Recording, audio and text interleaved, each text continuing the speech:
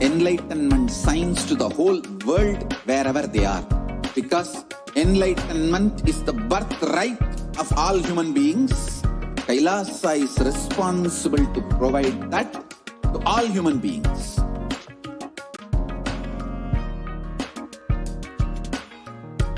Kailasa is the totality of the knowledge I received from my gurus and practice manifested in my life, perfected by teaching millions of people from all cultures, time zones, backgrounds, genders, nationality, race, from every creed.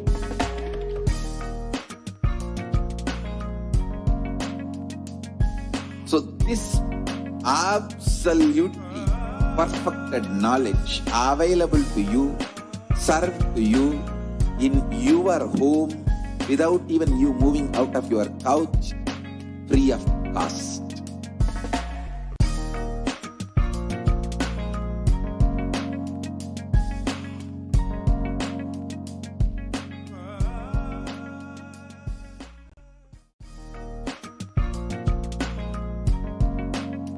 We get you health. We get you ability to build beautiful relationships in your life. We get you direct spiritual support, and we make sure you become wealthy.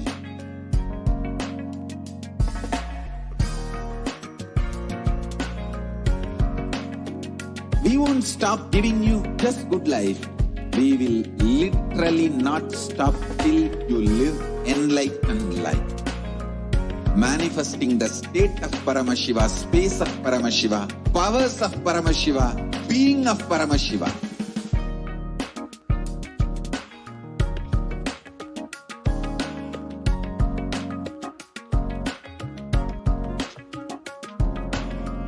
Whole world should become e-Kailasians. I want the whole world to know Hindus have something great to contribute to the world.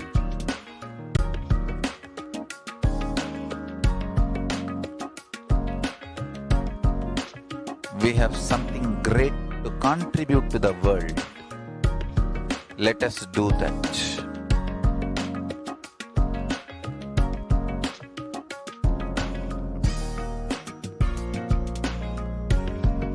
E-Kailasa is proper customized spiritual service helping you to identify your root patterns of suffering. We have perfected the science of helping every individual from every cultural, religious, nationality background.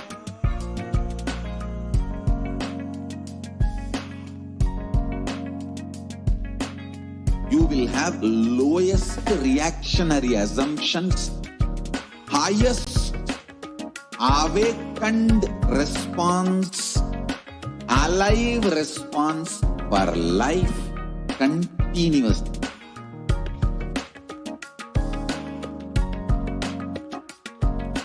E-Kailasa is enlightenment ecosystem, literally enlightenment itself in your own home, wherever you are. Proper customized spiritual service helping you to complete with your life negativity. Withdrawal from life, self-hatred, self-denial, self-doubt, so much of tiredness, laziness. We can support you aligning your diet, your attitude, your aptitude, your understanding about life. We can help you with everything.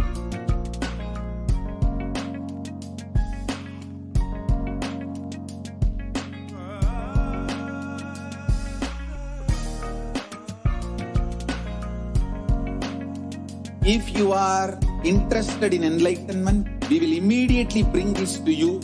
If you are not interested, We will explain the whole science, inspire you and make you interested in enlightenment science. We need to cater this enlightenment science to the whole world wherever they are. Because enlightenment is the birthright of all human beings. Kailasa is responsible to provide that to all human beings.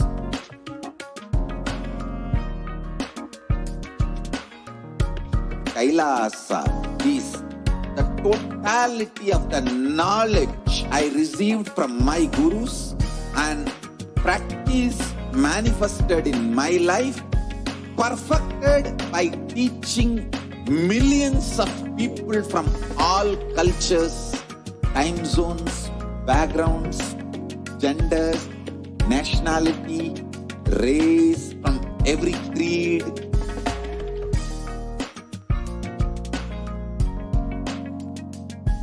So this absolutely perfected knowledge available to you, served to you in your home without even you moving out of your couch, free of cost.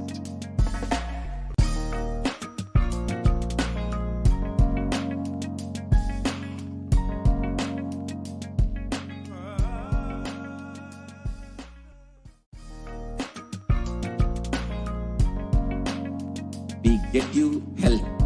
We get you ability to build beautiful relationships in your life. We get you direct spiritual support and we make sure you become wealthy.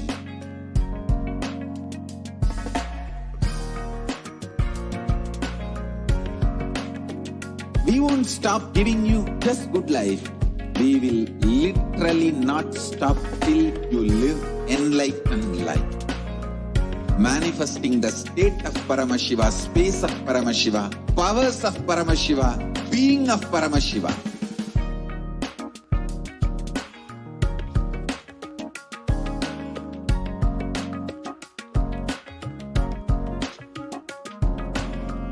Whole world should become e-Kailashians. I want the whole world to know Hindus have something great to contribute to the world.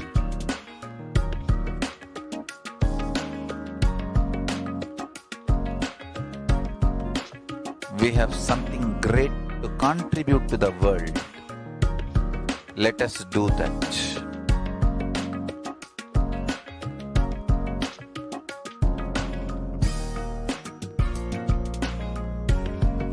E-Kailasa is proper customized spiritual service helping you to identify your root patterns of suffering. We have perfected the science of helping every individual from every cultural, religious, nationality background.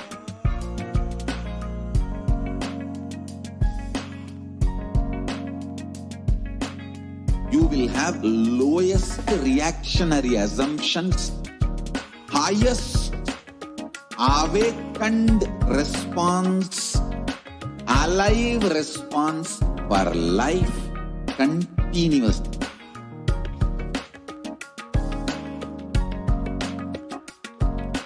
E-Kailasa is enlightenment ecosystem, literally enlightenment itself in your own home, wherever you are.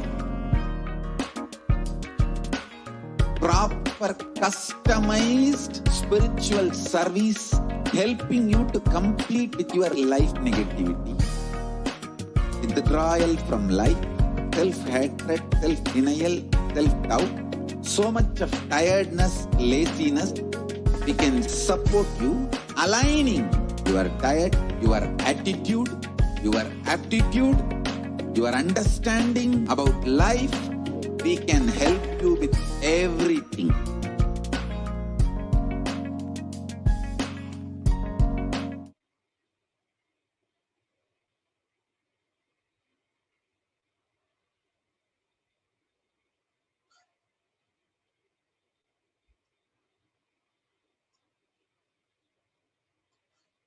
Nithyanandam Paramasukadam Kevalam Jnanamurtim Dvandvatitam Gagana Shadrusham Tattvamasyaadilakshyam Ekam Nityam Vimalamachalam Sarvadi Sakshibhutam Bhavatitam Trigunarahitam Sadgurum Tam Namami. Nithyananda, everyone. Welcome you all for this Devi PARASHAKTI Bhava Samadhi Darshan, an Akashic reading session. So today we will be witnessing the demonstration of the extraordinary powers of third eye by the Balasans and Nithyananda yogis, and learning more and more about who is Devi PARASHAKTI, what are Akashic readings, how can we benefit by attending or experiencing an Akashic reading session, and what is the effect of the darshan, the diksha, and Akashic reading by Devi Parashakti herself, manifesting through the Nija Avatara of the Supreme Pontiff of Hinduism, Jagat Guru Mahasannidhanam, His Divine Holiness Bhagavan Nithyananda Paramashivam. So, let us understand about what is Bhava Samadhi Darshan. So, Bhava is the attitude, and Samadhi is you being in one with the source. So, Bhava Samadhi means being in one with the source through the right aspect. So, the right attitude connect with the Parashakti, the cosmic mother. And when you be in one with that source through that right attitude, it is Bhava Samadhi.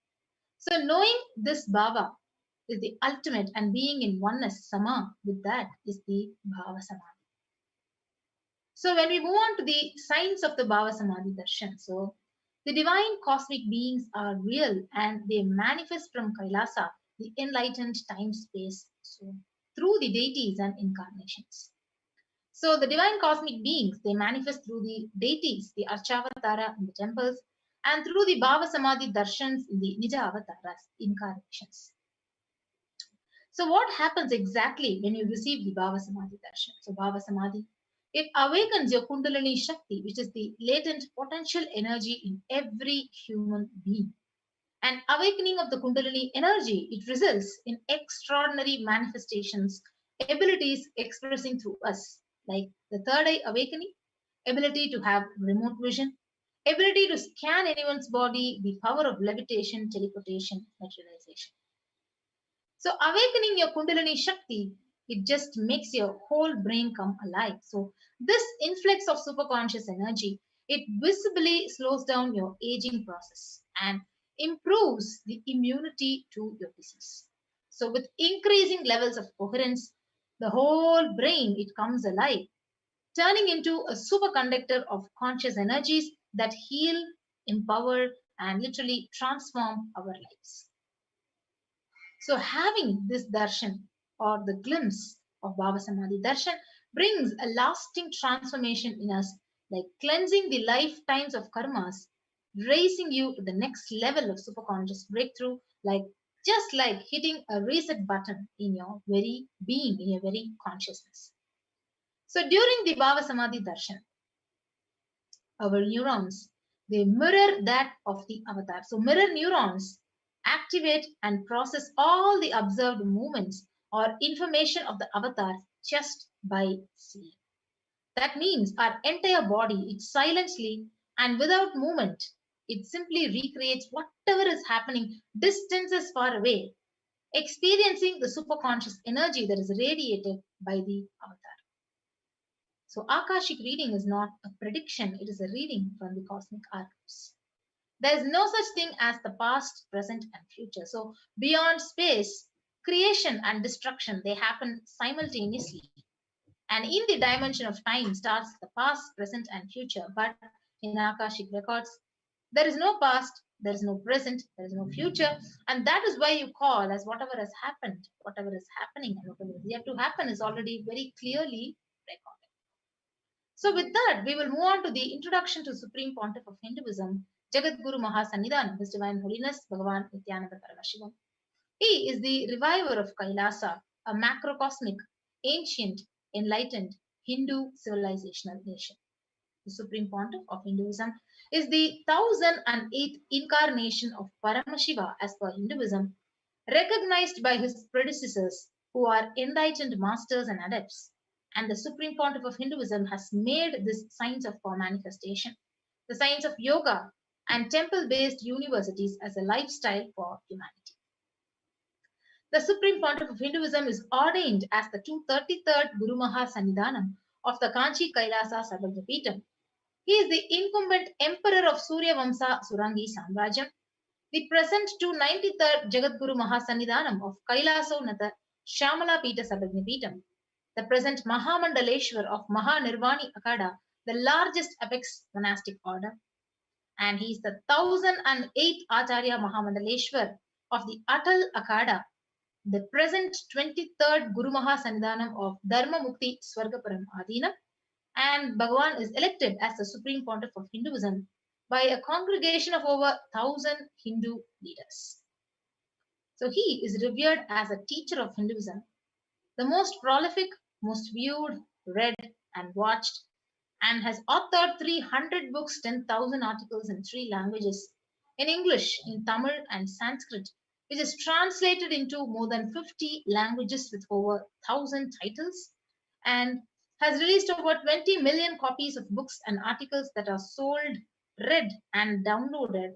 He has enriched over 1 billion lives digitally and is respected as the commentator of the ancient scriptures like the Shiva Sutras, the Upanishads, the Bhagavad Gita, Yoga Sutras, Brahma Sutras, Jain Sutras.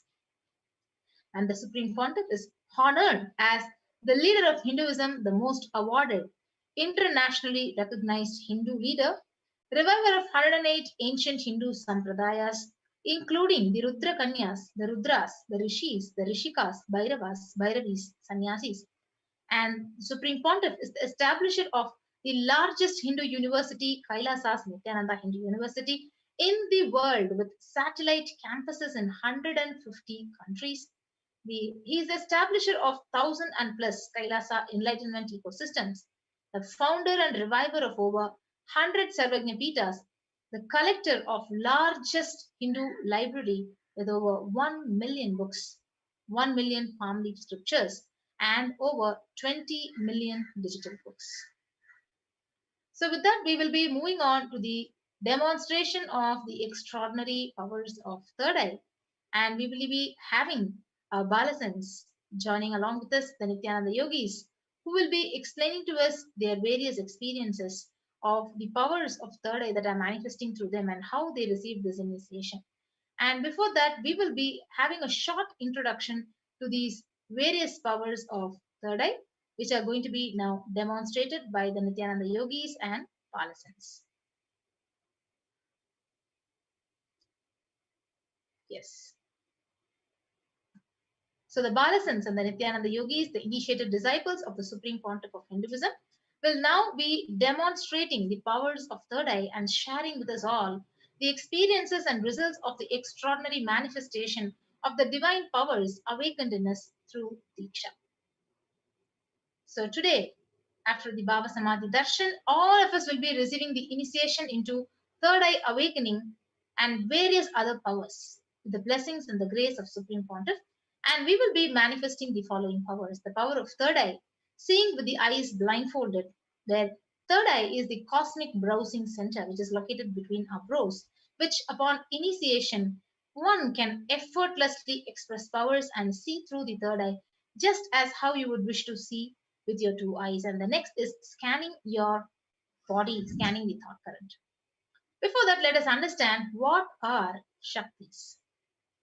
So in Veda Agamas, the source scriptures of Hinduism, Paramashivam reveals in elaborate detail that every human being is hardwired to be able to manifest 463 plus extraordinary powers. So manifesting powers are described as a system, method, and a science for human beings to explore the various possibilities and powers and have access to various states of consciousness.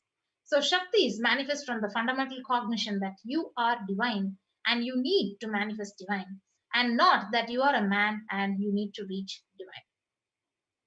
So Shakti is expressed from the space of enlightenment as a side effect of feeling connection with the divine and high integrity with the Guru.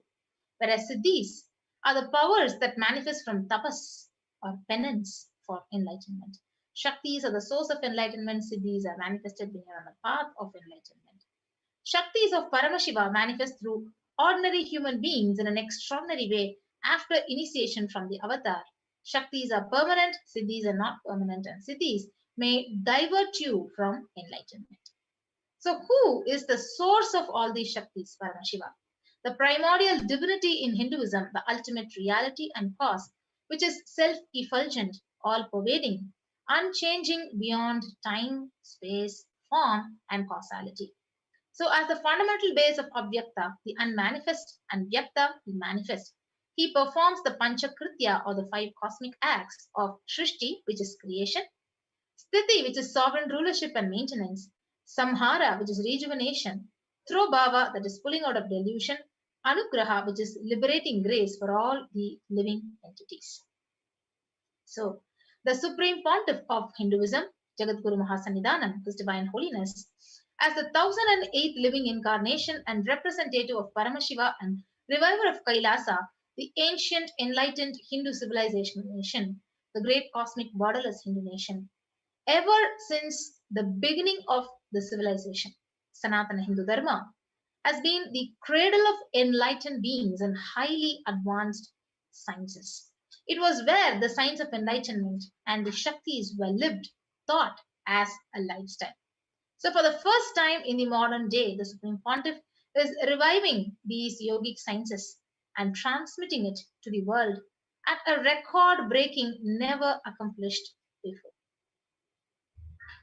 So, this knowledge and science of manifesting are passed down from one generation to the other through Diksha, initiation by the enlightened gurus. You can see all these enlightened gurus, the Guru Parampara, the lineage which is shown in the pictures. So, Supreme Pontiff of Hinduism being recognized as an incarnation at a very young age. He was trained, he was taught these sciences to revive the initiations and knowledge repositories for billions of people to manifest the science of manifestation from the disciplines of Vedanta, Tantra, Sri Vidya, Yoga, yogic powers, Mantra Shastra, Siddha Vidya, science of Aushadha, Advaita, Bhakti Yoga, Paramashiva Jnana, and Paramashiva Vijnana. So, how do we awaken these divine Shaktis within us? Yes, so every jnana, the ultimate truth, is mapped into your consciousness. Prajna manifests as a possibility and power of every being, the prajnana. Diksha is the direct transfer of spiritual energy by an enlightened being through look, word, or touch. The traditional Vedic book Navaratneshwara states, Sarva samapi dikshanam muktihi phalamakhanditam avirodhat bhavantyeva prasangyastu bhuktayah. The main benefit of all initiations is moksha, enlightenment. As a side effect, health, wealth, leadership, and well-being happen. And in Rudrayamala Tantra, Shiva says, Devi diksha vihinasya na siddhihi na cha sadgatihi tasmat sarva prayatnena guruna dikshito bhavet. The one who is not initiated does not attain liberation nor a better future. So by all efforts, one should get initiated by Guru. What is the science of initiation? Neuroscience has proved that the process of initiation floods the brain with energy. This is the superconscious energy of Kundalini, our own highest inner potential energy. As the Kundalini flows from the thalamus to the cortex, it sets up a powerful energy loop within the brain, which awakens the latent non-mechanical parts which we have never used before. With increasing levels of coherence, the whole brain comes alive, turning into a superconductor of conscious energies that heal, empower, transform our lives, bliss and fulfillment. Initiation creates high awareness, visualization, creativity. It also slows the aging process and improves the immune system. Kundalini awakening, healing experience, levitation, teleportation, materialization. Experience the power of initiation through a range of exclusive programs conducted at the ashram. Nithyananda Dhyanapeetham. Yes, we'll now move on. The science of manifestation, which is authenticated through the four aspects of evidences. The Shastra Pramana, the eternal, unchangeable truths which are revealed in the source scriptures. Apta Pramana, experiences and results of the Aptas or authorities of Hinduism, the Vedic rishis and scientists who time-tested and verified this science. And next is the Atma Pramana, or the account of Supreme Pontiff of Hinduism, Jagadguru Mahasannidhanam, His Divine Holiness Bhagavan Nithyananda Paramashivam, this millennium avatar's personal experience of our manifestation, and Pratyaksha Pramana, or the empirical evidence from the observation and scientific experimentation. So Veda Agama, so Vedas are the ultimate superior authority for Hindus. They are the pure science where ultimate truths are explained. And Agamas are the scriptures where the applied technology, the applied science is expanded.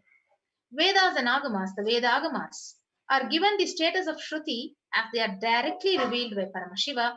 They are the ultimate, the eternal, unchangeable truths. So a reference cited from these Shastras or source scriptures is called as the Shastra Pramana.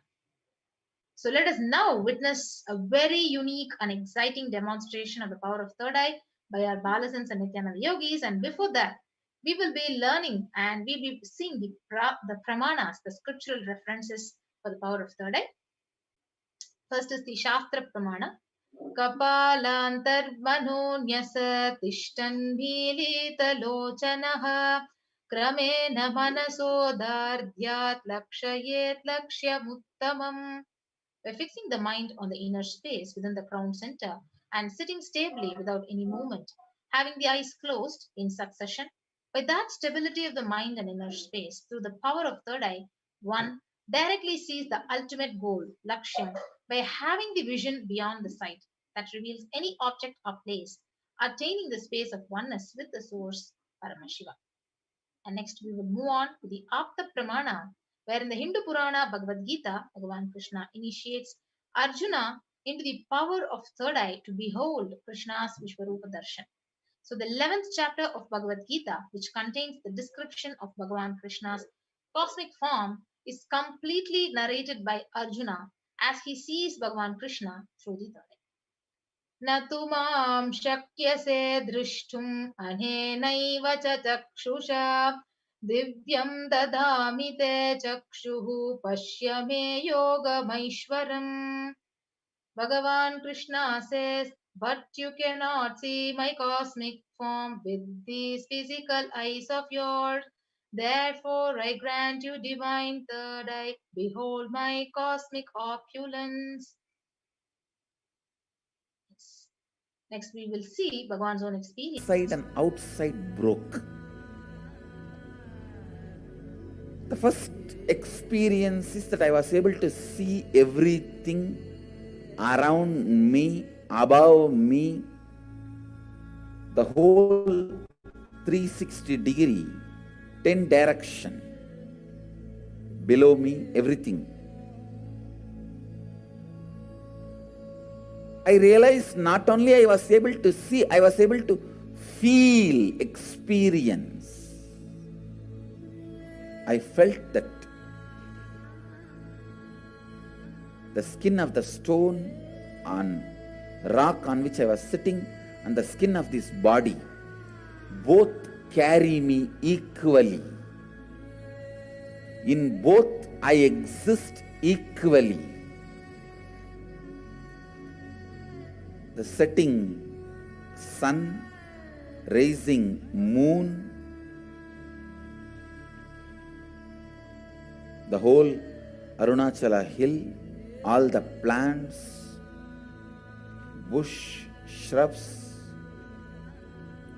trees, everything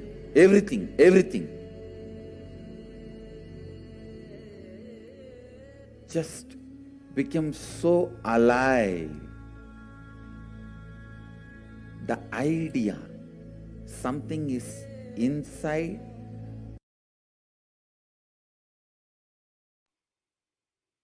Yes. So we had Bhagwan's own, we had seen Bhagwan's own experience. Now next is the Pratyaksha Pramana. So the scientific experimentation, empirical evidence and scientific experimentations, you can see while the PET, the positron emission tomography was actually, this test was conducted on the Supreme Court of Hinduism. The study measures and comparative metabolic cell activity of the brain, both in the conscious and meditative states were actually recorded. You can see when doing the daily activities, high activity is measured in the brain where the third eye is located. And when he was in deep samadhi state, only the third eye region is active and almost 90% of the brain was at peace. Next is the Sakshi Pramana. Now we will be witnessing the live demonstration of the powers of third eye by the Balasins and the Nithyananda Yogis. Yes. We'll be right back after a short break, joining with us our Balasins and Nithyananda Yogis into this demonstration of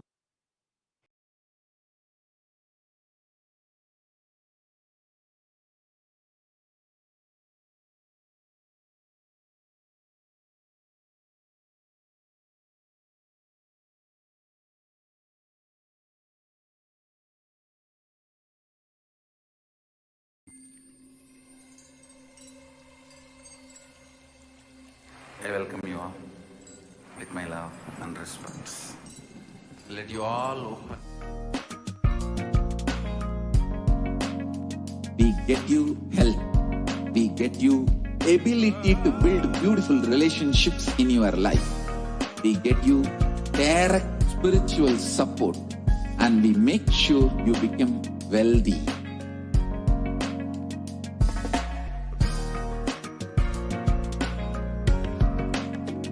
We won't stop giving you just good life.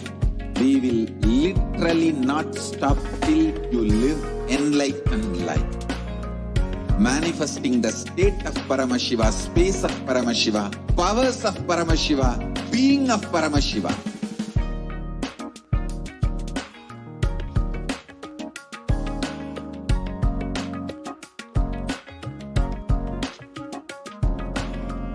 Whole world should become Ekailashians.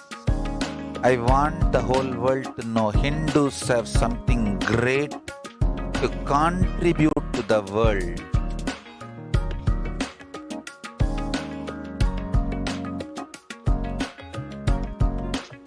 We have something great to contribute to the world. Let us do that.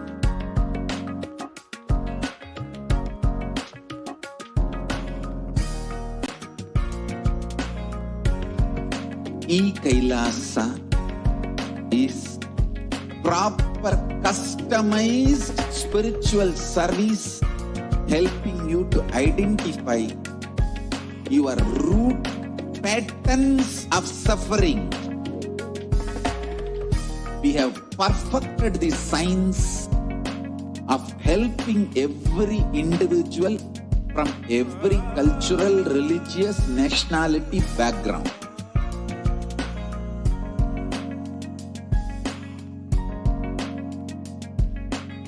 You will have lowest reactionary assumptions, highest awakened response, alive response for life continuously.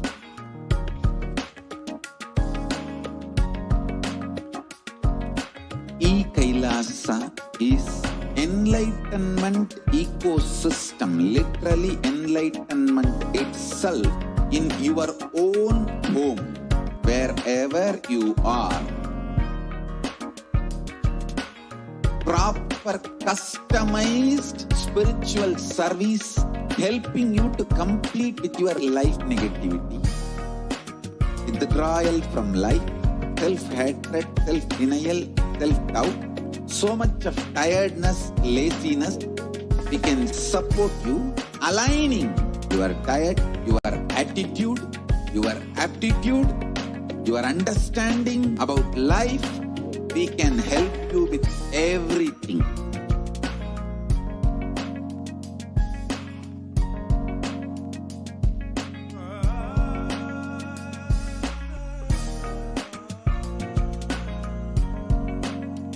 If you are interested in enlightenment, we will immediately bring this to you.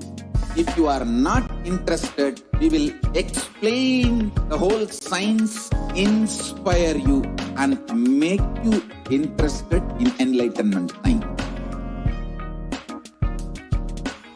We need to cater this enlightenment science to the whole world wherever they are. Because enlightenment is the birthright of all human beings. Kailasa is responsible to provide that to all human beings.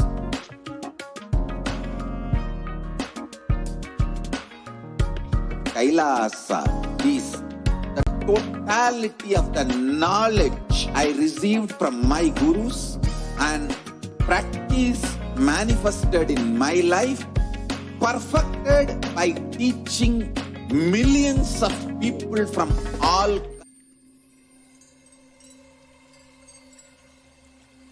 I welcome you all with my love and respect. Let you all open all your three eyes. Om Nithyananda Paramashivam.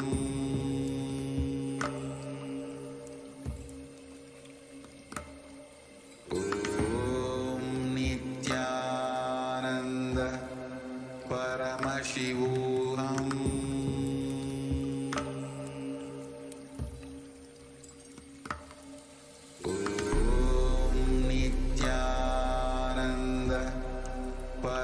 Paramashivam. Om Nithyananda Paramashivam. Om Nithyananda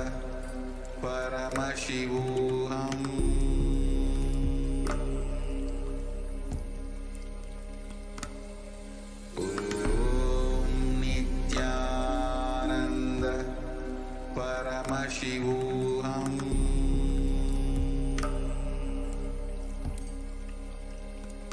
Paramashivam. Om Nithyananda Paramashivam.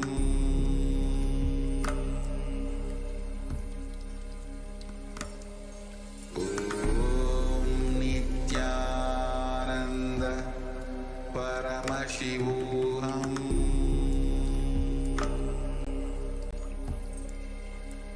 Paramashivam. Om Nithyananda Paramashivam. Om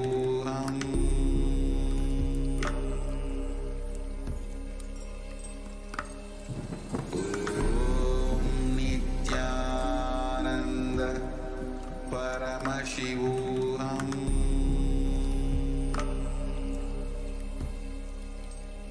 Paramashivam.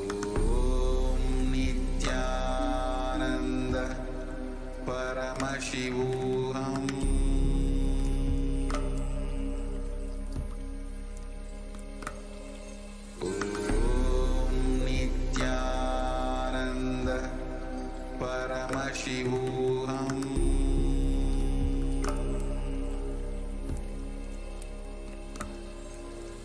Om Nithyananda Paramashivam.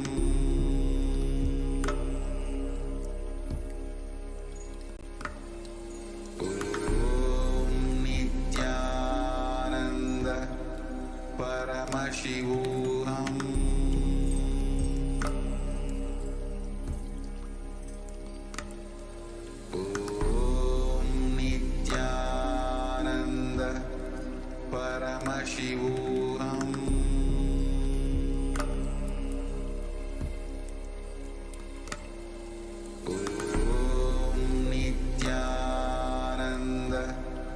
Paramashivam. Paramashivam.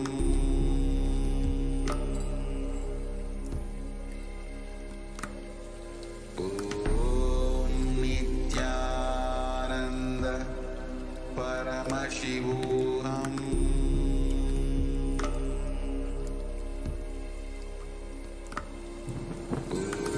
Om Nithyananda Paramashivam.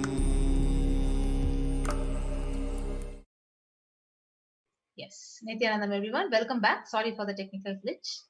So we will be now moving on to the next, understanding the next power, the power of body scanning.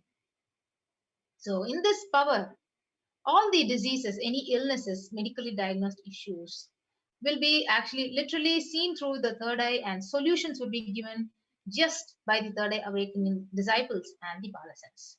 We will now move on to the Shastra Pramana of the power of body scanning. Swadehe jagato vapi sukshma sukshmataraani cha tatvani yani nilayam dyatvante vyajyate para. Bhagavan Paramashiva says, cognize deeply that from the subtle to the subtlest constitutive principles of your whole body, Swadeha, or of the whole universe simultaneously, consists of the essential reality. They are being absorbed in their source cause.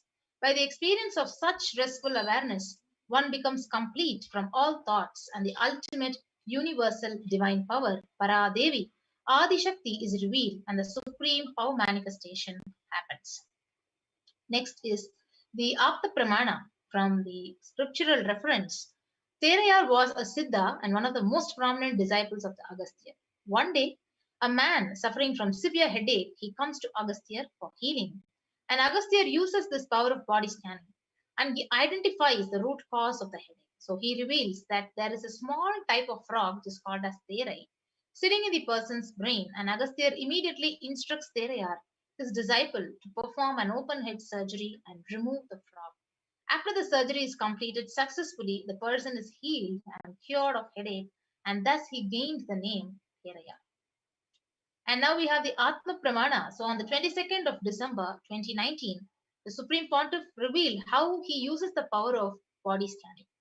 So, paraphrasing in his own words, only when I had the multiple compound hand fracture, I was forced to go for surgery and therefore for medical checkups related to that. At that time, they detected heavy metal quantity in my different organs. It was revealed that I had been poisoned without our knowledge. I immediately used diagnostic methods instead of medical facilities to study the body condition due to poisoning. Through body scanning, I found out what the problems, imbalances had happened and where the balance has to be done. I used allopathy as a second opinion to verify my findings. And we have the Sakshi Pramana. Various devotees across the world have manifested and experienced the power of body scanning. You can see so many people actually blissfully and with deep gratitude writing down their experiences that is actually projected on the screen. And now we will be moving on to the demonstration of these powers. We have Manitya Yoga Pranananda joining along with us in this power demonstration session.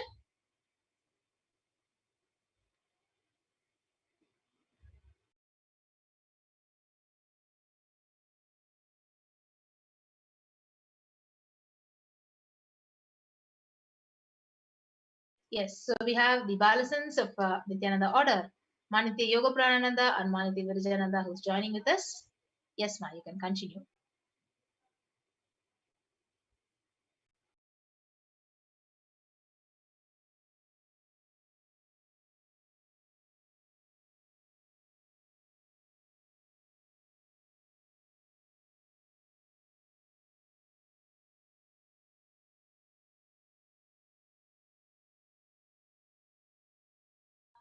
Yes. So let us witness the extraordinary power of third eye now with the Balasins of the Nithyananda Gurukul. So along with me, I have Maniti Virajananda, who is a Balasint of the Nithyananda Gurukul, who is going to be demonstrating this extraordinary Shakti of the power of third eye to all of you today. So as all of you can see, I have the medically tested eye band with me. In front is a complete opaque sheet, and behind is a thick sponge. And you can see that there is a strap which can comfortably strap around Mavarija's head. And this eye band is completely proven that no light can enter this eye band even with the eyes open inside the eye band. So now you will be witnessing this extraordinary power of third eye reading manifested by Manitya Virajananda. So in front of all of you, I'm opening the eye band and I'm placing it on her eyes.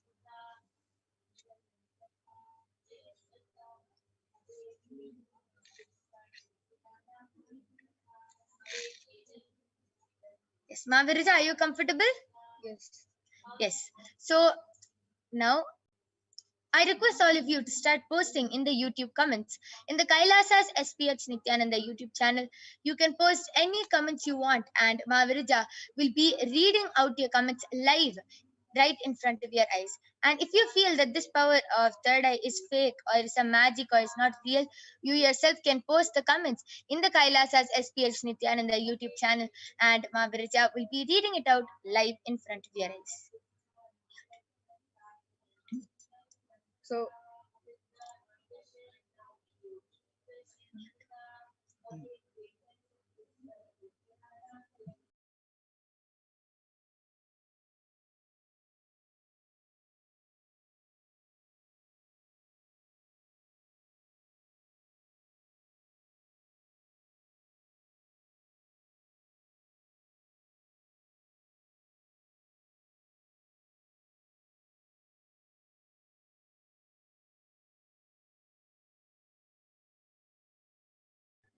yes, while everyone posts, I'll be explaining how the power of third eye is manifested.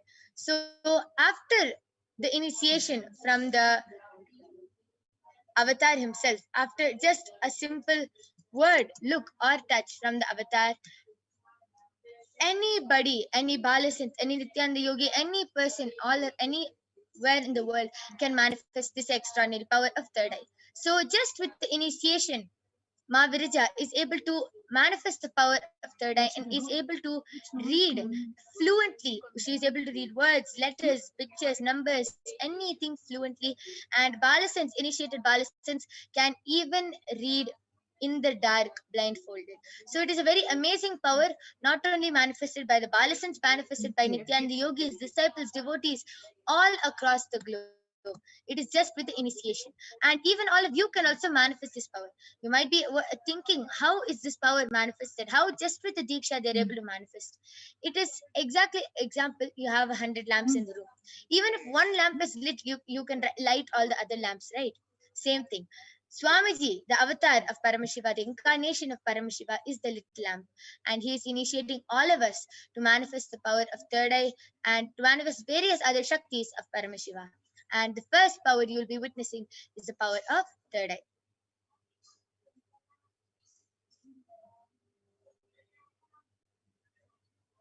Yes, so I request all of you to continue posting your comments in the Kailasa's SPH Nithyananda YouTube channel.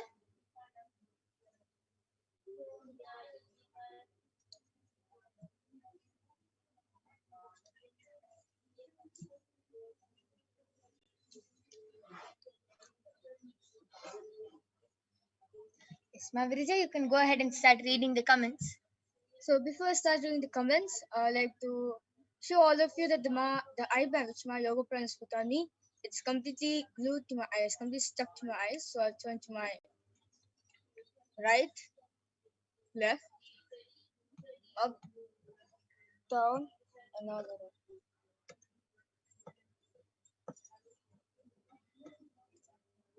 Yes. I request the comment section to be scrolled down a little bit. Yes, so now I'll start reading. So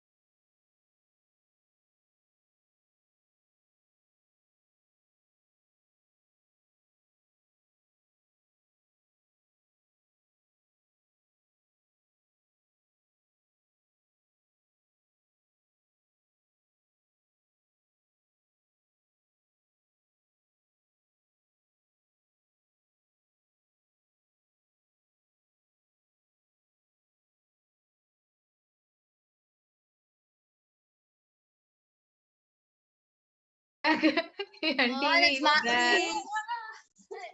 March 56. Yes.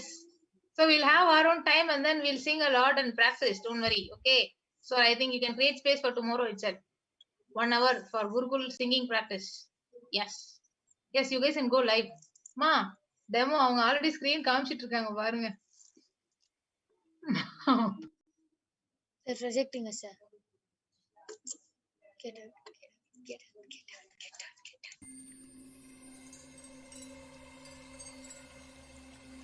I welcome you all with my love and respect. Let you all open all your three eyes. Om Nithyananda Paramashivam.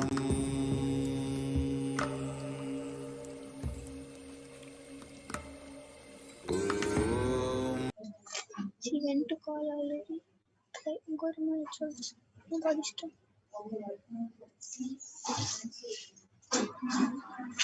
I want to come back.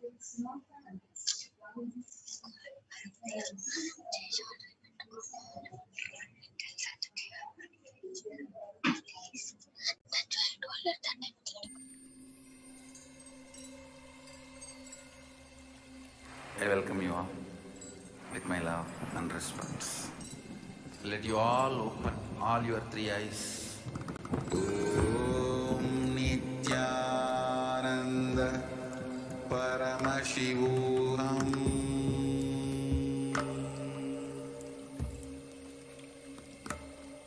Om Nithyananda Paramashivam. Paramashivam. Om Nithyananda Paramashivam.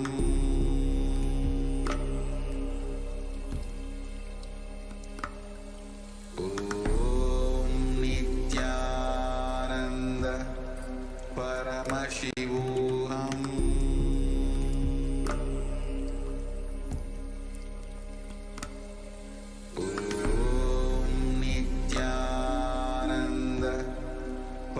Paramashivam.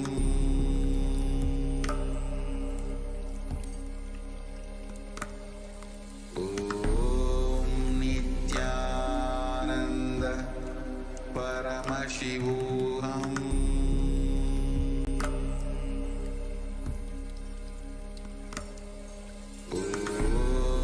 Nithyananda Paramashivam. Paramashivam.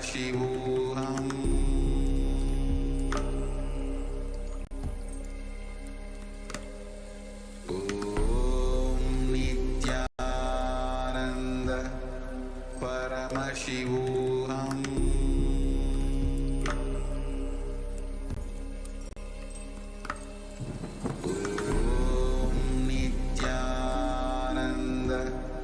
Paramashivam.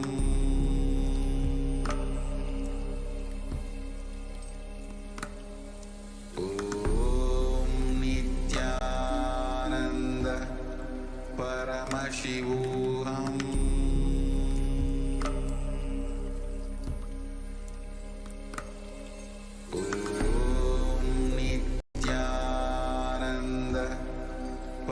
Paramashivam.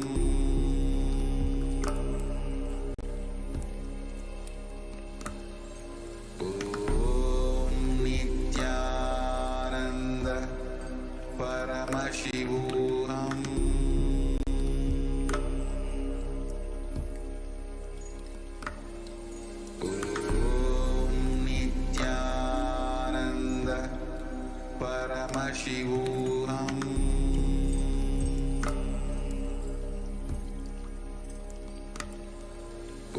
Om Nithyananda Paramashivam.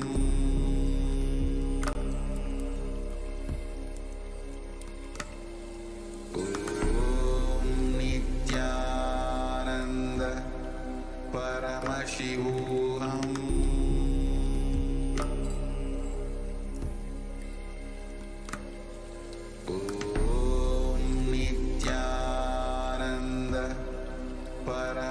Paramashivam.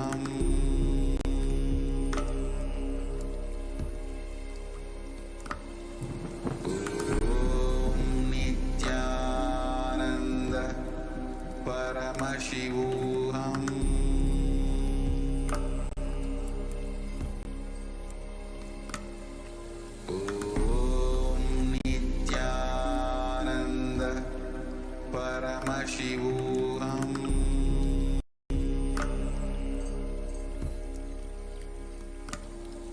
Om Nithyananda Paramashivam.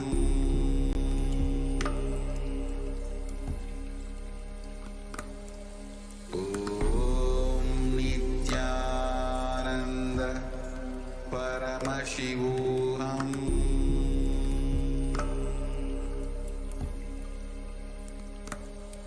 Om Nithyananda Paramashivam.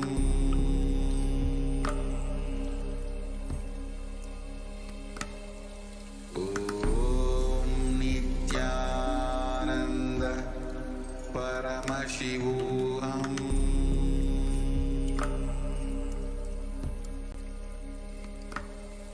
Om Nithyananda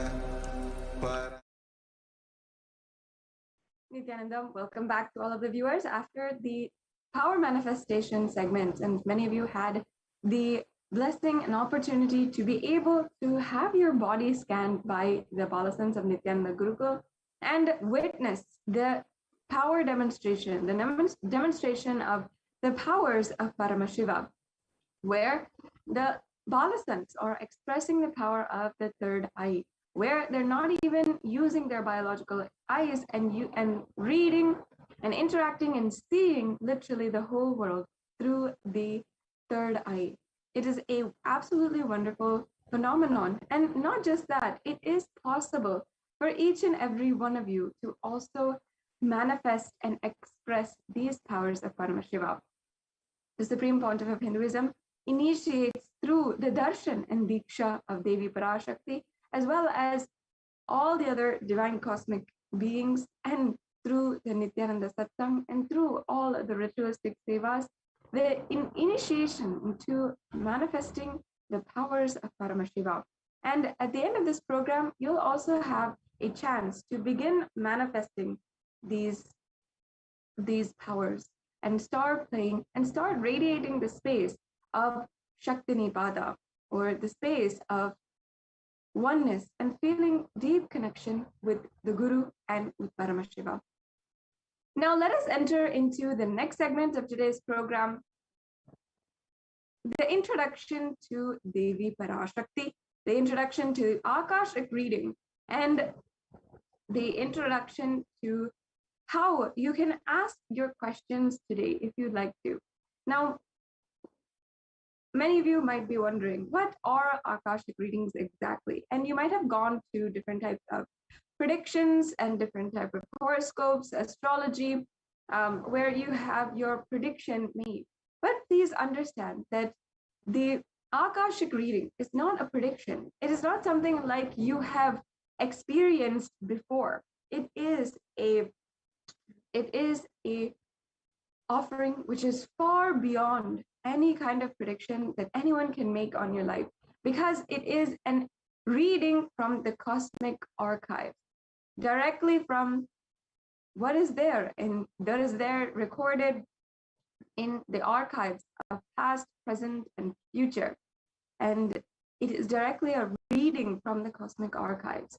Now, what are the cosmic archives? The cosmic archives are a record of everything which has happened, which is happening right now, and what will happen, what is yet to happen. It is everything that all of us have been through, all of our thoughts, words, information, all of the plans that we make and the actions that we take, everything is recorded in the cosmic archives. And understand that the cosmic archives, the Akashic records, are not in the dimension of time. They are stored in the dimension of space. Many of us are familiar with the dimension of time. Beyond that is the dimension of space. And in the dimension of space, creation and destruction happen simultaneously, meaning that there is no past, no present, and no future. There is no differentiation between all of these things. So everything that has yet to happen, what is already happening, or what has happened already, everything is thus clearly already recorded. And there's no dimension of space. Sorry, there's no dimension of time here. So it is very easy for us to access and read the Akashic record, see in one glimpse the whole thing at a time. So yes, let us now begin this introduction into Devi Parashakti.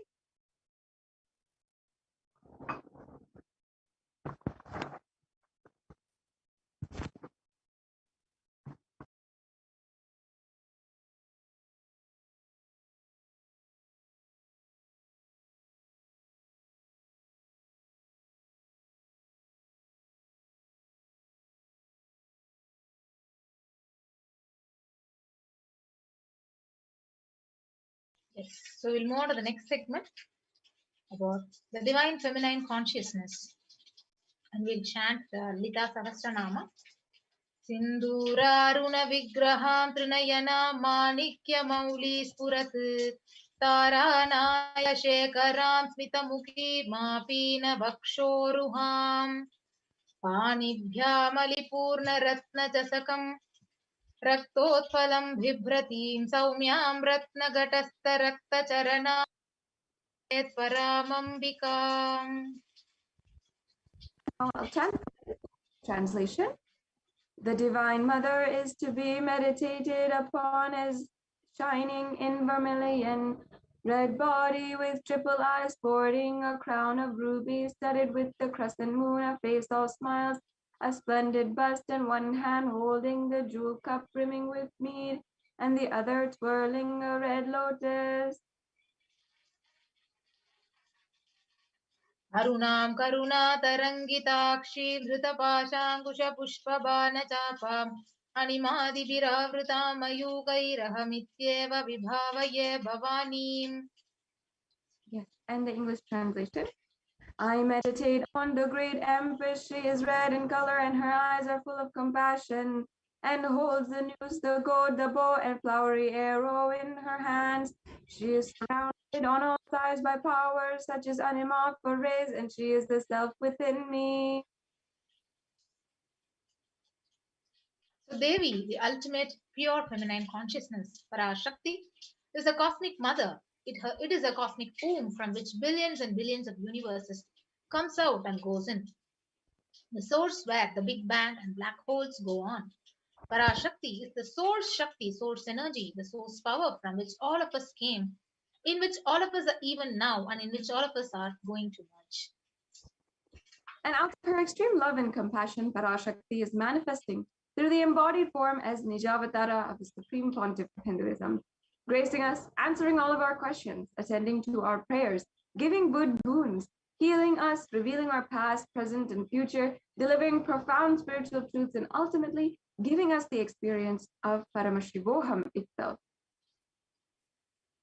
So, in the words of Parashakti herself, praising as Omkara, expressing as Vedas and Agamas, blossomed as Krimkara, filled as Parashodasi, living in 40 triangles, the Kailasa Swamini, who is in Kailasa Sri Purachintamani, Parashodasi, sitting as a part of Paramashiva, Parameshwari, who rules the world, Paramashakti, Manonmani Meenakshi. As Nithyananda, I took the Nijavatara here to give good boon to everyone, to bestow all goodness. Hiranyagarbha Swarupini, Brahmanda Yoni, Shami, Chandramauli, Rapala, Aparna, Uma Parvati, Savitri, Navayavana, Samraja Lakshmi, Parameshwari, Parashodasi, Meenakshi taking the form of Nithyananda, I came here as Nijavatara. With great compassion, I am blessing, listen, people to do good to all of you, I took the form of Nithyananda and came down as Nijavatara. Continuing on, Parashakti raising in Omkara, blossoming as Shiva. Shiva manifests source of existence, powers of existence, expression of existence.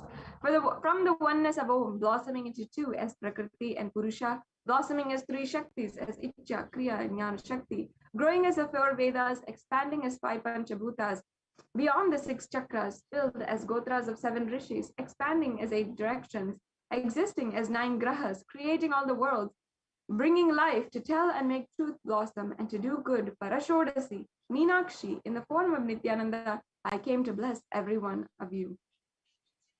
Yes, so literally, you're seeing Paramashiva and Parashakti at that moment. And she is there in your screen. So let us always receive her very traditionally. So keep two betel leaf, a banana, a betel nut, and a coin in front of the screen and watch Devi. So the coin is considered as the traditional dakshina, and it can be of any lowest value.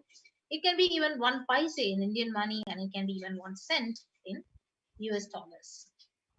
And you can offer that to Devi Parashakti. And after the darshan is over, you can take the betel leaf, betel nut, and banana. After you do namaskaram, take it as prasadam immediately.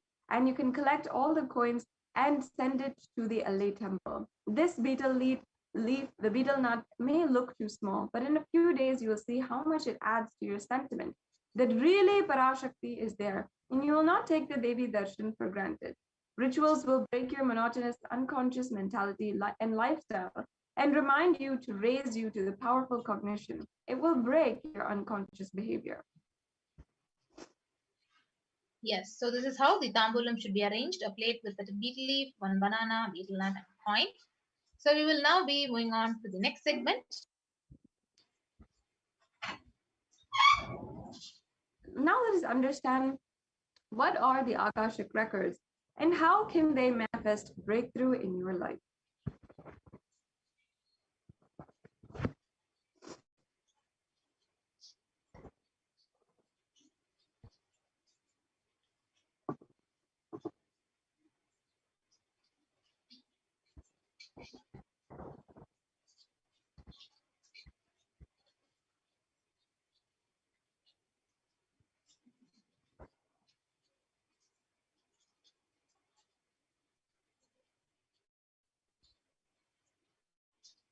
Yes, Akashic records are records of eternity. Whatever has happened in time is already there as a file, and nothing can be destroyed. Please understand that none of your actions, thoughts, plans, emotions, words, nothing can be destroyed. Akashic records are the cosmic archives of everything happened, happening, and will happen.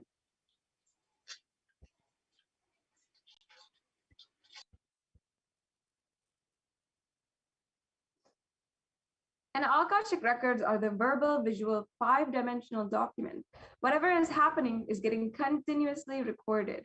All the information you collected from all of your births, from amoeba to the thousands and thousands of births that you have taken until now, is in your DNA. You can access some of these records just to understand and not to waste time doing the same actions again and again.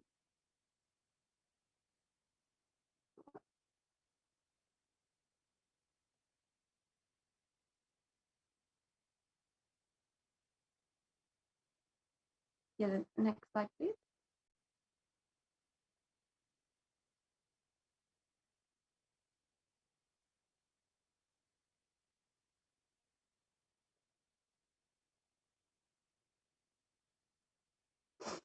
We can go on to the next slide.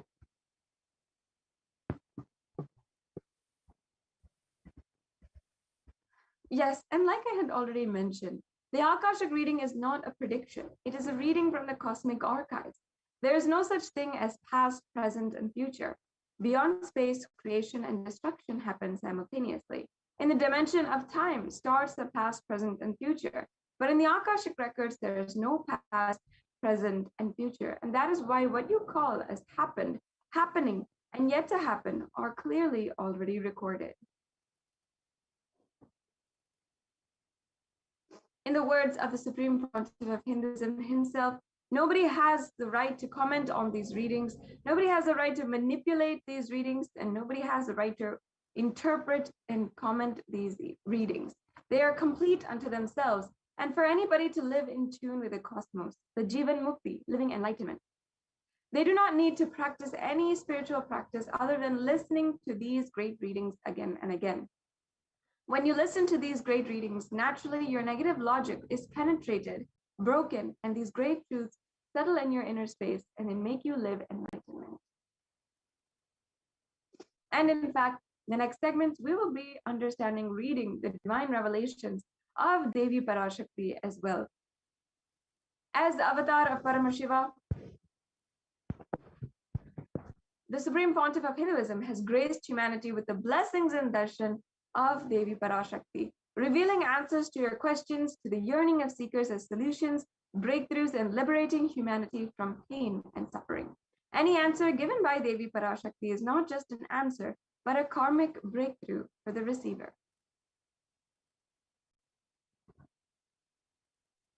Yes. So now I'll chant the Shastra Pramana for the Akashic reading. This is from the Vijnana Bhairava Tantra, Dharana 61 and Sutra 84. Akasham vimalam pashyan kritva drishtim nirantaram shabdatma tatchana devi bhairavam vapurapnuyat. Bhagavan Paramashiva says, looking at the spotless infinite etheric space, Akasha, beyond the sky and clouds, one should fix one's gaze from the third eye without blinking continuously and make the body and inner space steady and motionless. In that very moment, O Devi, one attains the nature and powers of infinite space, Bhairava. The next slide, please. The Apta Pramana for the Akashic reading is from the Mahabharata. In the Hindu Purana, the Mahabharata narrates the story of the sage Maitreya, who reveals the secrets to Vidura, the story of his birth in human form and reasons of all his suffering. Sage Maitreya accessed the Akashic records and told Vidura that he was not an ordinary man, but he was in fact an incarnation of Yamaraj, the Lord of Death. He was to play the part of a so-called Shudra for 100 years, being cursed by Manduka Muni. This is from the Srimad Bhagavatam. And the Supreme Pontiff of Hinduism says that all the information that you collected from all your births is in your DNA, and you can access some of these just to understand and not to waste time doing the same actions again and again.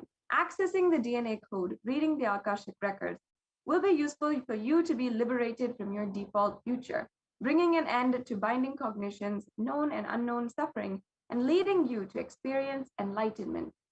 Paramashivam.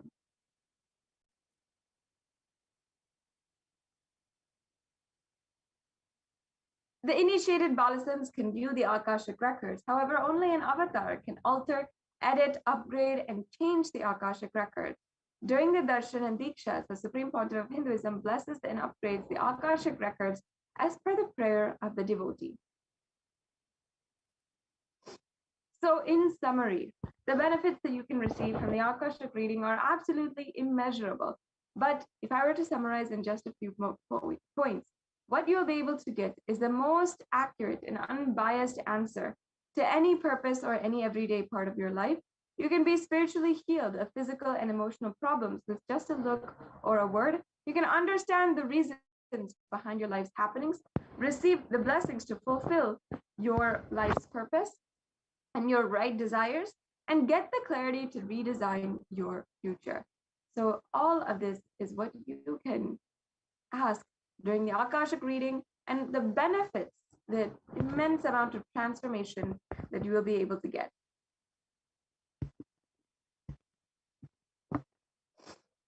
Yes, so now that we know this, let us now proceed and understand how we can ask our questions and request our prayers to Devi Parashakti today. It's going to be an amazing experience. Now you can ask your question in any of the live Bhava Samadhi darshans. Make sure you're asking during the live Bhavasamadhi Darshan, as in when Parashakti gives darshan and is giving the Diksha. During that time, you can request your prayer to Devi Parashakti.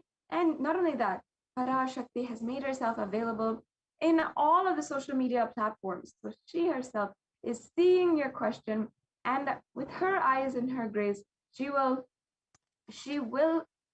decide to answer your question and give you the boons, the blessings, or the guidance you need in order to manifest powerful breakthrough in your life.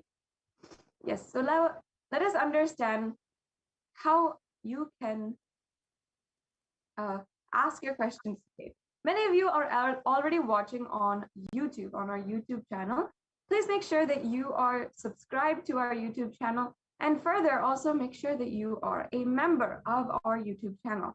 Underneath this video, you can go to Kailasa's SPH Nithyananda YouTube channel to subscribe, or you can go to click the join button in order to join as a member.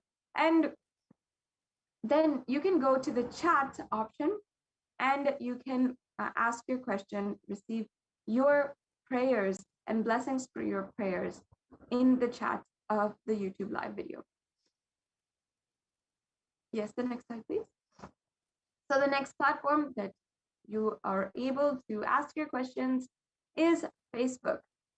The live feed is always available on Facebook, and many of you are already watching on Facebook. If you are, please make sure that you are liking and following the official Nithyananda Facebook page. Kailasa's SPH Nithyananda, SPH JGM Nithyananda Paramashivam is the official Facebook page of the Supreme Pontiff of Hinduism. Please make sure you're liking and following. And underneath this live video, you can ask your questions as well in the comment section. So the next is the Twitter. So if you're not a member or not a follower of the Twitter at Sri Nithyananda, you can follow Sri Nithyananda in the Twitter, official Twitter account. And you can ask your questions in the reply section of the tweet with the hashtag AskTheAvatar. And you also have an option to go to Instagram. Every day a post will be made in order to ask your questions. In the comments of that post, you can ask your question in the comments using also the hashtag AskTheAvatar. Also that you're following the @Sri Nithyananda account on Instagram. And next is if you're not following the Facebook or YouTube or Instagram, you have a beautiful option and asking a question in the WhatsApp chat in the kailasa.org website. So you can search for kailasa.org and ask your questions in the WhatsApp chat and connect with Parashakti and receive blessings directly from Parashakti. So with that, we'll be moving on to the next segment of this program after a short break.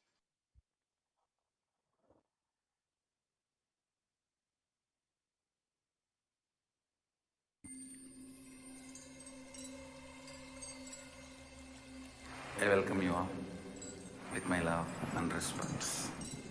Let you all open all your three eyes. Om Nithyananda Paramashivam.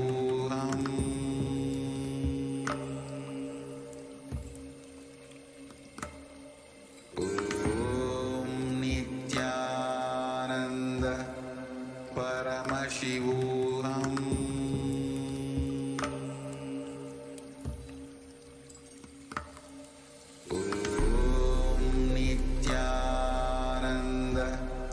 Paramashivam.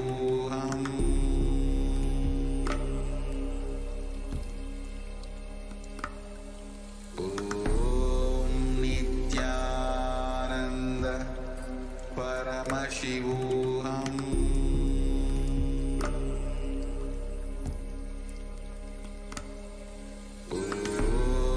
Nithyananda Paramashivam. Om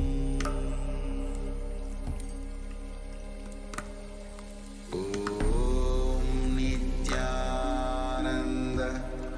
Paramashivam. Paramashivam.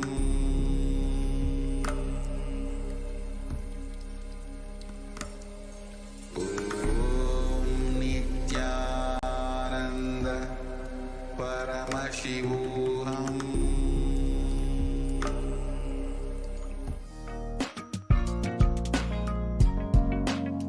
We get you health. We get you ability to build beautiful relationships in your life. We get you direct spiritual support, and we make sure you become wealthy.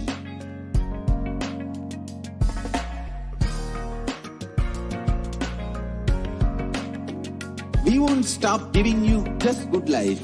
We will literally not stop till you live enlightened life. Manifesting the state of Paramashiva, space of Paramashiva, powers of Paramashiva, being of Paramashiva.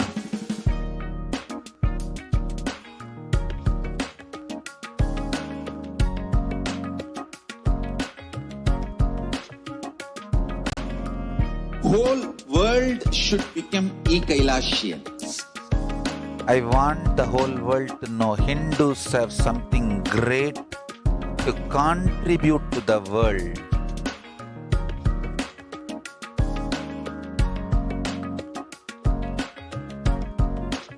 We have something great to contribute to the world. Let us do that.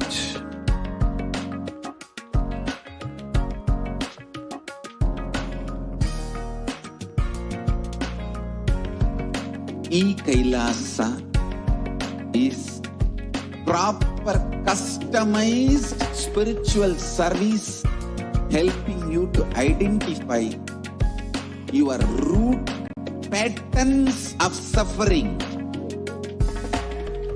We have perfected the science of helping every individual from every cultural, religious, nationality background.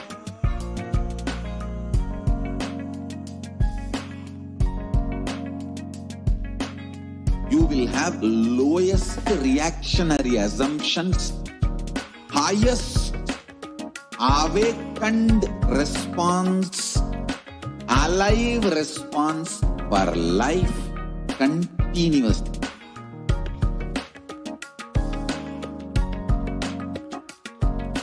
E-Kailasa is enlightenment ecosystem, literally enlightenment itself in your own home, wherever you are. Proper customized spiritual service helping you to complete with your life negativity. Withdrawal from life, self-hatred, self-denial, self-doubt, so much of tiredness, laziness. We can support you, aligning your diet, your attitude.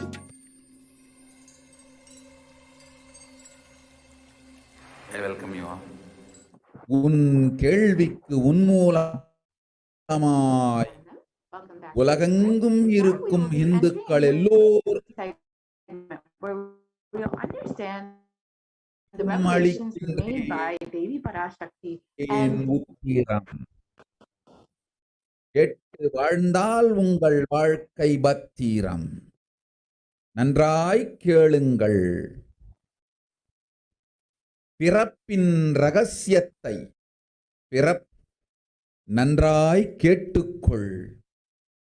உன் கேள்விக்கு உன்மூலமாய் உலகெங்கும் இருக்கும் இந்துக்கள் எல்லோருக்கும் அளிக்கின்றேன் உத்திரம். கேட்டு வாழ்ந்தால் உங்கள் வாழ்க்கை பத்திரம். நன்றாய் கேளுங்கள். பிறப்பின் ரகசியத்தை பிறப்பிலா பெருமை உடைய பரமேஸ்வரி சொல்லுகின்றேன் கேளுங்கள்.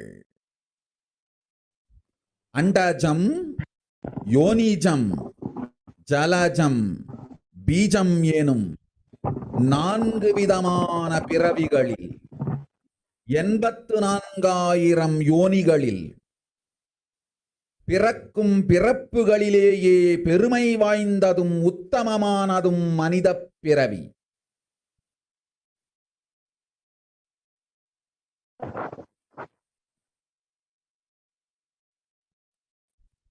நன்றாய் கேட்டுக்கொள்.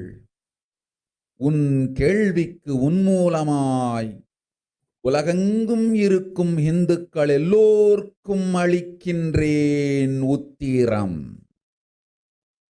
கேட்டு வாழ்ந்தால் உங்கள் வாழ்க்கை பத்திரம். நன்றாய் கேளுங்கள். பிறப்பின் ரகசியத்தை பிறப்பிலா பெருமை உடைய பரமேஸ்வரி சொல்லுகின்றேன் கேளுங்கள். அண்டஜம், யோனிஜம், ஜலஜம், பீஜம் எனும் 4 விதமான பிறவிகளில் 84,000 யோனிகளில் பிறக்கும் பிறப்புகளிலேயே பெருமை வாய்ந்ததும் உத்தமமானதும் மனித பிறவி. அந்த மனித பிறவியிலும் பலமுறை பிறந்து உழன்று அரசியல், பொருளாதாரம், சுகபோகம், தர்மம், அர்த்தம், காமம் எனும் ஆசைகள், துக்கங்கள், அச்சங்கள் அனைத்திலும் அழன்று உழன்று இனி வேண்டாம் இப்பிறவி, வேண்டுவது மோட்சமே என்று முடிவெடுத்தோர்க்கு மட்டுமே ஹிந்து மத யோனிஜம், ஹிந்து பெற்றோர்க்கு பிறந்திடும் சனாதன ஹிந்து தர்ம யோனிஜம். மனித பிறவி உத்தமம், சனாதன ஹிந்து தர்ம மனித பிறவி உத்தமோத்தமம். இந்த உத்தமோத்தம பிறவி எடுத்த எல்லோருக்கும் ஜீவன் முக்த விஞ்ஞானத்தையும் சனாதன தர்மத்தையும் காக்கின்ற கடமையும் உண்டு. அதனால் வருகின்ற நன்மையெல்லாம் அனுபவிக்கும் உரிமையும் உண்டு. இந்த கடமையை செய்வோம் என்று சத்தியம் செய்ததனால்தான் அந்த உரிமை அளிக்கப்பட்டது. பூமிக்கு வந்தபின் மனம் மயங்கி மதிமயங்கி சனாதன தர்மம் காக்க மறந்ததனால் மாயை அவர்கள் உயிரை பறிக்கின்றாள். நன்றாய் புரிந்து கொள்ளுங்கள். உயிரை கொடுத்தாலும் தர்மத்தை காப்போம் என்று உறுதி எடுத்தவர்க்கே சனாதன ஹிந்து தர்ம யோனிஜம் அளிக்கின்றேன் யான். உடல் பெற்ற பிறகு ஊழிப் பெருவலியால் ஆசை அச்சங்களை உதறவிடாது, உதறியும் விடாது சனாதன ஹிந்து தர்மம் காக்க மறந்தோரை உயிர் வாழத் தகுதியில்லாதவர் பட்டியலில் உடனடியாய் மாயை சேர்க்கின்றாள். அதனால் ராட்சசர்களும் அசுரர்களும் தானாகவே இவர்கள் உயிரை எடுக்கின்றார். நன்றாய் புரிந்து கொள்ளுங்கள். உயிரை கொடுத்தாலும் தர்மம் காப்போம் என்று நிற்பவர்க்கு நிலைத்திடும் வீரஸ்வர்க்கமும் கைலாச பதவியும், எக்காரணம் கொண்டும் தர்மம் காக்க மறந்த உத்தமோத்தம ஜனனமான சனாதன ஹிந்து ஜனனம் பெற்ற மக்களுக்கு இல்லை வேறு கதி. சனாதன ஹிந்து தர்ம மனித ஜனனம் உத்தமோத்தம மனித ஜனனம். உங்கள் உரிமை உலகில் அதிகம், உங்களுக்கு கடமையும் உலகில் பெரிது. தர்மம் காத்தாலே கடமை, தர்மம் காக்காதார்க்கு உயிர் வாழும் உரிமை இல்லை.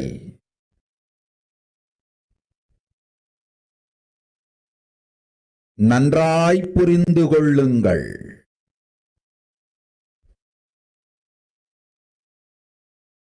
உத்தமோத்தம பிறவியான சனாதன ஹிந்து தர்ம பிறவி எடுத்த எல்லோரும் புரிந்து கொள்ளுங்கள். உங்கள் வாழ்வின் முதற்கடமை தர்மம் காத்தல். தர்மம் காக்க தர்மம் உங்களை காக்கும். சனாதன ஹிந்து தர்மம் காக்க மறந்திட்டால் வாழும் உரிமையை நீங்கள் இழந்து விடுகின்றீர்கள். அதற்கு மேல் வாழ்ந்தென்ன அழிந்தென்ன? பூமிக்கு பாரம் குறையட்டும் என்று அசுரர்களும் ராட்சதர்களும் உங்களை உண்டு தீர்க்கின்றார்கள். அதையும் மாயை கண்டு சும்மாவிருப்பாள். பிரபஞ்ச ரகசியத்தை, பிறவியின் ரகசியத்தை உலகிற்கெல்லாம் உத்தரமாய்ச் சொல்லிவிட்டேன். புரிந்து வாழ்வில் நடந்து உயிரை பத்திரமாய் பார்த்துக் கொள்ளுங்கள். அன்னை சொல்லும் அருள் சத்தியம் இது. Yes. So we will now be understanding the translation of Devi's words exactly mapped into English. So Devi has revealed saying, listen, Andajam, Yonijam, Jalajam, Bijam.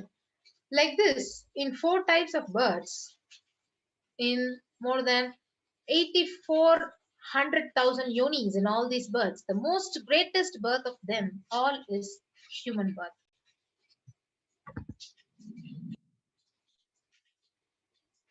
Yes, ma'am. You can unmute yourself. Sorry, ma. Punapriya, can you unmute yourself? Sorry about that. Even in that human birth, being born and toiled many times, after getting burnt and toiled in politics, in finance, in luxuries, in dharma, artha, kama. And those who decide of not wanting this birth, wanting only moksha, only those will have Hindu dharma yonijam. The Sanatana Hindu dharma yonijam of being born to Hindu parents. Human birth is uttama uttamam. Sanatana Hindu dharma, human birth is uttamottamam. Yes, so everyone who took this uttamottama birth has the responsibility of protecting the signs of living enlightenment and Sanatana dharma. And also they have the right of experiencing its benefits. This right was given to them because of their commitment given by them to do this responsibility. So after coming to Bhuloka, by getting mentally deluded and forgetting the dharma of protecting Sanatana dharma, Maya, she is taking away all their soul. Understand and carefully, I am giving the Sanatana Hindu Dharma Yonijam only for those who gave the commitment of protecting Sanatana Dharma, even by giving their life. So after getting the body because of painful deluge, not dropping fear and greed, for those who forgot to protect Sanatana Dharma, Maya, she will immediately add them all to the list of those who are not worthy of living. Therefore, Rakshasas and Asuras are automatically taking away their life. Understand properly, for those who understand that even by giving their life, they will protect Dharma, will permanently have Virasvarga and Kailasa Padavi. For any reason, people who forgot to protect Dharma, having the Uttamottama birth of Sanatana Hindu birth, there is no other way for them. Sanatana Hindu Dharma, human is Uttamottama, human birth. Your world are immense. Also, your responsibility in this world is large. Protecting Dharma is responsibility. So those who do not protect Dharma, they do not have the right to live. Understand properly, all those who took the Uttamottama birth, which is Sanatana Hindu Dharma birth, all of you understand. The first responsibility of your life is protecting Dharma. If you protect Dharma, Dharma will protect you. If you forget to protect that Sanatana Hindu Dharma, you lose the right of living. So after that, what bothers whether you live or get destroyed? Asuras and Rakshasas will eat you.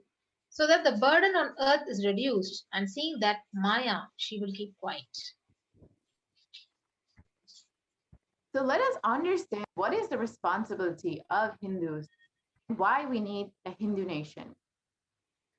Yes, so the Hinduism represents the most indigenous, spiritual, and open framework model of civilization that stands for global peace, vegetarianism, non-violence, yoga, worship of nature, temple-based living, manifesting the super spiritual powers and inherent divinity of every being. And the Hindu nations were ecosystems where more and more enlightened beings could be produced, so that enlightened civilization could be kept alive and its great gifts shared with the world.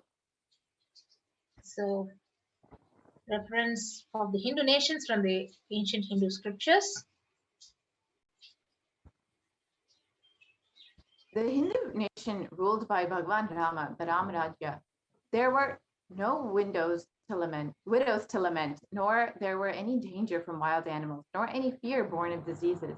The world was bereft of thieves and robberies. No one felt worthless, nor did old people perform obsequies concerning youngsters. Every creature felt pleased. Everyone was intent on virtue, turning their eyes towards Rama only. Creating creatures did not kill one another. And this is the description from Valmiki Ramayana.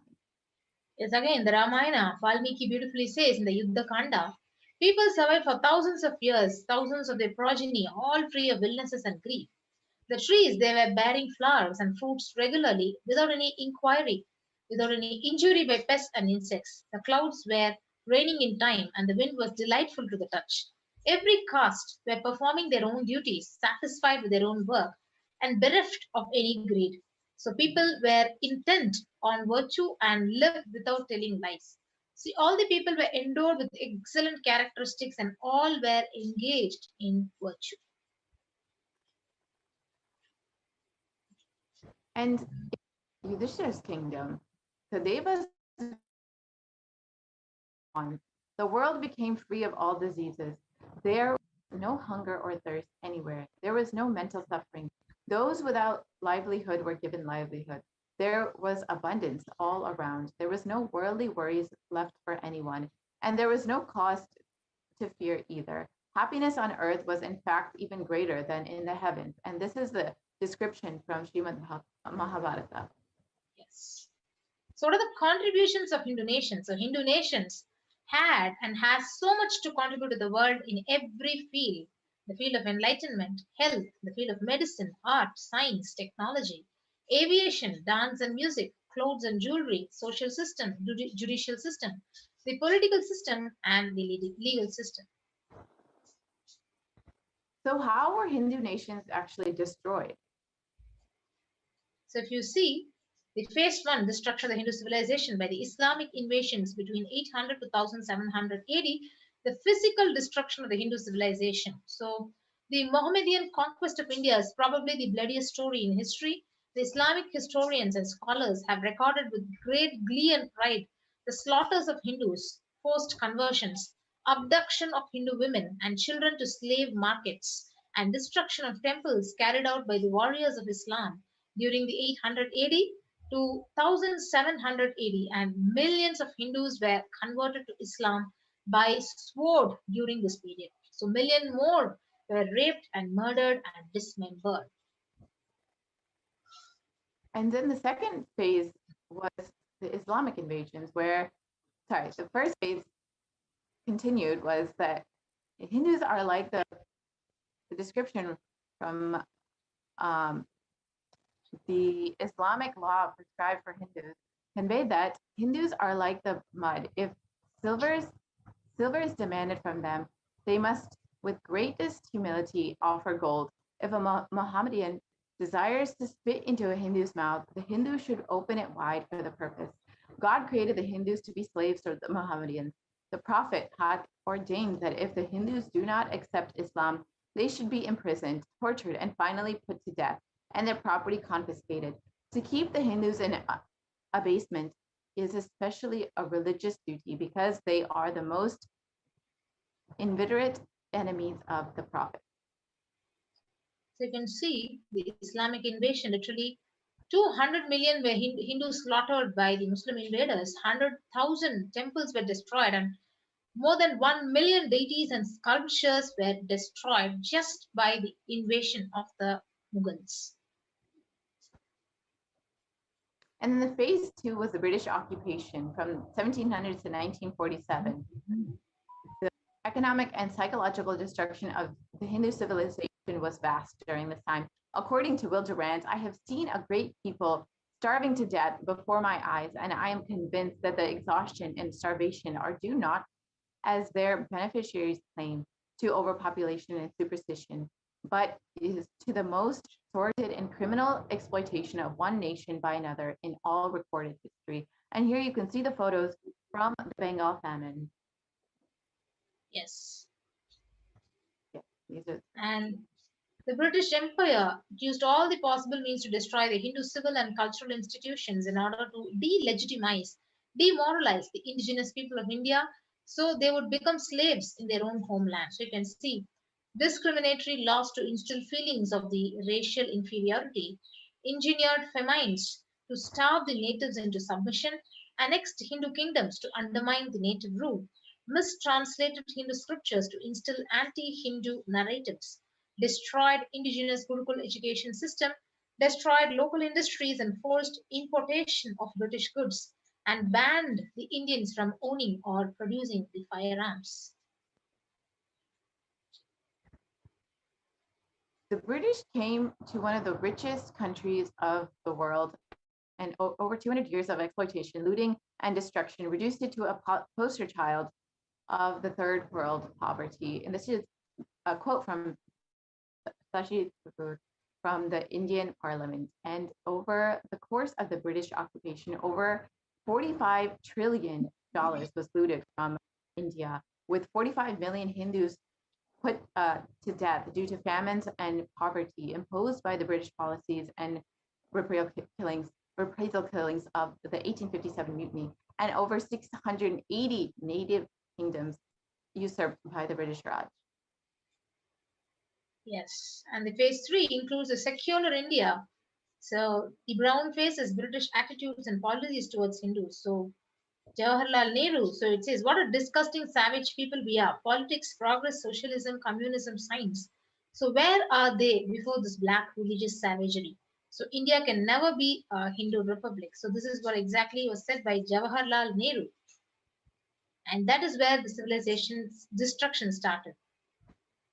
And in the phase of secular India, if Hindu Raj does become a fact, it will no doubt be the greatest calamity for this country. No matter what the Hindus say, Hinduism is a menace to liberty and equality and fraternity. It is incompatible with democracy. Hindu Raj must be prevented at any cost. And this is the words of the first law minister and principal architect of the Indian Constitution. And the modern Indian legal system, academia, and media all systematically undermine, suppress, and delegitimize the institutions and the culture.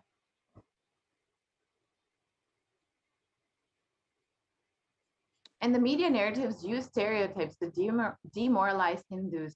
Bollywood and other mainstream media outlets consistently portray Hindu gods and gurus as cartoonish, dishonest, corrupt sex fiends in a manner similar to the British imperial propaganda. And these media narratives are used to shape the human consciousness and further political agendas. Racist British colonial stereotypes portraying Hindus as superstitious, backwards, and dishonest, corrupt, are perpetuated by their brown British successors in modern India unabated. So, the revival of Hindu nation, so how was it possible? And how was it done by the Supreme Pontiff of Hinduism?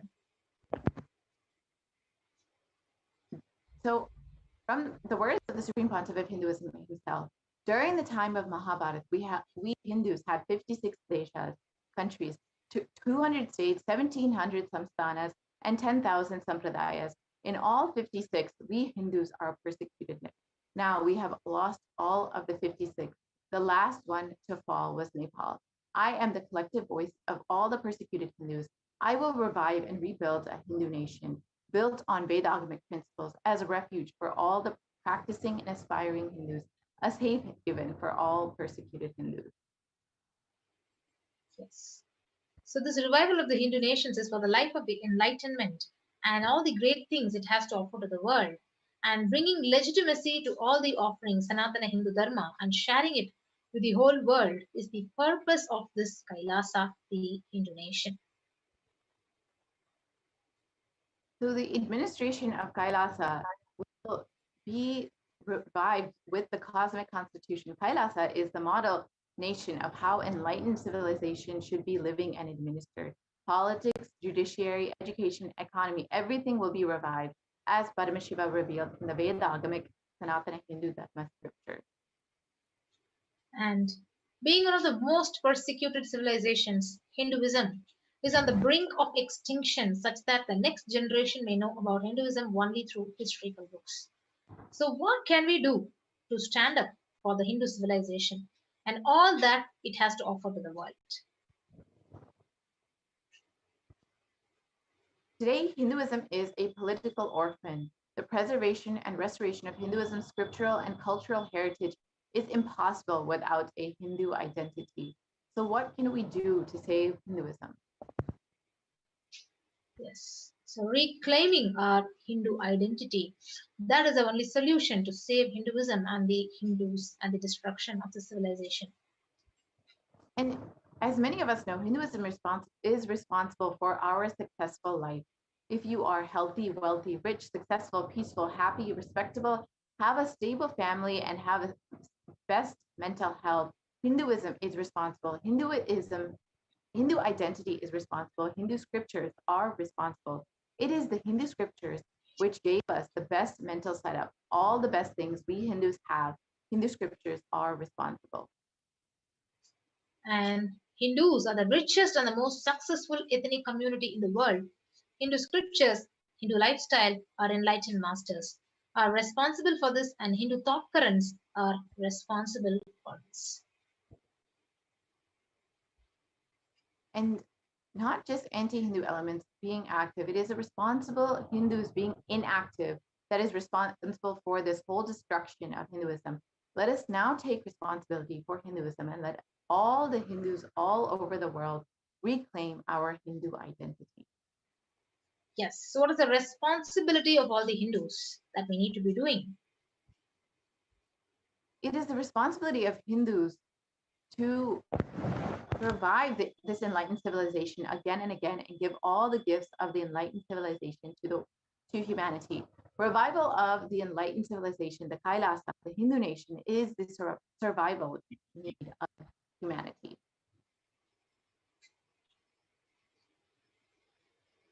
So inviting all the Hindus, the born Hindus, practicing Hindus, sympathetic towards Hinduism, curious towards Hinduism, who's wanting to explore and enjoy Hinduism, please come and be a part of this huge revival.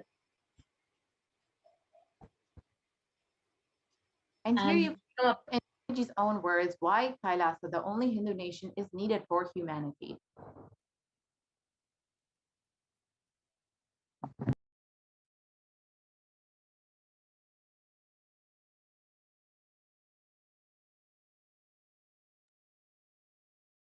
Contribution.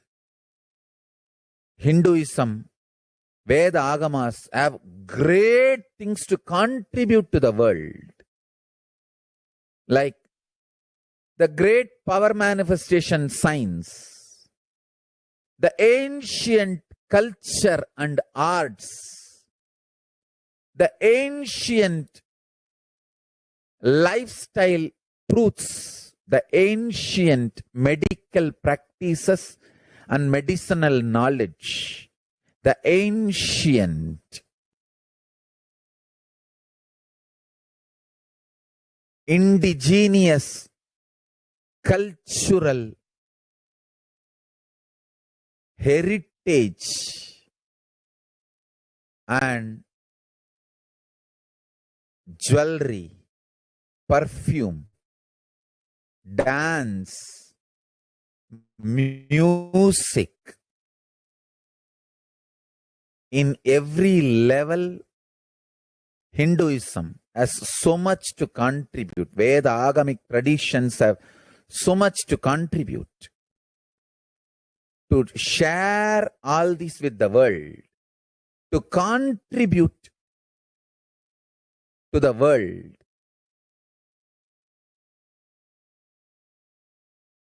Hindus need to tell the world what they are contributing in every level. The brand of Hinduism itself is enriching and empowering and enlightening. Hinduism is all about enlightening the world, empowering, enlightening, enriching the world, contributing.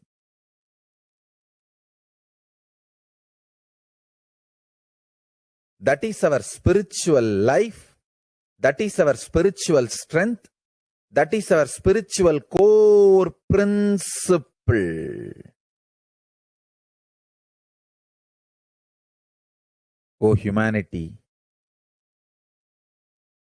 I request you with folded hands, some one corner of the world, if you just give me few hundred acres, I will keep this whole science alive.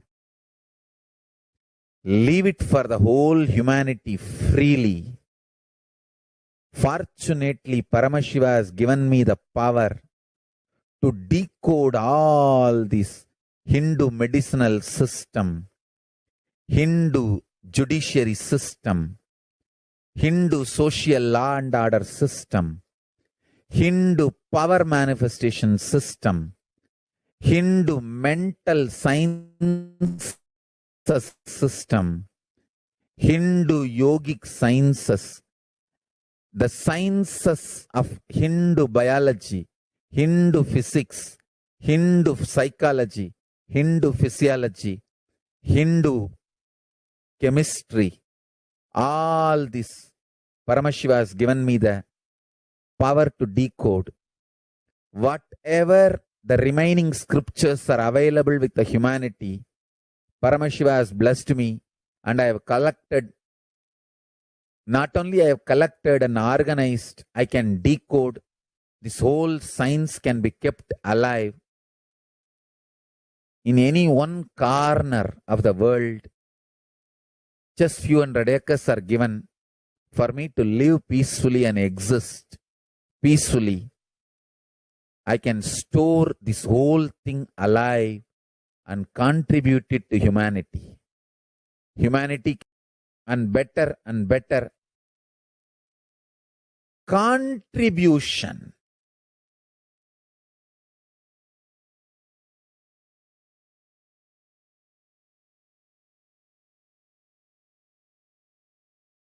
Yes. So with that, we come to the conclusion of this segment of this program, and we'll be moving on to the next segment of this program after a short break.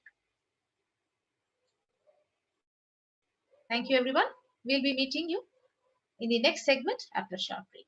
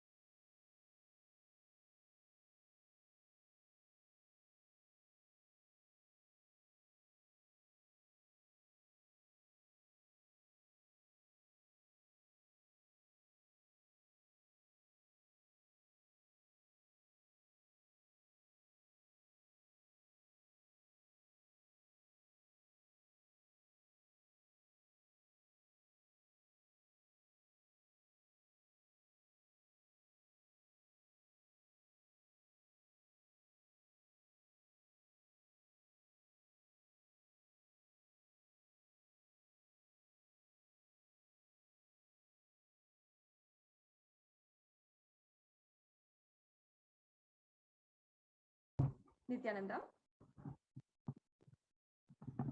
Now, we'll begin the next segment of today's program on the offerings that you can make to Devi Parashakti. These are beautiful ways that you can understand, deepen the feeling connection that you have with Devi Parashakti. I request the slides to be projected for the offerings that we can make to Devi Parashakti. Yes. Thank you.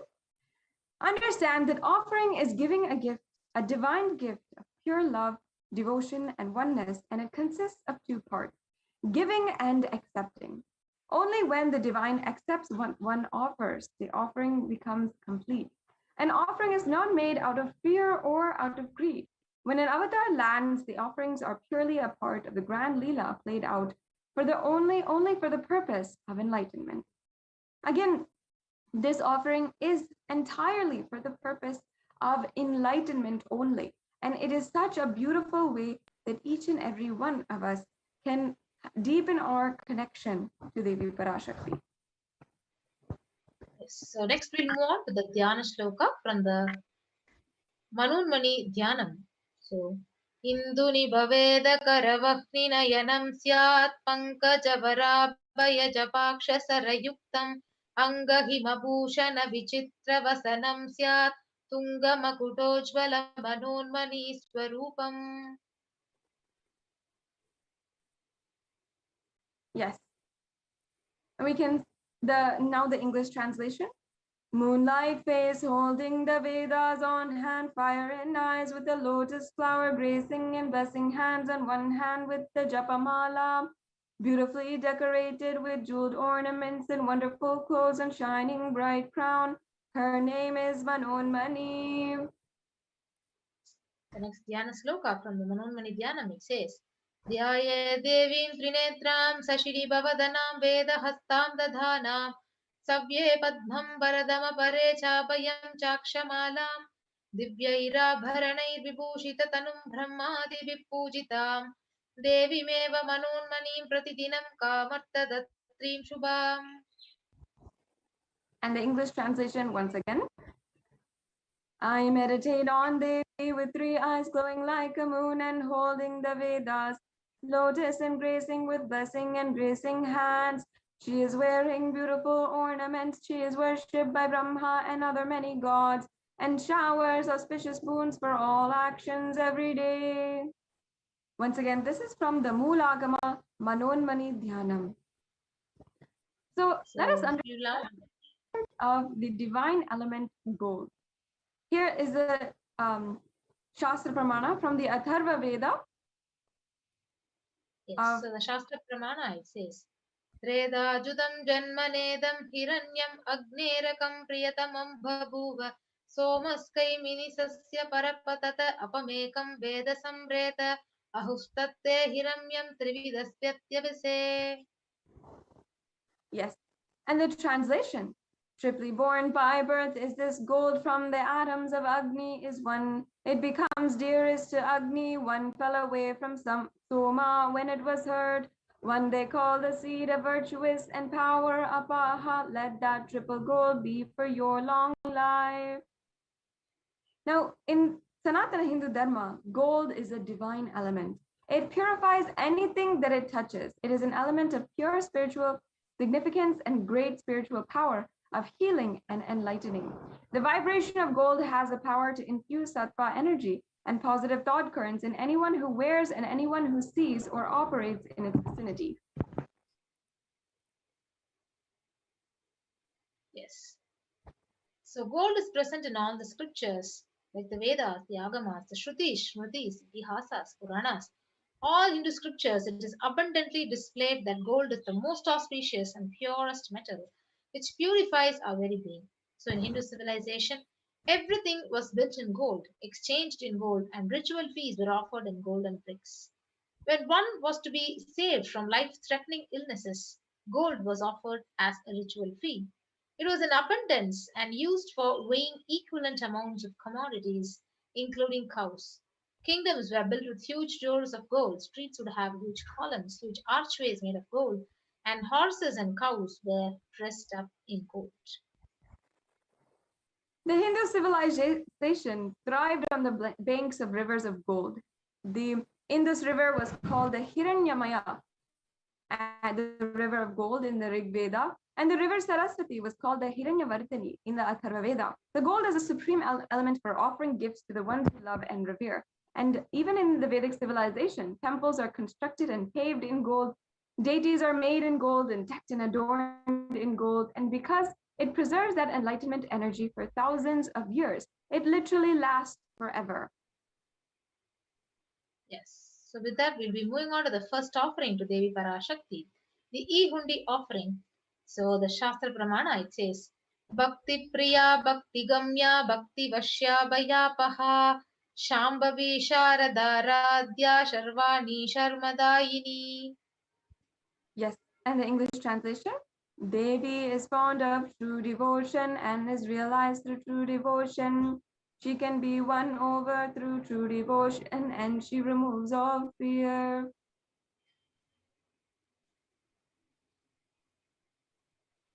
Now, if there is any fear in the minds of devotees, Devi is sure to remove that fear. It is stated that Devi Parashakti likes to be worshipped in autumn. Here it is meant that autumn of our lives, when thoughts turn more and more inwards, the role of the divine is known and understood clearly. The need for Devi worship becomes stronger.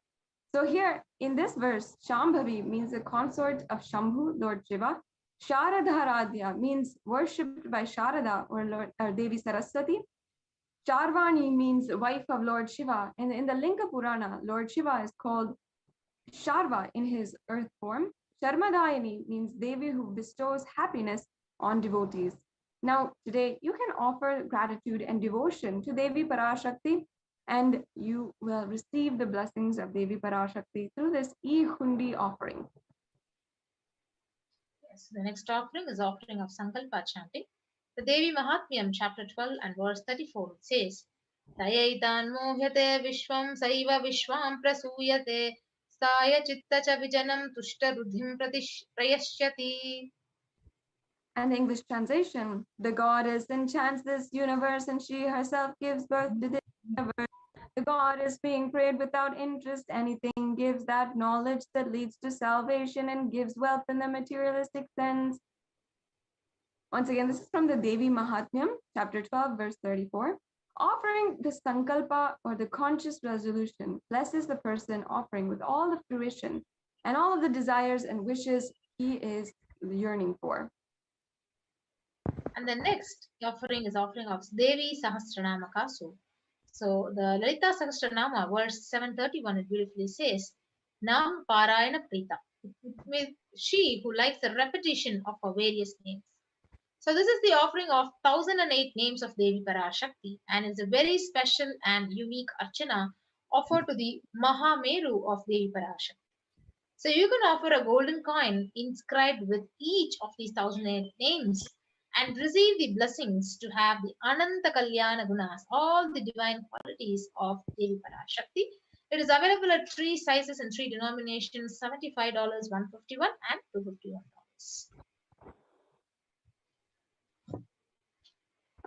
The next offering is a Mukta Anguti, where the Meenakshi Pancharatnam, it says, Mukta Hara Lasat Kirita Ruchira Purnendu Vaktra Prabha Shinjannu Pura Kinkini Manidhara Padma Prabhava Suram Sarva Bhishta Falapradam Girisuta Vani Ramase Vitam Meenakshim Pranatosmi Santatamaham Karunya Varam Nitim.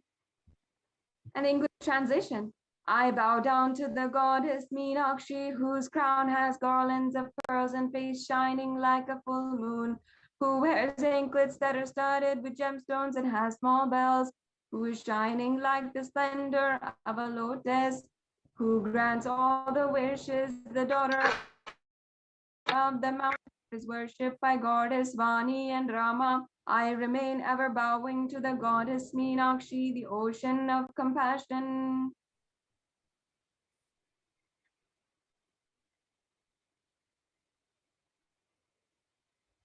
Yes, you can offer this Mukta Anguti, the pearl finger ring, and receive the blessings to be showered by the compassion of Devi Meenakshi, Devi Parashakti, and pure love poured into all of your business endeavors.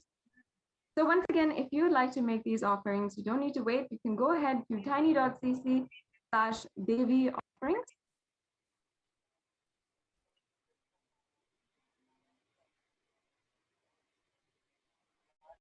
The next slide, please.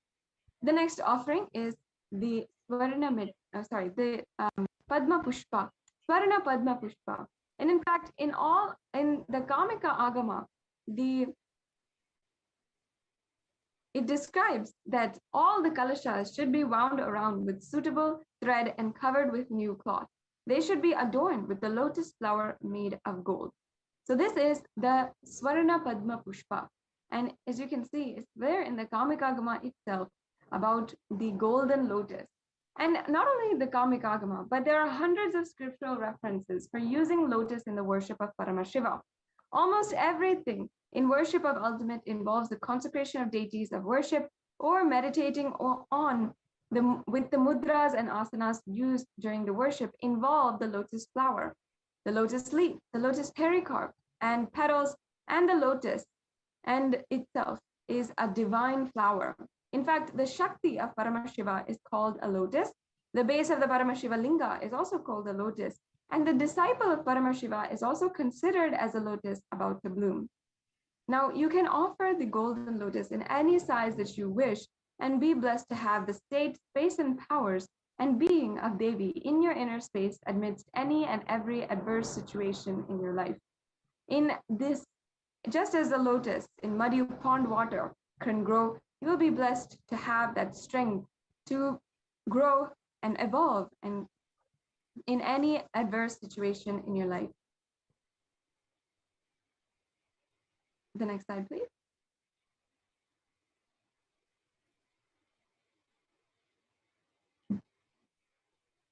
Yes, so the next offering is the Swarna Meti, the gold toe ring.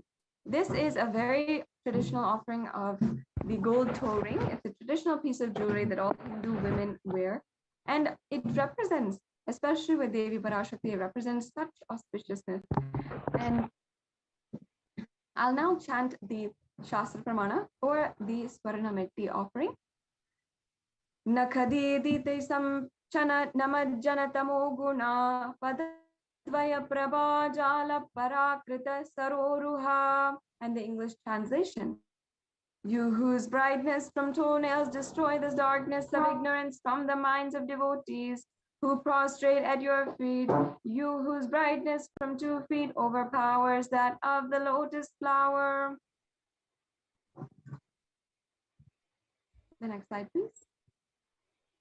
So you can offer this Swarna Meti offering,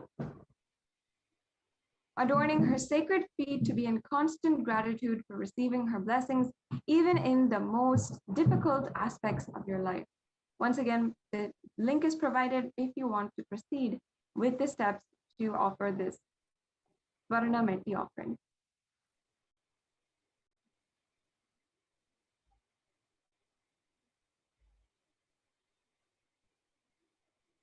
The next offering is the Swarna Mangtika, another very traditional piece of jewelry which is offered at the feet of Devi Parashakti, and she can wear it on her hairline. Now understand, the Mangtika actually represents the nectar flowing from the Sahasrara Chakra, which is fully open. And in the scriptures, Devi Parashakti is referred as Shuddha Sarabhi Varshani, meaning she who makes the nectar flow in all the nerves from Sahasrara Chakra, she who gives a very pleasant experience of the ultimate. And the Sahasrara Chakra is actually the 1,000-petal lotus sitting on top of the crown of the head. And so when that is open and the nectar is flowing from that, that is represented by the Mangatika. So you can offer this Mangatika to Devi and receive blessings of achieving the blissful state of overflowing gratitude in the space of complete completion.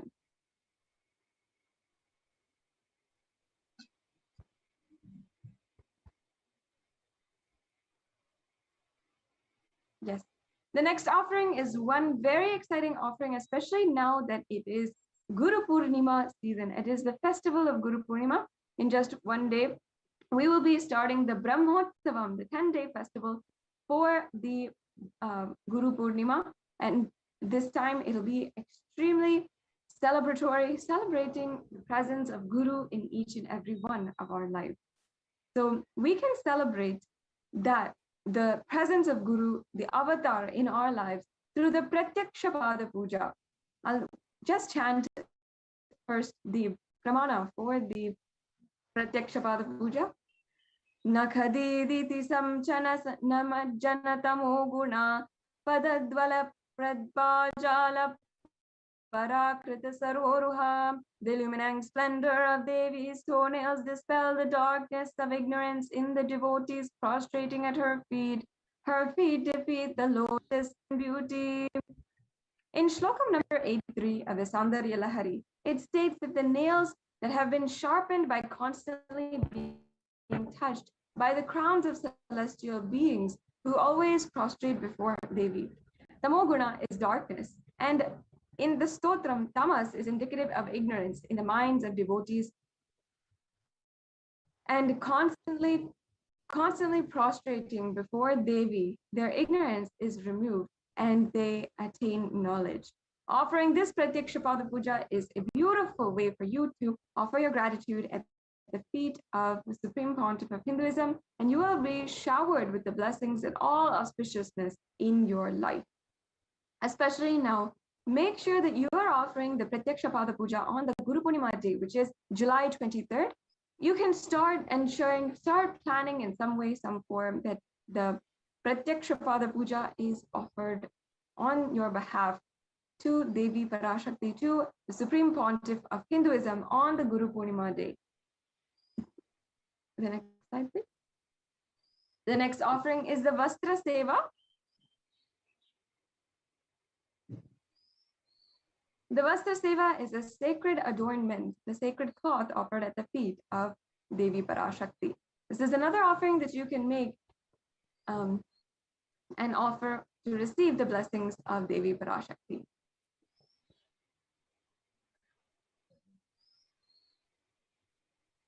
And in summary, we have a list of offerings of everything that you can make today. You have the Eve Hundi offering, which you can make for any amount of money and any donation that you feel that you can make today. The Sankalpa chanting, Devi Sahasranama Kasu, the Mukta Anguti, the Swarna Padma Pushpa, the Swarna Metti, the Swarna Mangtika, the Pratyakshapada Puja, and the Vastra Seva. So now, if you are ready and you would like to go to the next step, or you're feeling that sincere inspiration, sincere sacred sentiment to offer at the feet of Devi Parashakti one of these offerings, let us just take you through the steps that you can make next. So if you are either in two categories, one, you are ready to offer today and you would like to proceed with the next steps for your payment and fulfilling that payment, or if you have an intention to offer, understand that even if you have the intention, perhaps you may not be ready yet, but you want to offer Pratyakshapada Puja or any of the offerings that are available today for you to offer. If you have that intention, you can start working towards manifesting that. Now, if you have that intention, you can fill out the registration form. And this might be if you are interested in offering, or you need help in manifesting this offering, or you simply would like more details. Go ahead to tiny.cc/Bhavasamadhi and fill out the registration form in order to register for any of these offerings and make your intention today. And if you are ready to make the payment, then you can go to tiny.cc/Devi offerings and proceed with the payment step. After the payment is completed, make sure that you're filling out the Sankalpa 2021 form. So now we will go through a brief walkthrough of how you can make the payments. Yes, so we have this ready. As you can see, this is the link for payment. You can select the offering that you want to make today and then add it to the cart. And after you press add to the cart, you'll proceed to the next page. And here you can click proceed to checkout.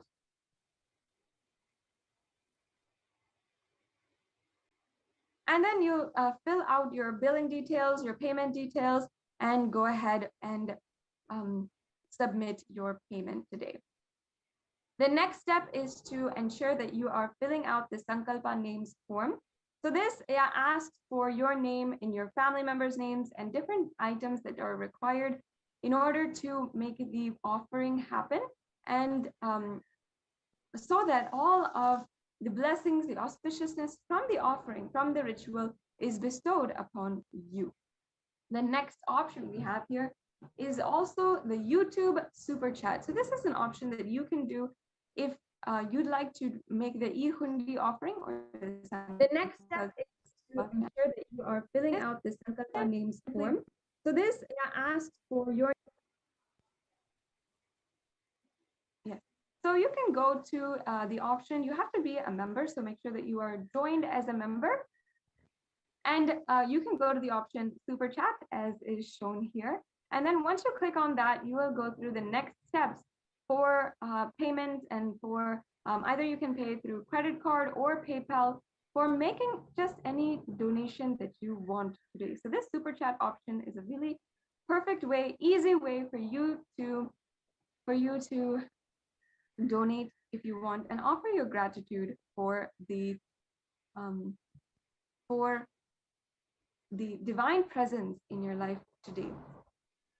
So this brings us to a conclusion of this segment in today's program.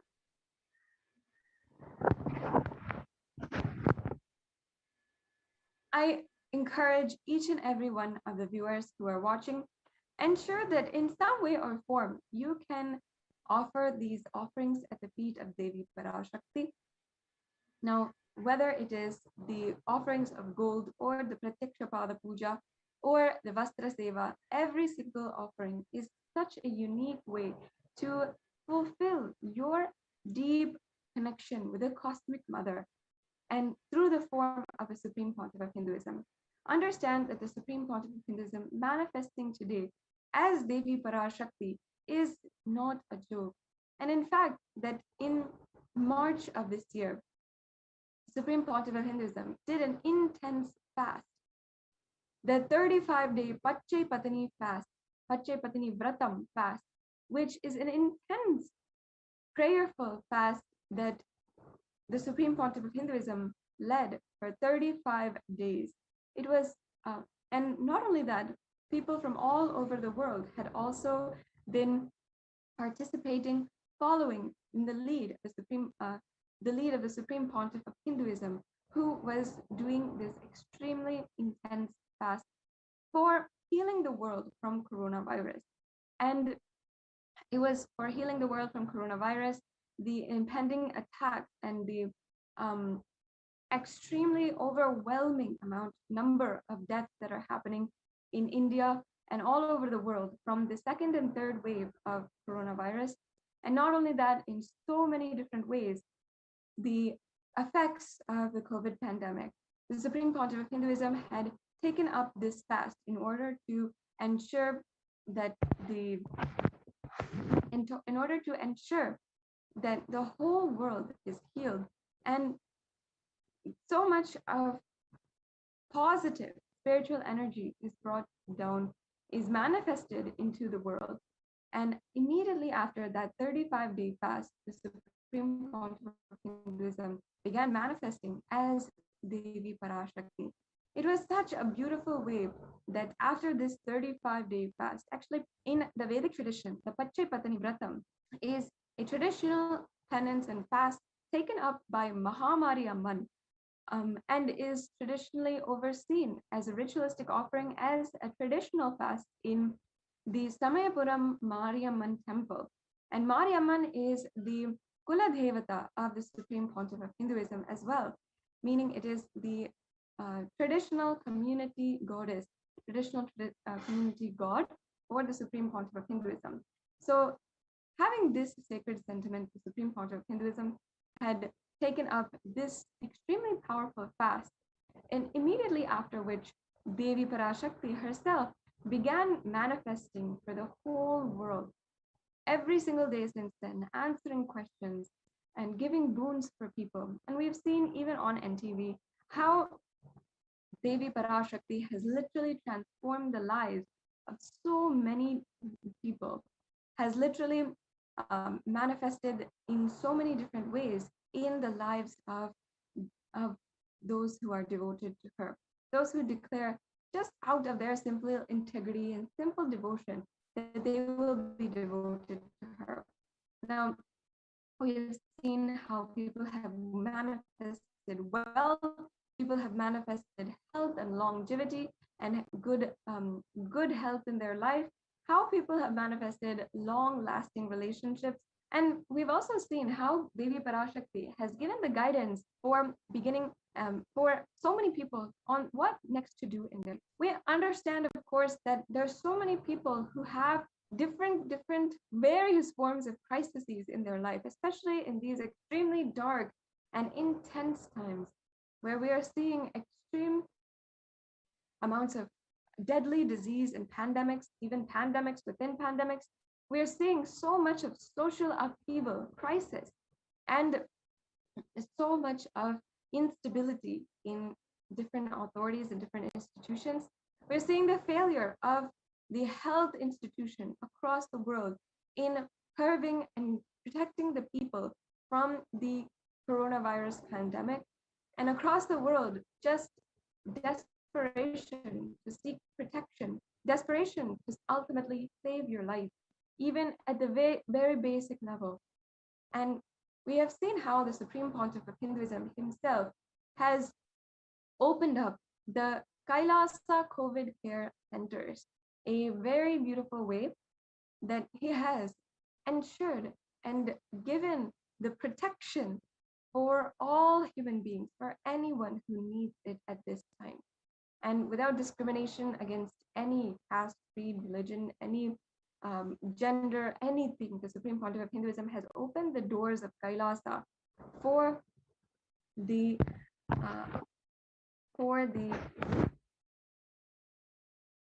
Kailasa COVID care centers. And in these centers, the Supreme Pontiff of Hinduism is continuously 24/7 ensuring the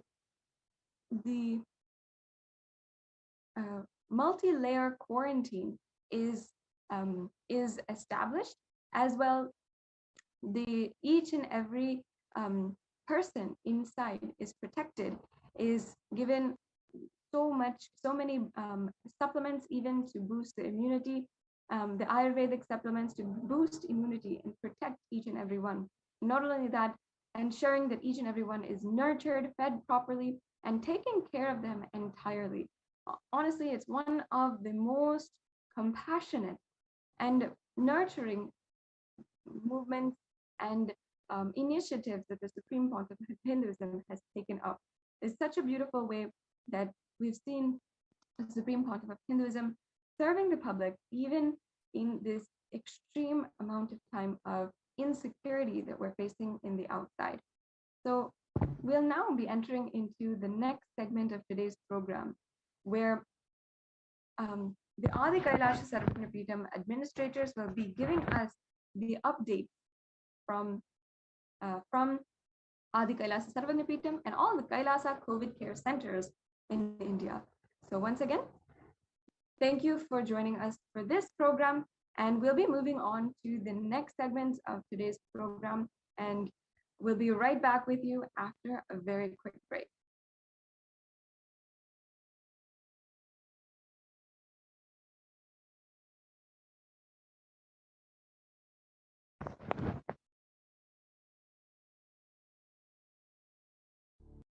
What I mean by the word e-Kailasa, listen intensely.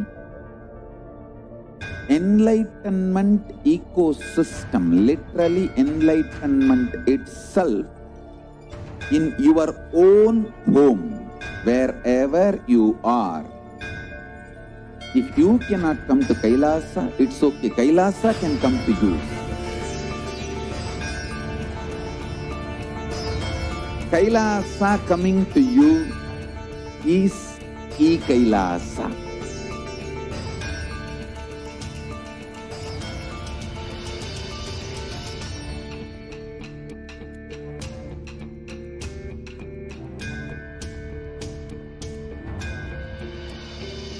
I will revive Hinduism. I am a Hindu revivalist, not by any revolution, but by evolution.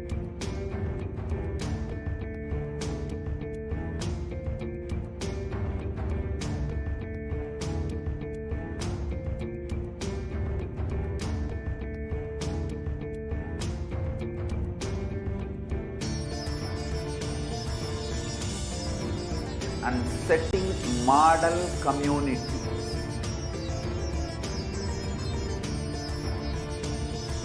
Kailasas, enlightenment ecosystems, Sarvanya Peethas all over the world.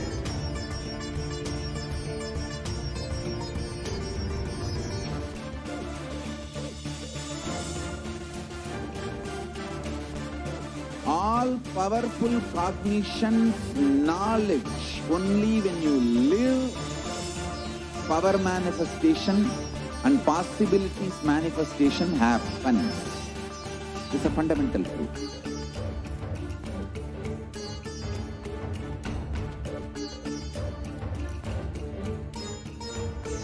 Hinduism cannot live exclusively as one sampradaya. No. All sampradayas of Hinduism is an ecosystem.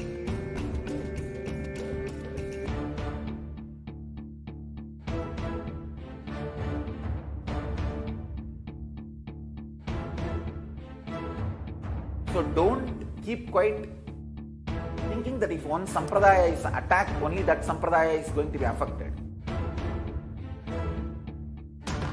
All of us are ecosystem.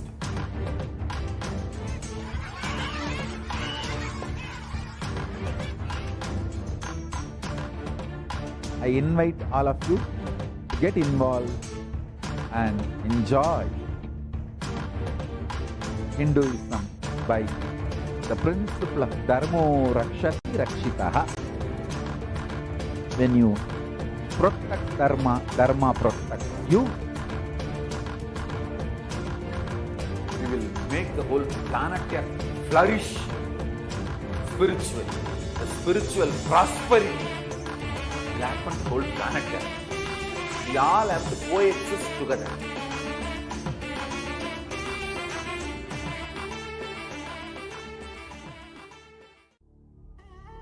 What I mean by the word e-Kailasa, listen intensely. Enlightenment ecosystem, literally enlightenment itself, in your own home, wherever you are. I welcome you all with my love and respect. Let you all open all your three eyes. Om Nithyananda Paramashivam.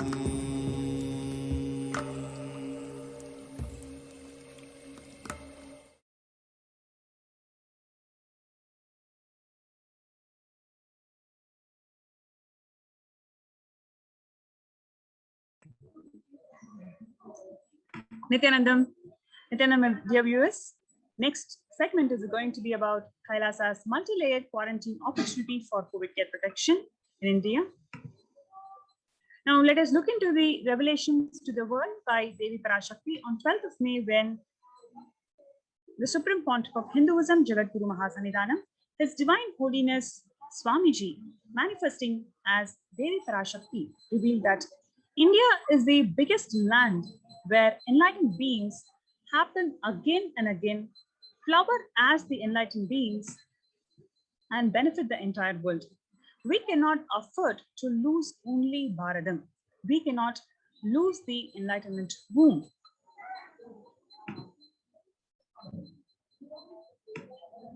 In order to save the cosmos from the cosmic deluge, I built a ship called the Adi Kailasa. In order to protect the humanity from the cosmic deluge, I gathered together all the spiritual energy of the cosmos and built the ship called Adi Kailasa. Due to the cunning strategy of the treacherous people and ruling of the enemies, the captain of the ship itself had to leave the ship. Now, let us all come and take a good bath, get protected, and get healed, and get all the benefits. Make use of the ship which I built out of huge grace and compassion, and protect yourselves from the huge cosmic deluding destructive dance. For India, I made the ship as protection, the Nithyananda Navapashana Lingam in Vaidya Sarovar. Go to Adi Kailasa, Crores of people will come there looking for health, Navabhashana, water feast, and medicine to get the health and protection and enlightenment. For all of them, give Annadan to protect India from the great destruction. I, Parashakti, made this huge ship, even if the captain of the ship is not there. Ship is there. At least 6 months back, I became aware that the multi-layered quarantine is needed to protect people. If you are in India and if you want to protect your immediate family or the extended family, anyone who will listen to you, get them immediately to our campuses. So what we have seen now is a revelation by the Devi Parashakti, manifesting through the Nirjavatara, the Supreme Pontiff of Hinduism, Jagadguru Mahasannidhanam, His Divine Holiness Swamiji, revealing that the only solution for the world to protect themselves from COVID-19 is to protect themselves by coming to our campuses, the de facto spiritual embassies, where the Bhusparsha, the Sparsha of the Avatar, where his footprints has landed on these places and specific places in this earth. When you come there and protect, and this is the only way to save yourself from this ongoing pandemic. So now, if you look at the deaths, where we are at the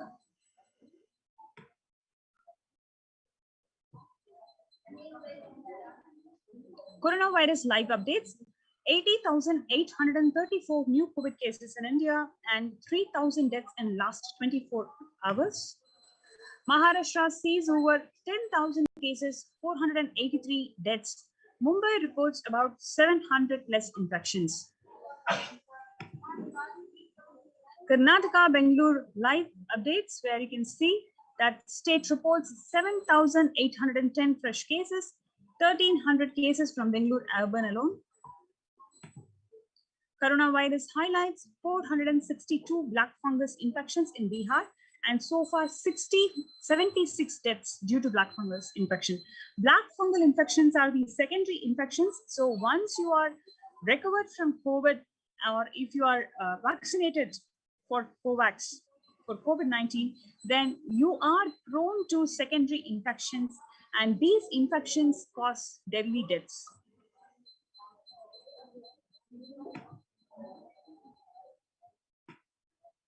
The center refutes that the economic report on the underreporting deaths calls it as an misinformed, but we know the truth. Many people from different sources have always come forward and told that there is a lot of underreporting of the deaths that is involved by the government due to various reasons. Black fungal infection has killed over 2,100 people in last 3 weeks. The cases grew 150% to 31,000 people. The doctors at Patna Hospital remove cricket ball-sized black fungus from brain of 60-year-old man.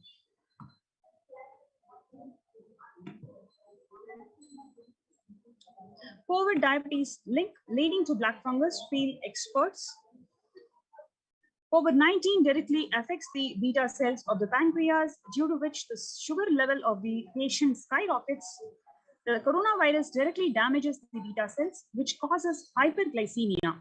In addition to this, cytokines storm caused by the COVID-19 and the steroid used for the treatment also contribute to the increased sugar levels. Dr. Sanjay Barada from the Department of Endocrinology says that COVID-19 directly affects the beta cells of the pancreas. So when the first world countries close their borders due to massive global emergency, it is Kailasa who has opened its door to one and all without exception. It is the grace and compassion of the Supreme Pontiff of Hinduism to open his home for one and all unconditionally, free food, free education, free accommodation, free medical care facilities, free internet services. You can work from home. You can do everything that you wish to. And more than anything else, you are going to experience the superconscious breakthrough by being in this Punya Kshetra, the Adhikaya Sanityan Sarvangapitam.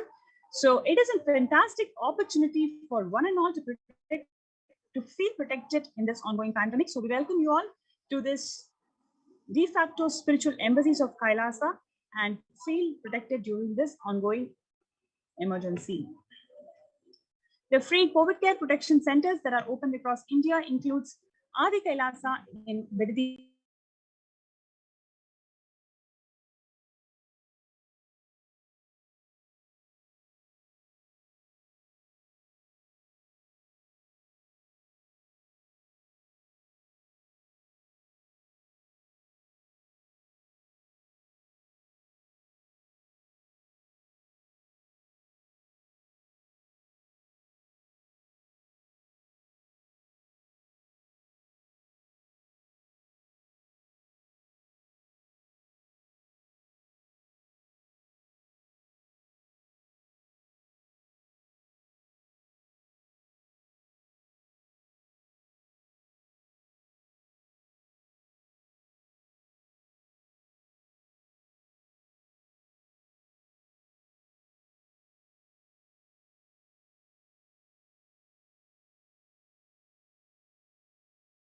Sorry for the technical glitch.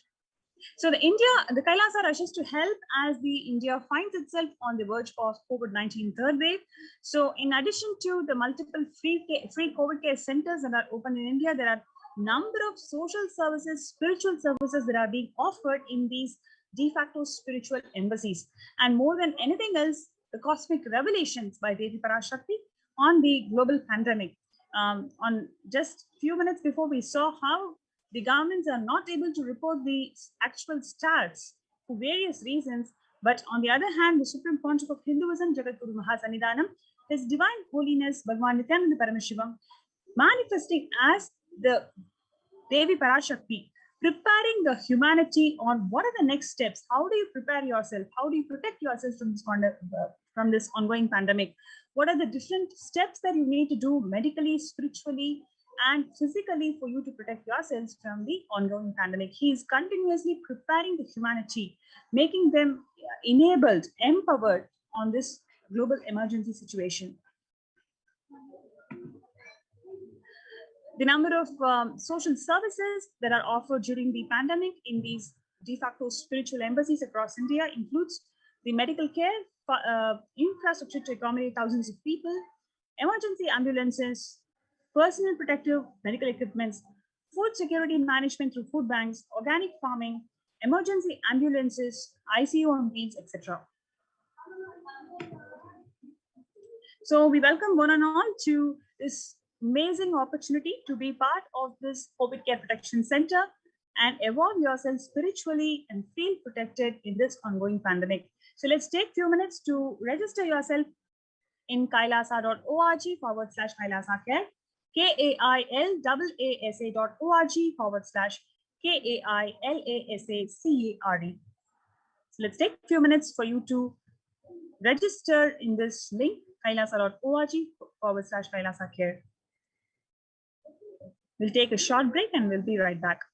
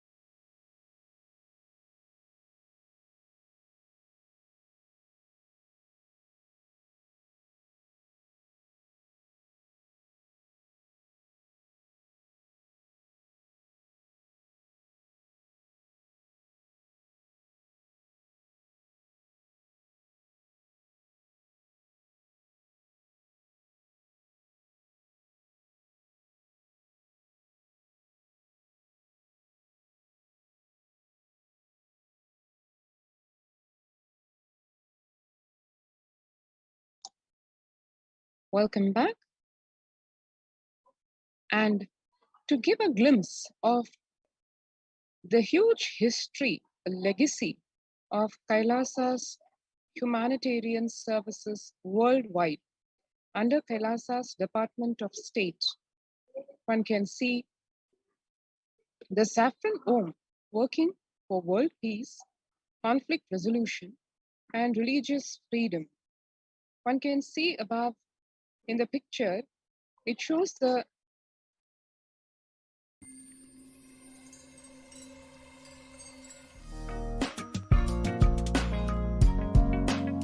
We get you health. We get you ability to build beautiful relationships in your life. We get you direct spiritual support, and we make sure you become wealthy.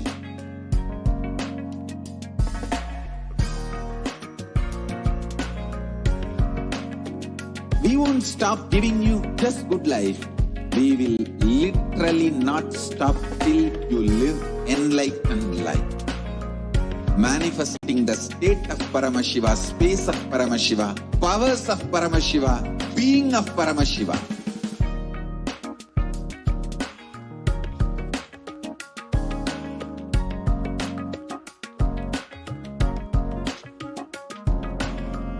Whole world should become e-Kailashians. I want the whole world to know Hindus have something great to contribute to the world.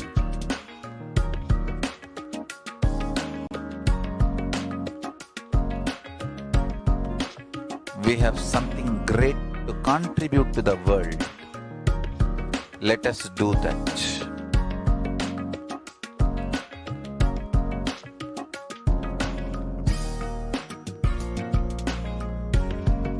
E-Kailasa is proper customized spiritual service helping you to identify your root patterns of suffering.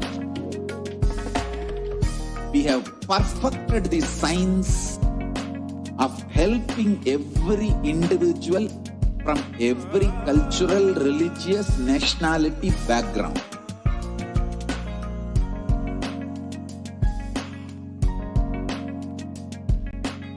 You will have lowest reactionary assumptions, highest awakened response, alive response for life continuously.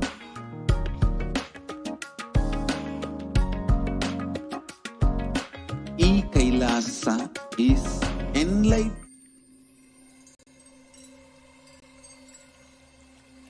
I welcome you all with my love and respect.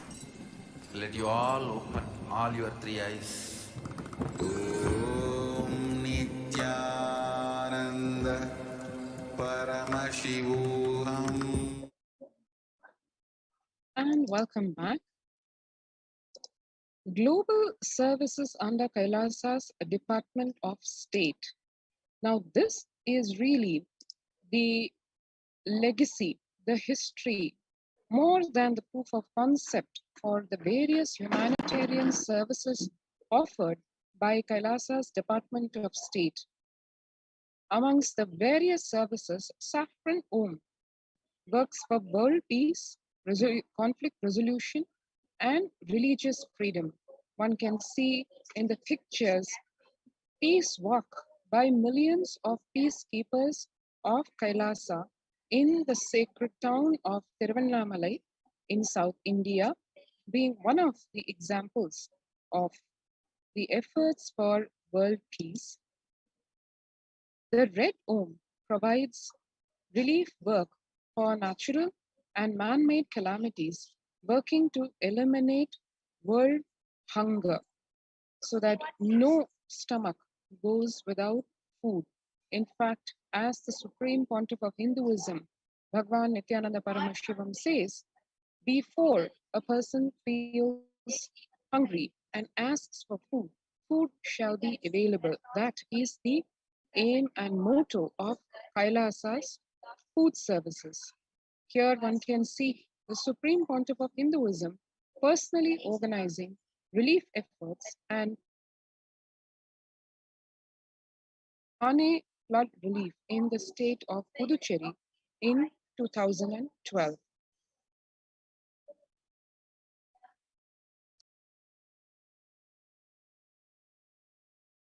The Blue Om here, working for animal rights and prevention of cruelty towards animals. In Hinduism, cows are worshipped and endeared as Gomata, who embodies 330 million deities and is a form of the cosmic mother herself. The picture in this shows beautifully how the Gomata, the mother cow, with her calf is spending time with the Balasans, the child saints of the Nithyananda Gurukul in Adi Kailasa in Vidhi.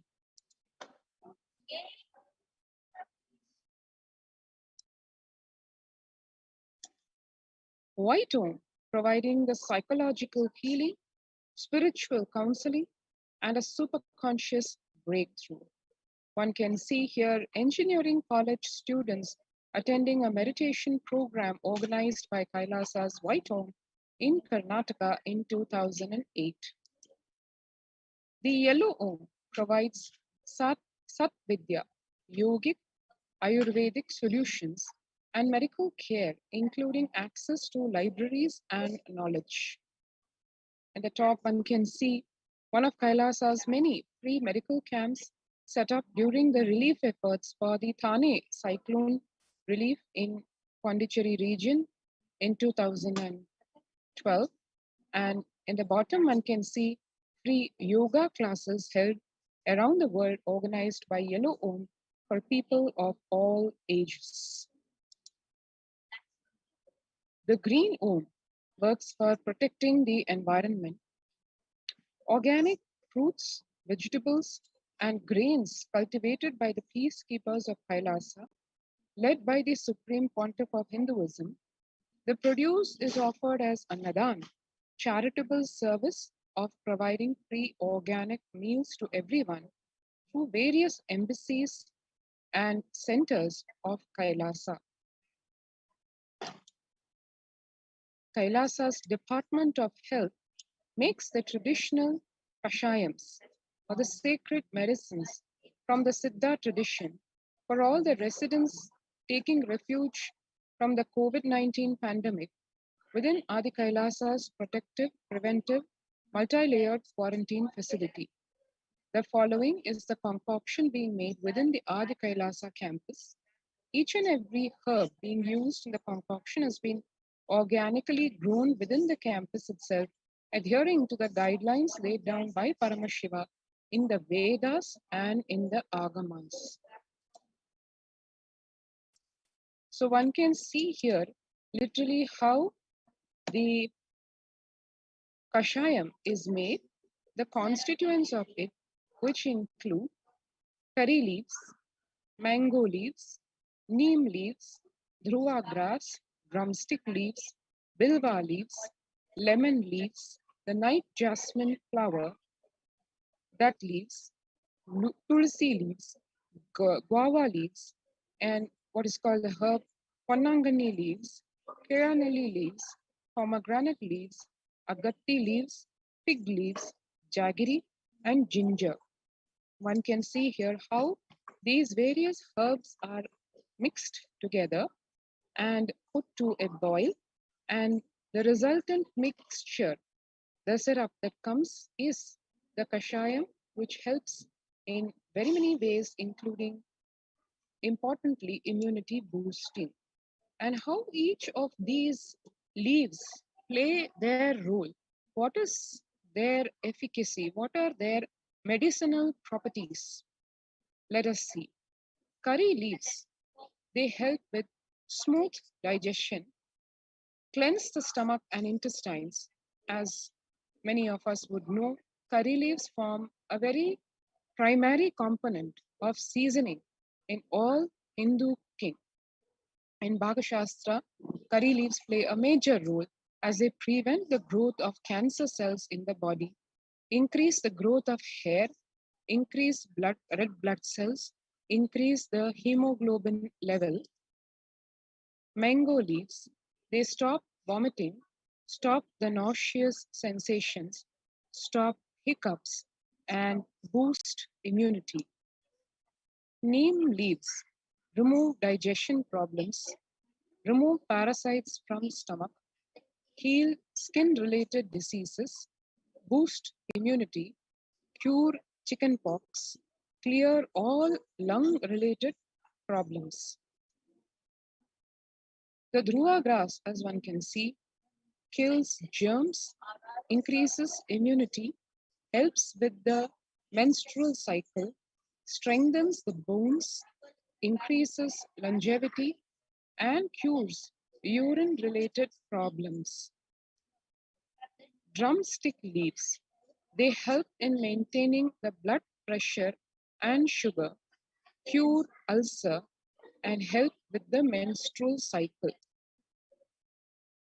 Bilva leaves, they cure fever, remove eye-related problems, prevent the infectious diseases, remove chest pain, and help in breathing. Lemon leaves, remove all urinary problems, heal skin diseases, remove tooth pains, strengthen the heart, reduce fat. The night jasmine leaves, they remove breathing related problems, cure all lung and stomach related illnesses, heal fever, remove worms from the intestine. One can see here how every symptom of the deadly coronavirus, where all the parts of the body get affected by the corona, these leaves play a primary role in battling those, preventing those organs from being impacted in the first place. Guava leaves help with reduction of fat in overweight patients, help with digestion problems, maintain sugar levels in the blood, stop loose motion, remove ulcers in the stomach, heal throat infections, remove mouth ulcers, heal all teeth-related problems, remove foul-smelling breath, prevent cancer. Tulasi leaves heal malaria fever, remove kidney stones, remove poisonous liquids from the system, remove stomach and mouth ulcers, remove foul-smelling breath, heal all teeth-related problems, remove headache. The Ponnangani leaves remove all eye-related problems, help with growth of hair.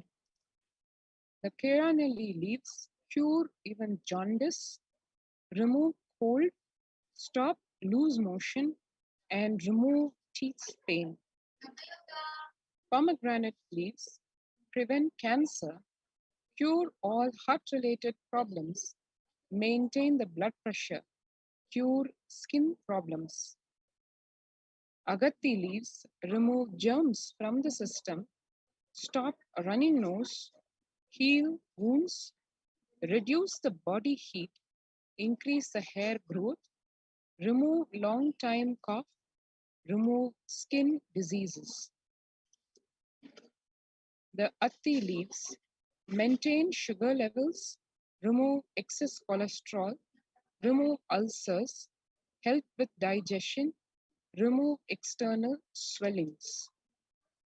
Ginger, a component very frequently used in Hindu cooking, help with vomiting, removes headaches, prevents cancer, removes nauseous sensations, helps with digestion, increases hair growth. Amla helps with digestion, removes gas. And as one saw just one of these magical concoctions or potions called kashayams, how they help in boosting one's immunity level. So to experience this and a pure Vedic lifestyle, maintaining multi-level quarantine facility as your protection at the physical level, and immense spiritual support in the form of the spiritual lifestyle, which is a part of everyday life, the spiritual routine in the enlightenment spiritual ecosystems. To experience all this, join the COVID Care Protection Center. You can register through the link below, https://kailasa.org/kailasa-care, https://kailasa.org/kailasa-cart. Let's take a few minutes now to register ourselves at this link and join the COVID Care Protection Center.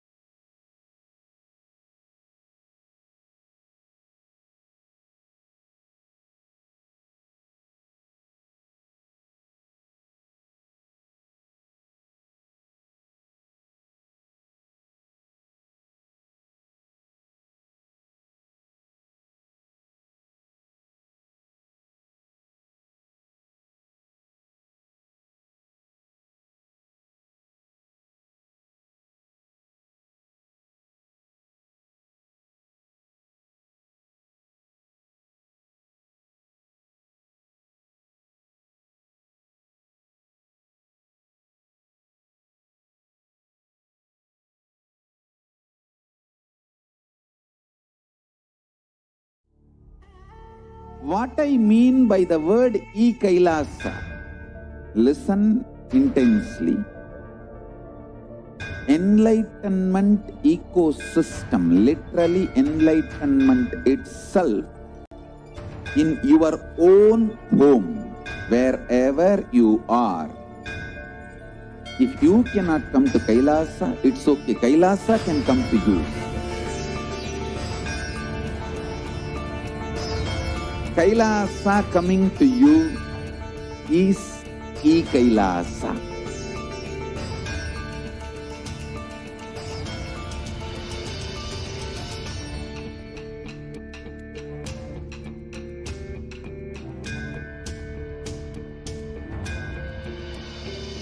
I will revive Hinduism. I am a Hindu revivalist, not by any revolution, but by evolution.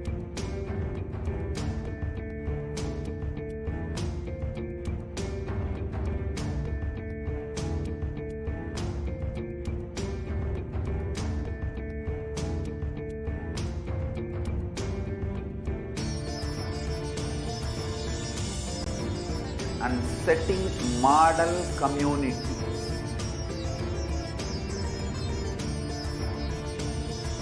Kailasas, enlightenment ecosystems, Sarvanya Peethas all over the world.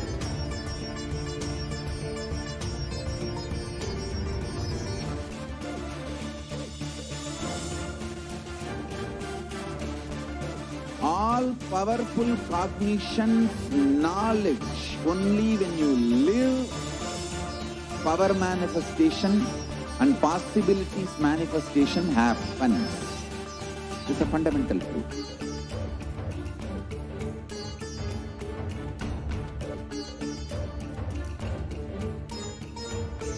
Hinduism cannot live exclusively as one sampradaya. No. All sampradayas of Hinduism is an ecosystem.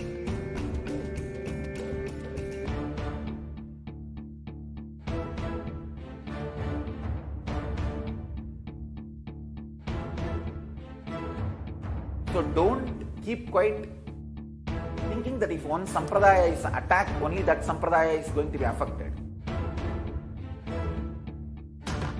All of us are ecosystem.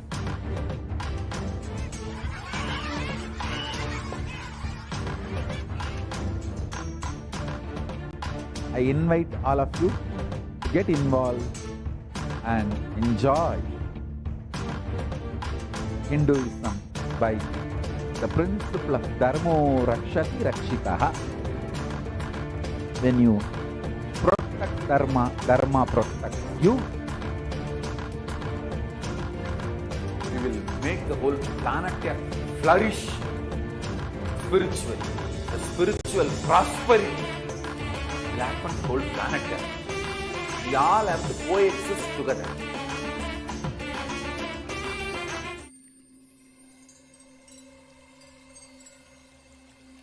I welcome you all with my love and respect. Let you all open all your What?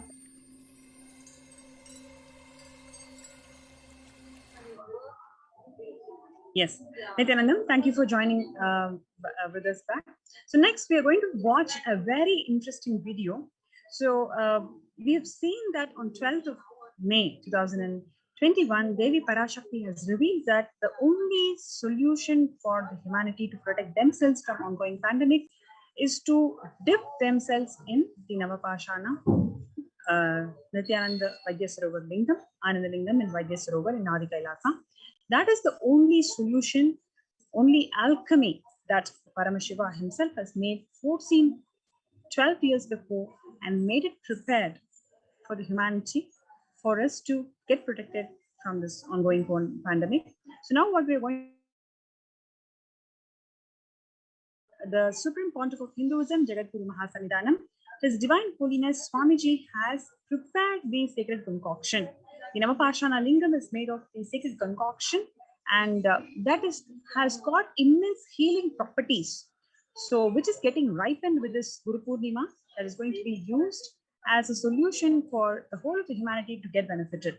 So, what we are going to watch is a video from the Supreme Pontiff of Hinduism, where he is actually preparing the whole concoction, guiding and micromanaging and officiating this whole process of preparation of Navapashana, which was ultimately made as the 21 feet Ananda Lingam. So let's get ready to watch this video and enjoy.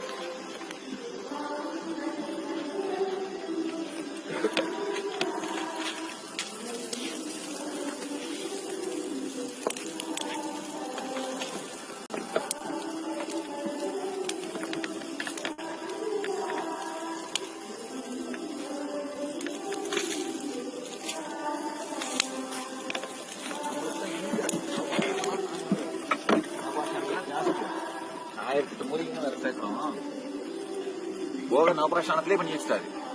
அந்த ஆபாஷானத்தோட 1008 மூலிகைகளையும் சேர்த்து பண்றோம். சேர்த்து சுதாமூர்த்தியா பண்ணிக்கிறோம்.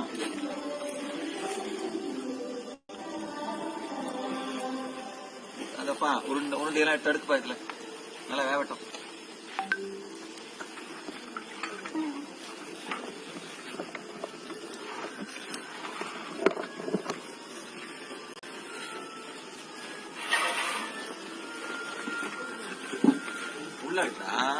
உள்ள அடுக்கு மேல அடுக்கு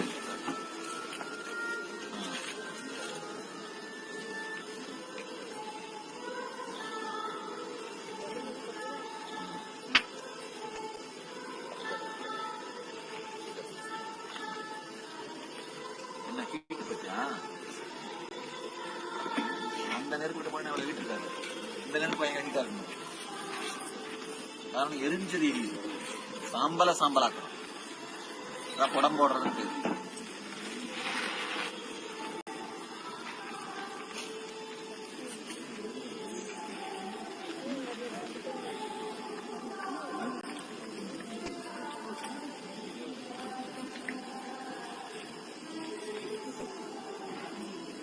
அப்படியே போட்டு எவ்வளவு இருக்கு சாம்பார்? நான் உருண்டை பிடிச்சா பாதி ஆயிடுதுல. மொத்தமா எரிச்சு வரும்போது பாத்தீங்கன்னா சும்மா ஒரு இவ்வளவுதான் இருக்கும். புடம் போட்டு பாத்தீங்கன்னா இவ்வளவுதான் இருக்கும். சும்மா ஒரு படி தான் இருக்கும்.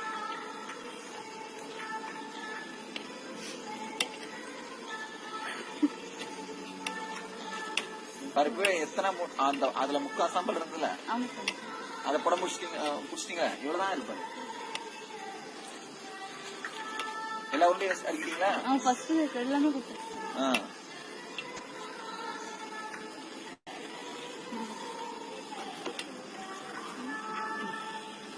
நாலஞ்சு தட்டில் மாற்றி மாற்றி அடுத்து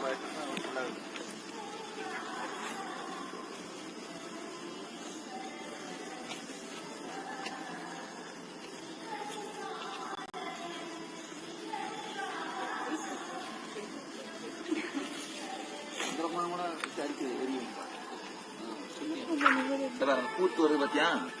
அந்த சாம்பல் இருக்கு பாரு, அந்த மாதிரி மொத்தமா வேணும். அதுக்கப்புறம் திரும்ப அதை நெய் ஊற்றி ஜலிச்சு திரும்ப அதை நெய் ஊற்றி உருண்டை பிடிச்சி எரிக்கணும்.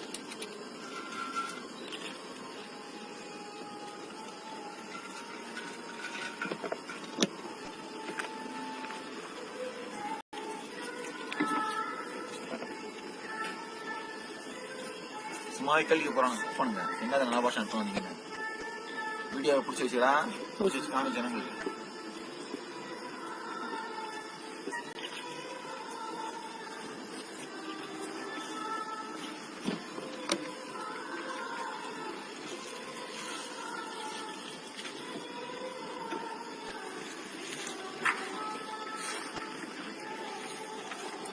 அலுமினி பாத்திரம் பிடிக்காங்க. முடிச்சுட்டு செப்பு பிராஸ் ஏதாவது பாத்திரம் வச்சு அதில் பிடிங்க.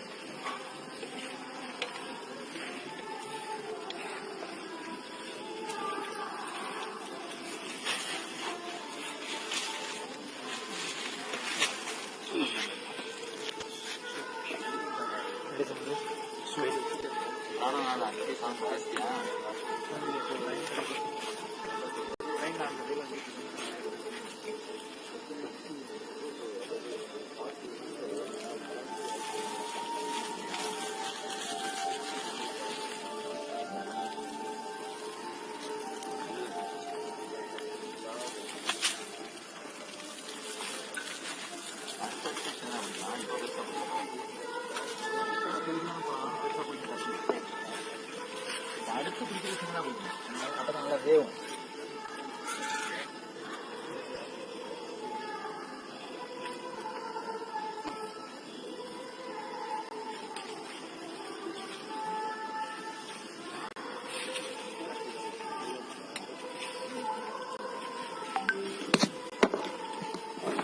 புடம் போட போட சாஃப்ட் பார்ட்டிகிள்ஸ் மாதிரி இருந்தா அப்ப என்ன குழைச்சோம்னா அப்படியே கப்புன்னு சில பிடிச்சிடும்.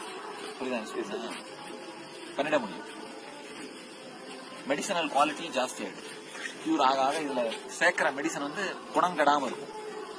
சாலிட் பார்ட்டிகிள்ஸ் இருக்கிறது இதில் சேர்க்குற மெடிசனோட குவாலிட்டி குறைஞ்சிரும். இந்த மெடிசன் பேஸ் தானே இது.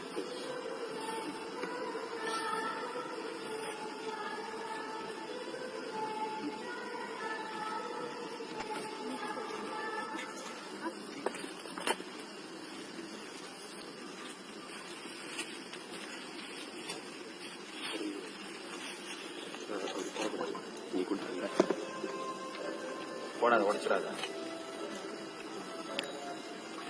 நிறைய பக்கம் அப்புறம் இல்லை.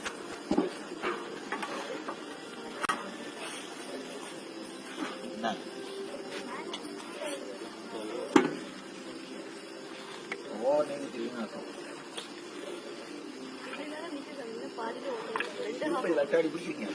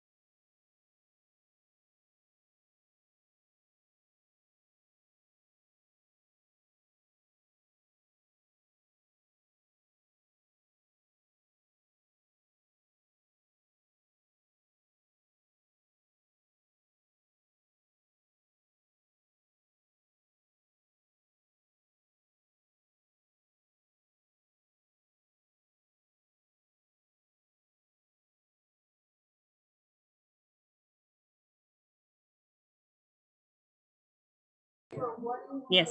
So now we're going to see some of the updates from the Nithyananda Satsang University of the Adi Kailas and Nithyananda Satsang Peetham, where the Department of Housing, which is responsible for building the multi-layered quarantine living spaces, planning, construction, community development, protection of environment, and other environmental conservation efforts. The Sanatana Hindu Dharma has evolved as a scientific, analytical civilization, and over thousands of years with unbiased intelligence, perfected the building of the village and town structures for preventing the pandemic. That system, which is the most powerful way of housing with the right social structure, is being revived under the guidance of the Supreme Pontiff of Hinduism, Jagadguru Mahasannidhanam, His Divine Holiness Swamiji in Adi Kailasa, through Stapatya Vedam. During this critical period of deadly second wave of corona pandemic, the Supreme Pontiff of Hinduism has opened the campuses of Kailasas around India as a part of this humanitarian effort to provide relief, safety, social and spiritual welfare to the Indian populace.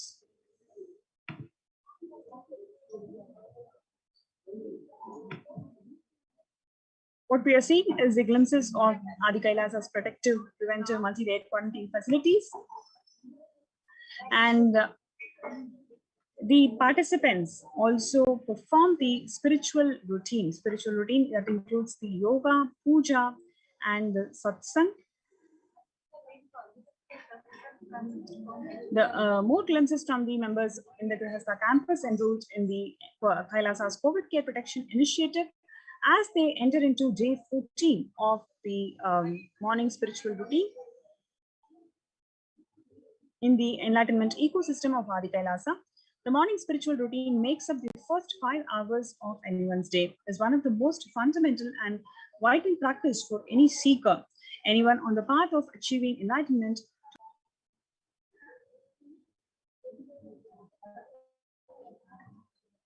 So here are the glimpses from the Kailasa Department of Housing working on the Chit Sabha in Adi Kailasa, being cleaned and prepared by the first batch of members enrolled in Adi Kailasa's COVID care protection initiative for all the new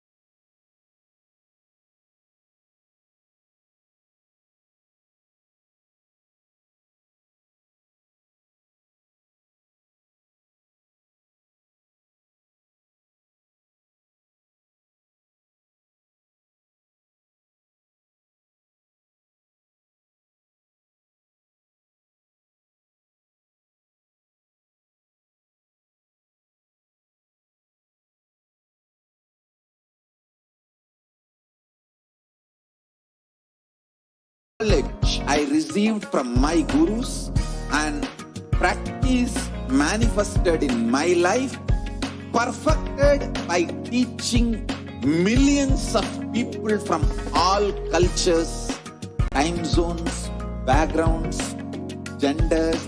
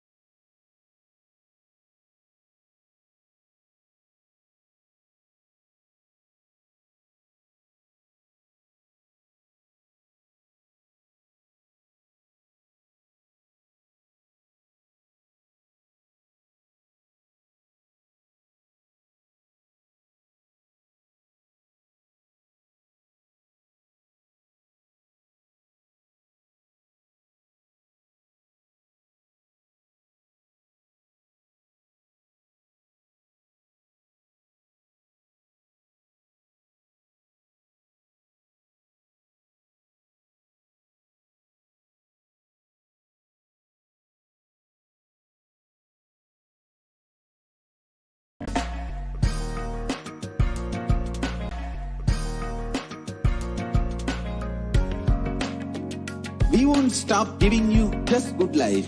We will literally not stop till you live enlightened life.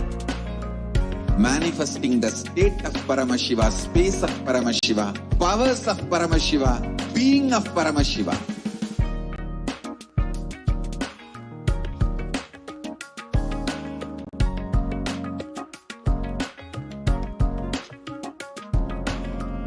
Whole world should become e-Kailashians.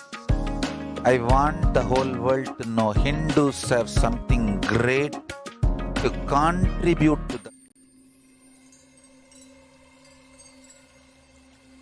I welcome you all with my love and respect.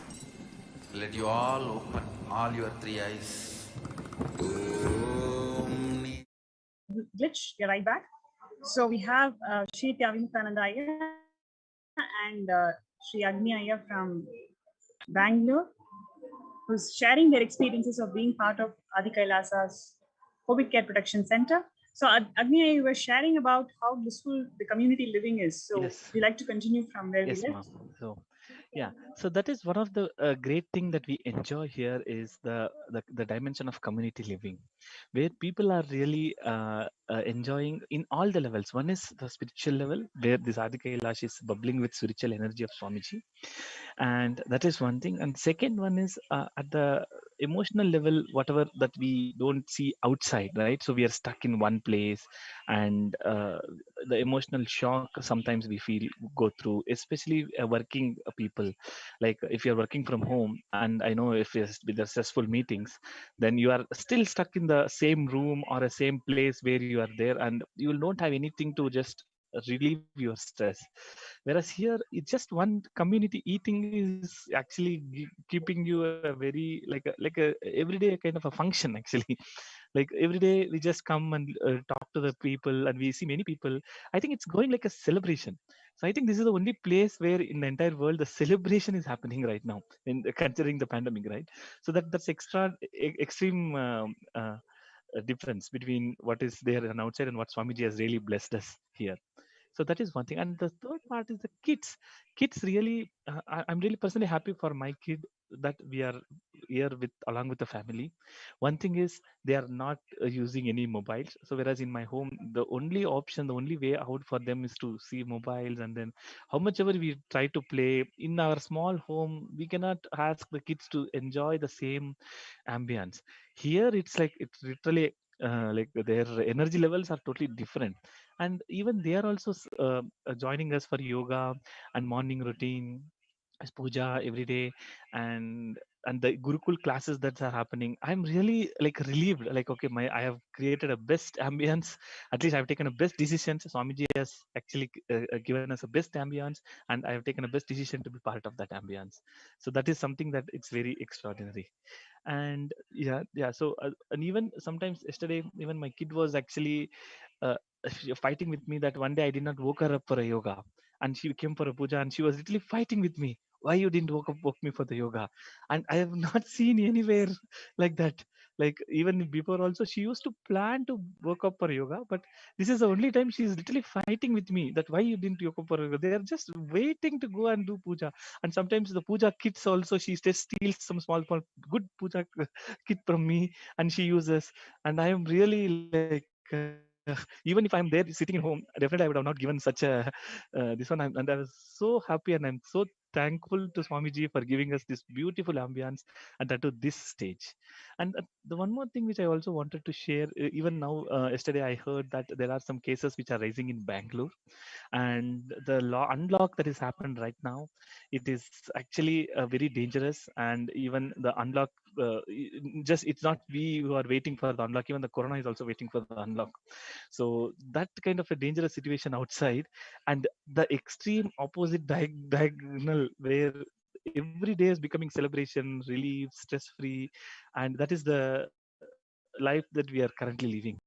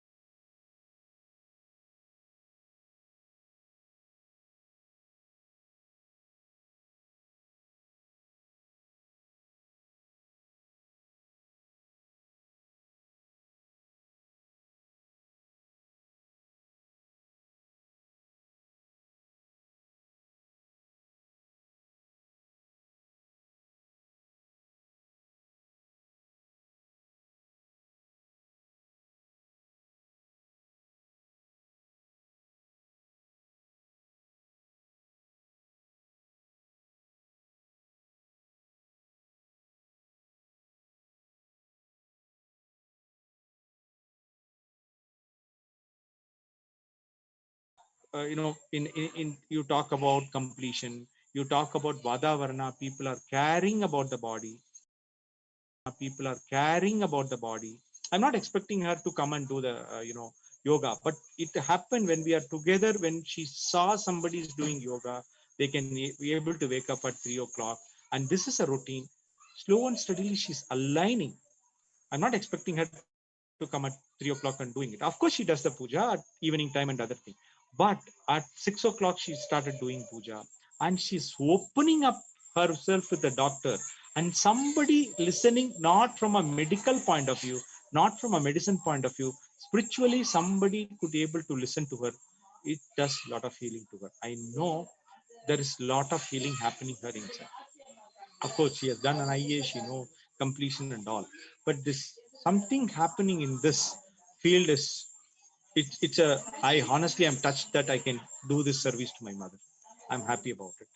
And that's a point I wanted to tell her. And imagine today, this is a situation people are not opening a door for even adult with a good health. So much resistance is there. We are not opening our company. We are telling people to work from home. Such a care in names of that, but it's a time. Swamiji opening up. I bring my mother, and she could able to take in medically well, and spiritually she's getting a healing. What else? What else we can expect more than this? Isn't it in height of compassion? Yes. There's only an avatar can just do that. Right? And so this is so touchy to me. So taking this point, thanks to Bhagavan that he has blessed me that it's my artha of my life to be in Kasi, and Kama of my life is basically creating a Hindu university in Varanasi, and that's all the fourth Kama, Artha, Moksha, everything is just aligned with me are Avimukta Kshetra. So to answer your question, if three things I have to take there and implement it, the first thing is taking care of elders. So I was just talking about it, like the 4 stages of the life. One of the stage in our Hindu community we lost is this Vanaprastha. You see most of the elders, why to go, even in our home.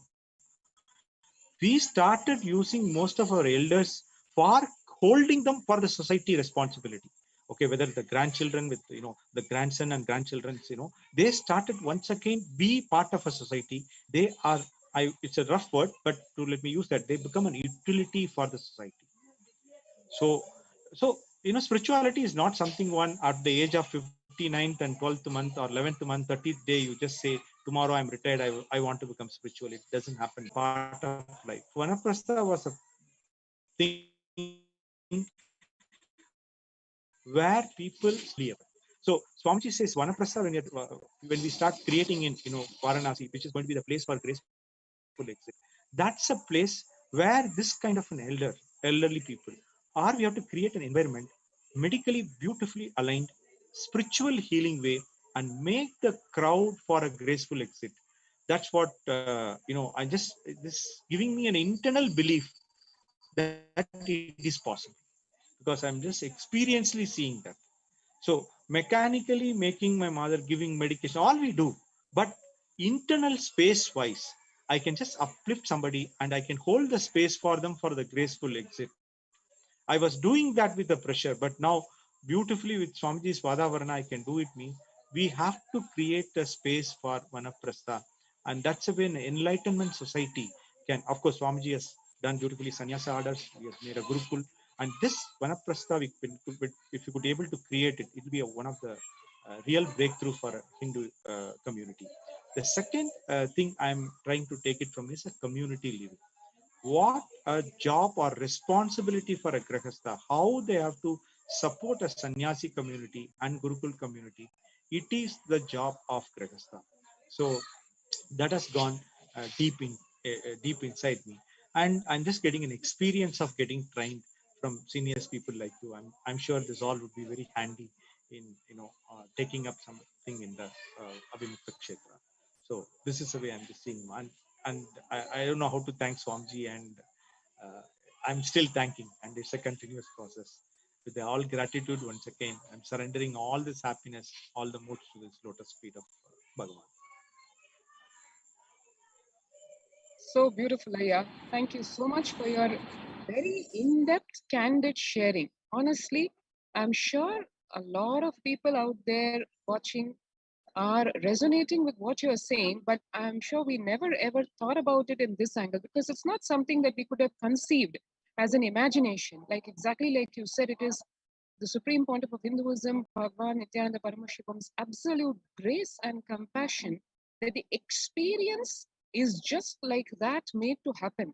And that experience goes so deep, touches so deep that it just awakens more and more layers of the superconscious breakthrough. Exactly like you said, the attitude.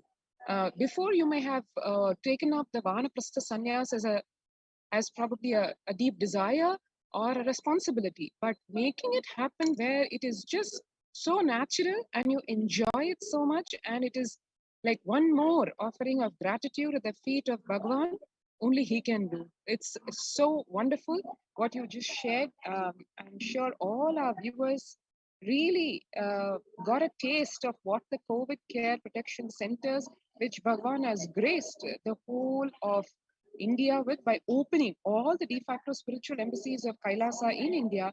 I'm sure everybody literally lived through in the last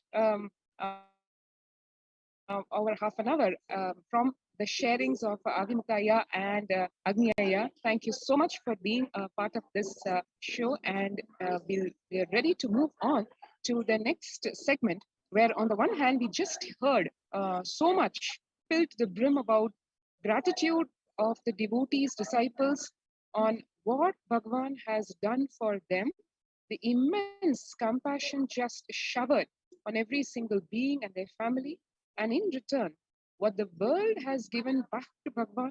Let us wait and see in the upcoming segment. Thank you, Nithyananda. Thank you, Ma, Nithyananda.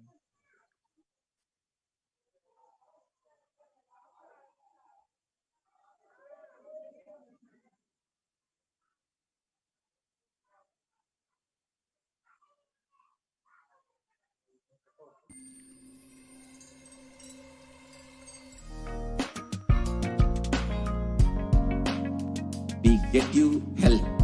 We get you ability to build beautiful relationships in your life.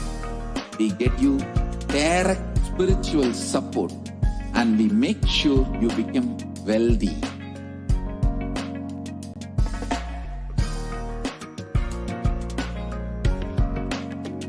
We won't stop giving you just good life. We will literally not stop till you live enlightened life. Manifesting the state of Paramashiva, space of Paramashiva, powers of Paramashiva, being of Paramashiva.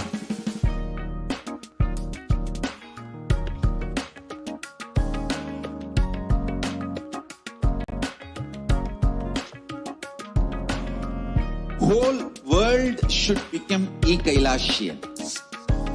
I want the whole world to know Hindus have something great to contribute to the world.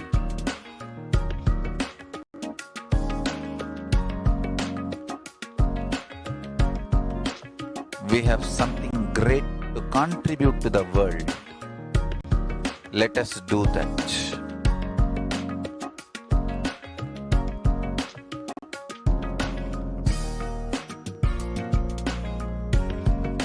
E-Kailasa is proper customized spiritual service helping you to identify your root patterns of suffering. We have perfected the science of helping every individual from every cultural, religious, nationality background.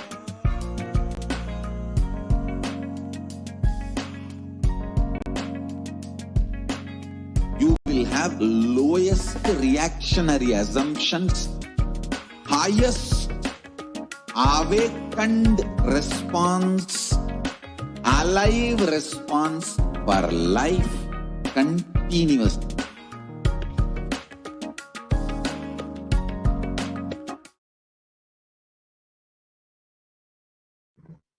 Nithyananda, welcome back to all of the viewers who are joining us for this Devi Parashakti Akashic reading program.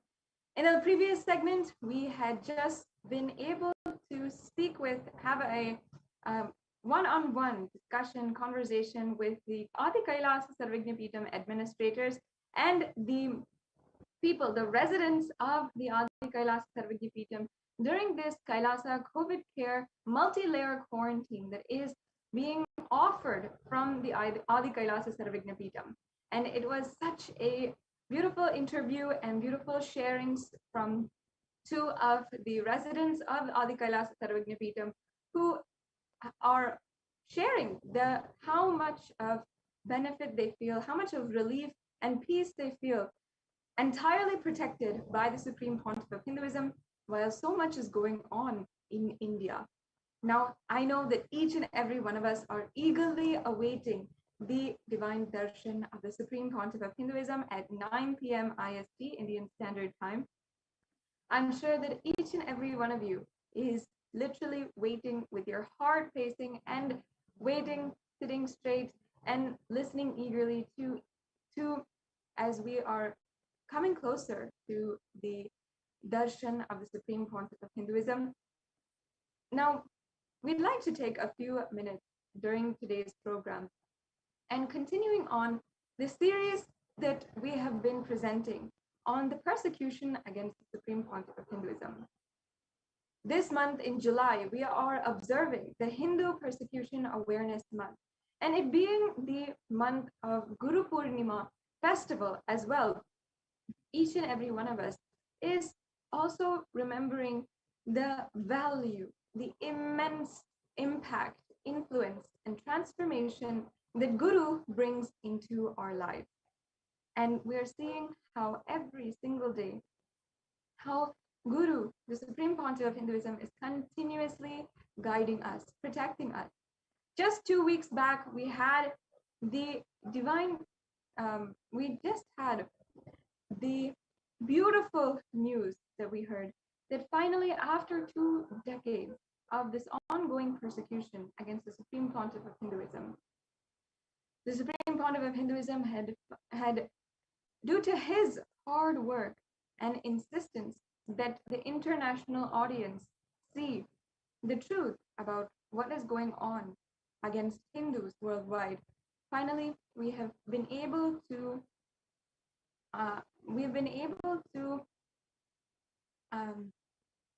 see that the United Nations has recognized the persecution against the Supreme Pontiff of Hinduism.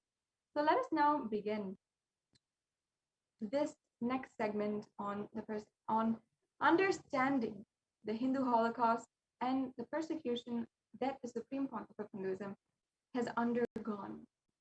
And for each and every one of you, I request your deep listening and a few minutes of your time also to share the link in the scroll below. This scroll has the link for where the United Nations, the Human Rights Commission of the United Nations, has listed Kailasa Union, has listed Adi Kailasa as one of the persecuted communities officially recognized, and also recognized for the denial of rights against women of Kailasa. So please do take a few minutes and share this with everyone that you know, not only with your family and friends, but also with people who may have a little bit more influence and a more understanding of this situation at hand, and who can bring the story, this untold story, history of the Hindu Holocaust to the whole world, and can bring make this platform a little bit more effective and recognized as the voice of Hinduism. With the contribution that the Supreme Pontiff of Hinduism has done for Hinduism being recognized by thousands of esteemed Hindu leaders, he is already recognized and revered as the Supreme Pontiff of Hinduism, and as well the last hope for Hinduism. So anything, the persecution done against the Supreme Pontiff of Hinduism is the persecution that has been ongoing against Hinduism itself. And as we see here, even though the world persecuted him, he only kept enriching. He only remained committed to his mission of bringing healing energy and superconscious energy to the entire world. These are a few of the articles that are done, that were published from the 24th of April, 2010. The next slide, please.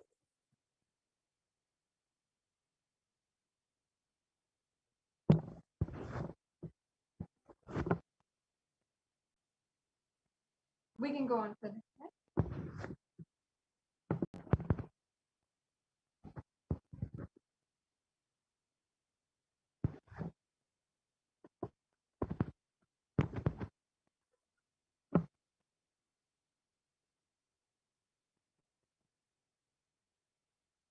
So please take a few minutes and share the link for the UN report where the UN has recognized the persecution ongoing against the Supreme Pontiff of Hinduism. Also, in our Facebook page, in the official Facebook page of the Supreme Pontiff of Hinduism, which is Kailasa's SPH JGM HDH Nithyananda Paramashivam on Facebook, you'll see the official pinned post is on this extremely amazing news, and we'll be able to see exactly this. Yes.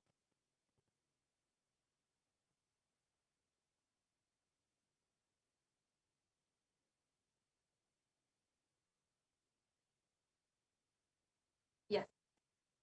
Now, as we saw, participants of the even 21-day inner awakening program saw 1,300% increase in their energy levels, and this was recorded during the inner awakening program, which is a 21-day residential transformational spiritual program. And during this, we had seen how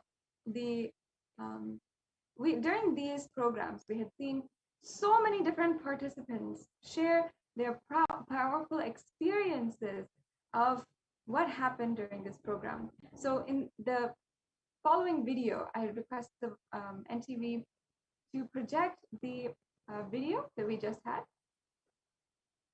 In this video, we'll be able to see some of the very profound sharings of some of the participants of the inner awakening program, and you'll be able to see for your own, in your front of your own eyes, how this has literally made a breakthrough happen.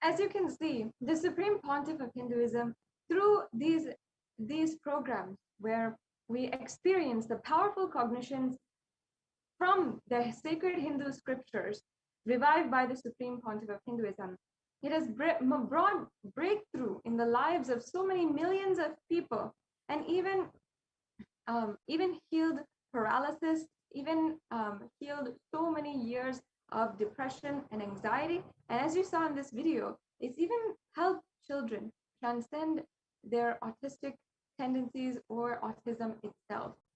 And through even Sri Kailasa United Nations for healing autism and so many other global initiatives that the Supreme Pontiff of Hinduism has started, the Supreme Pontiff of Hinduism has brought the Hindu scriptures, the Hindu solutions for extreme situations and extremely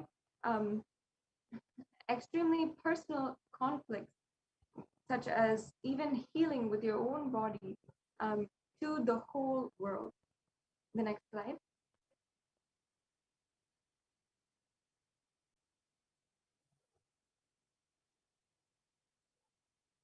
And we have another video, a testimony sharing by a participant from the Inner Awakening program.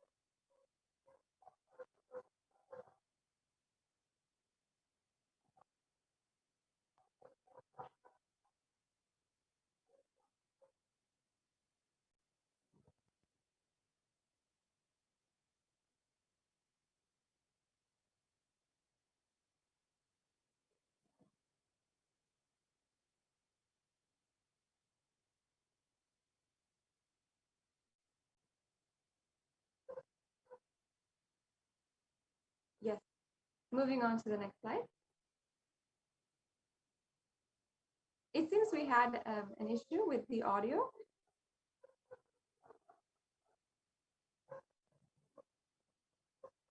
If the volunteer can also share sound, I think that will solve the issue.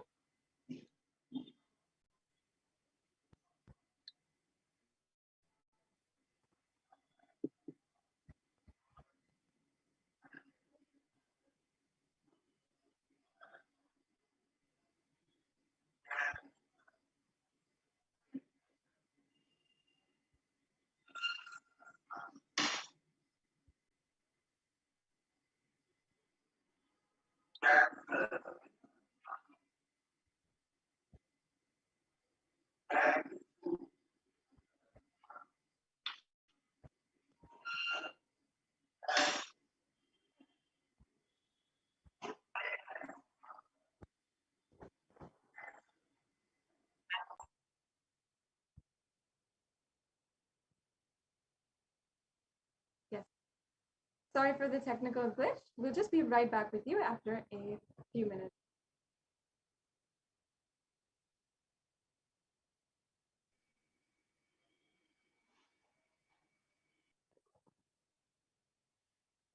As each and every one of you had seen, even though the Supreme Pontiff of Hinduism had been persecuted in every single direction, whether it is more than 120 cases, false cases had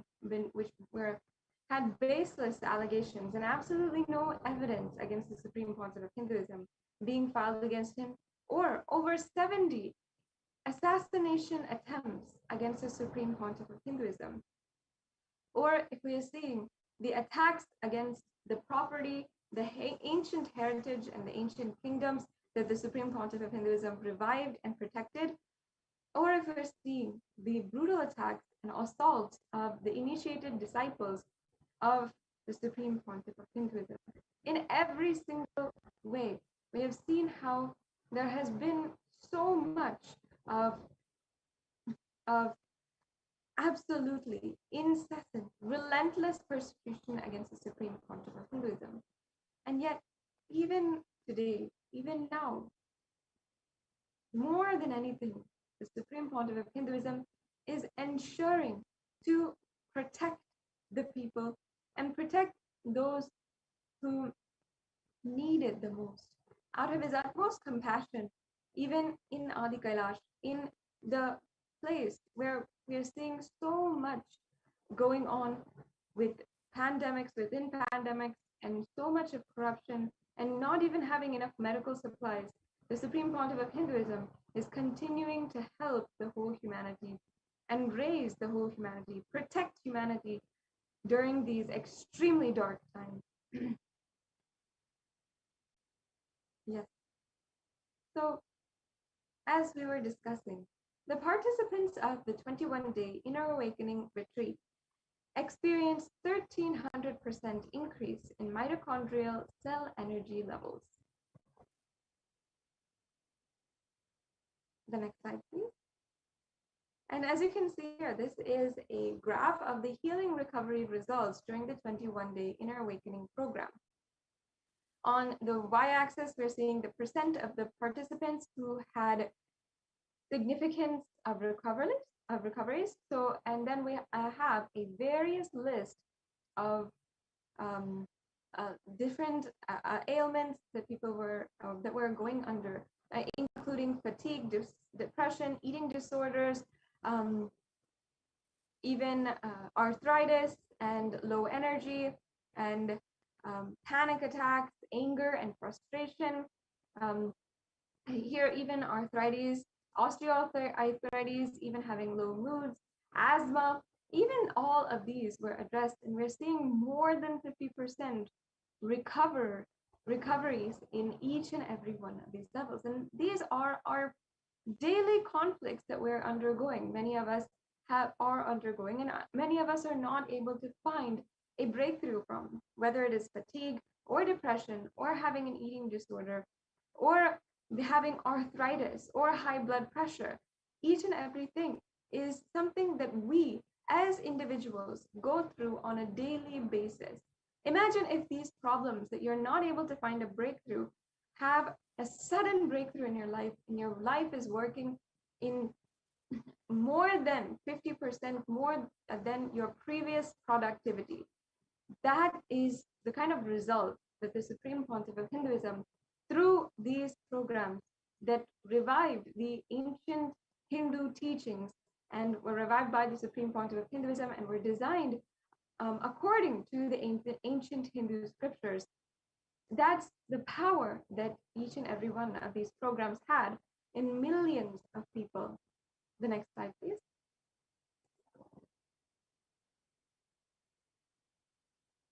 And in the Sanatana Hindu Dharma, the Guru, as we know, is the one who gives us so much and literally is worshipped even in a higher position than God himself. He is the ultimate healer. Here in the Sri Guru Gita, in verse 93, he says, I always bow down to Sri Guru, who is bliss, who exudes delight, and who is cheerful. His nature is knowledge and is aware of his own self. He is highest among the yogis and is adorable. He is a physician for disease of worldly existence. An amazing verse that Bhagavan Paramashiva had revealed to Devi PARASHAKTI. And we're seeing, just like River Devi Ganga Mata, who fulfills all our needs from quenching the basic thirst to giving us ultimate liberation, the Guru, the incarnation, the Supreme Pontiff of Hinduism, does not only heal us from our physical ailments and diseases, he enlightens us and cures us from the biggest disease of worldly existence and ignorance. The next slide, please.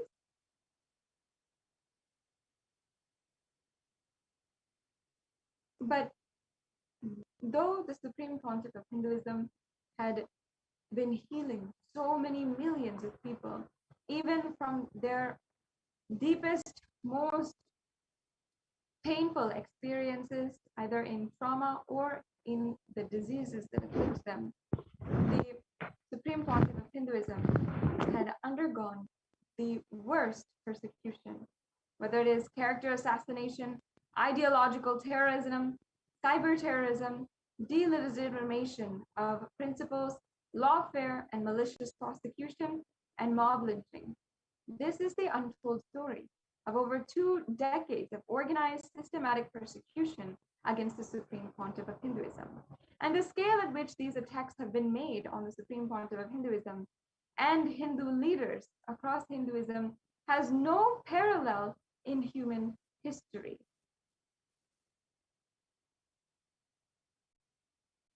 The next slide, please.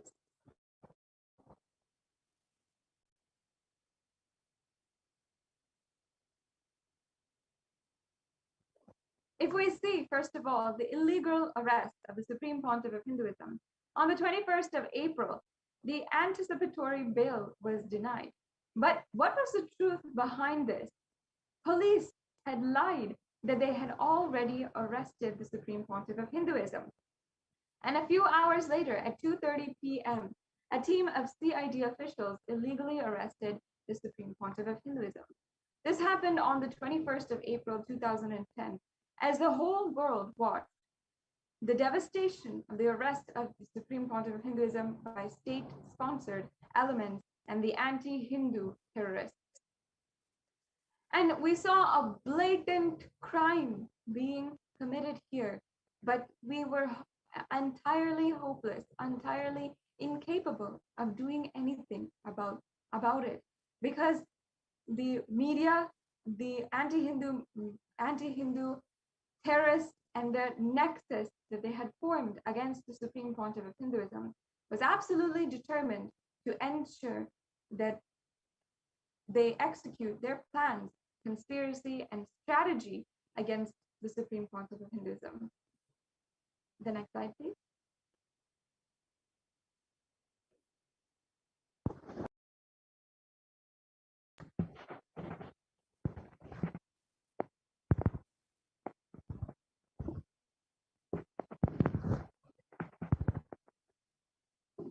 Now we have to ask some fundamental questions. Who was the victim in this entire propaganda against the Supreme Pontiff of Hinduism? Were attempts made to assassinate the Supreme Pontiff of Hinduism? Yes, for 50 days from March 2nd to the 21st of April, serial attempts were made to assassinate the Supreme Pontiff of Hinduism. And did police provide any protection? No. Did police arrest or put any militant assassins under trial? No. Did police accept complaints of the victims of the attack by militant assassins? No. What action did the police take? They arrested the victim, the Supreme Pontiff of Hinduism.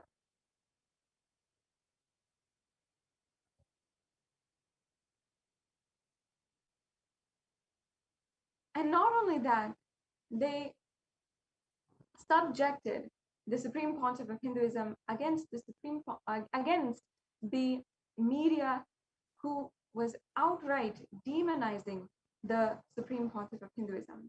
On the 21st of April in 2010, the police justified the illegal arrest of the Supreme Pontiff of Hinduism by deceit, propaganda, and anti-Hindu laws.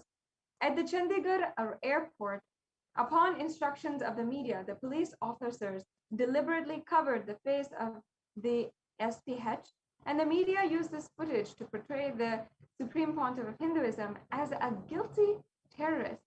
The propaganda was aimed to desensitize the Hindus of India and mob lynch the Supreme Pontiff of Hinduism during transit.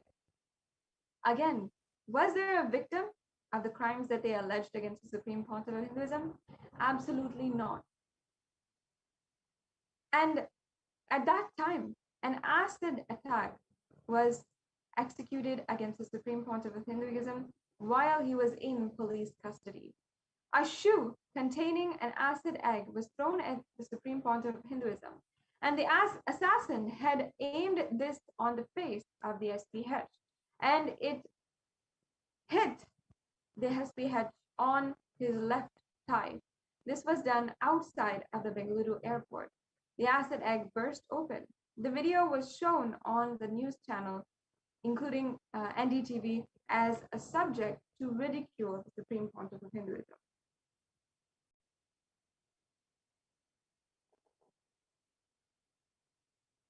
Again, the silent assassination attempts continued, with the injection of lethal poisons to cause cardiac arrest while the Supreme Pontiff of Hinduism was in custody.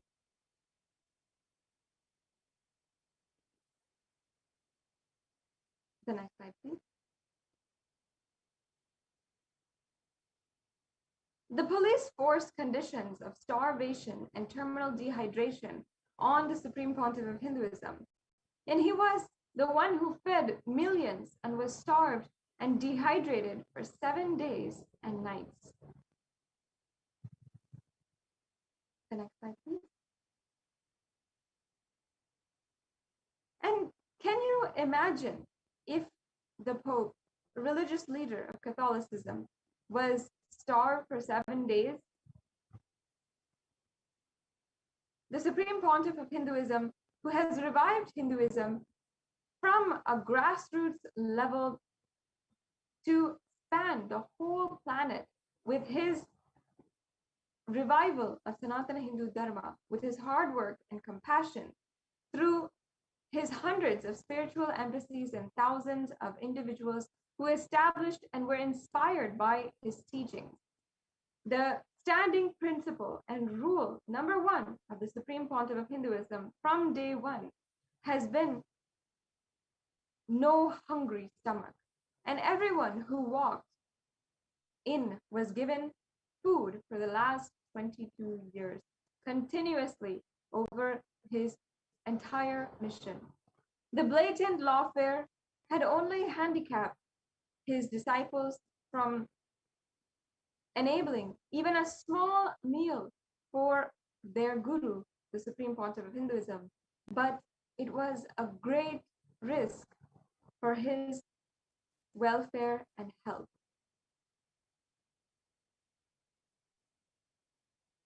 False cases and illegal arrests were again pursued by the anti-Hindu militant terrorist forces in custody.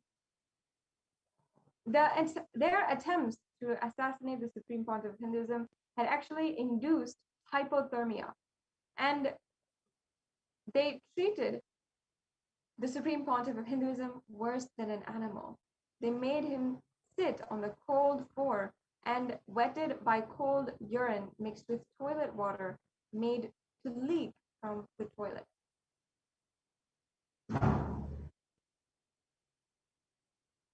The Supreme Pontiff of Hinduism was sleep deprived at night and made to undergo third-degree torture during the day. As an example, the Prime Minister of Israel from 1977 to 1983 described his experience of sleep deprivation as a prisoner of the NKVD in the Soviet Union as follows. In the head of prisoner, a haze begins to form. His spirit is weary to death. His legs are unsteady, and he has one sole desire: to sleep. Anyone who has experienced this desire knows not even hunger and thirst are comparable with it.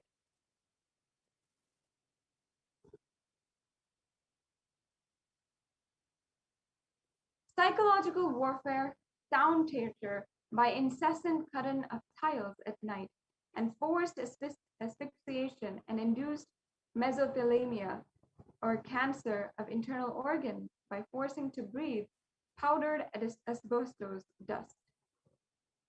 These are the different ways that the anti-Hindu militant forces had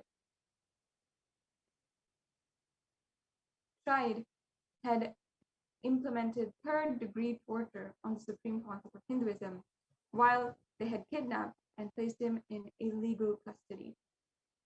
Then the blatant blasphemy, force-fed beef to a pure vegetarian monk practicing non-violence as a spiritual vow. The one who initiated millions into vegetarianism as a spiritual lifestyle through Samaya Diksha was attempted to be force-fed to eat sacred mother cow as meat. The next slide, please. And multiple medical tests were illegally administered against the Supreme Pontiff of Hinduism with no medical background, with no medical professionals even. And there was no legal order for these tests to be conducted. The injection of fatal long-term chemical poisons multiple times a day in the name of blood tests. The injection was of lethal poison to cause cardiac arrest.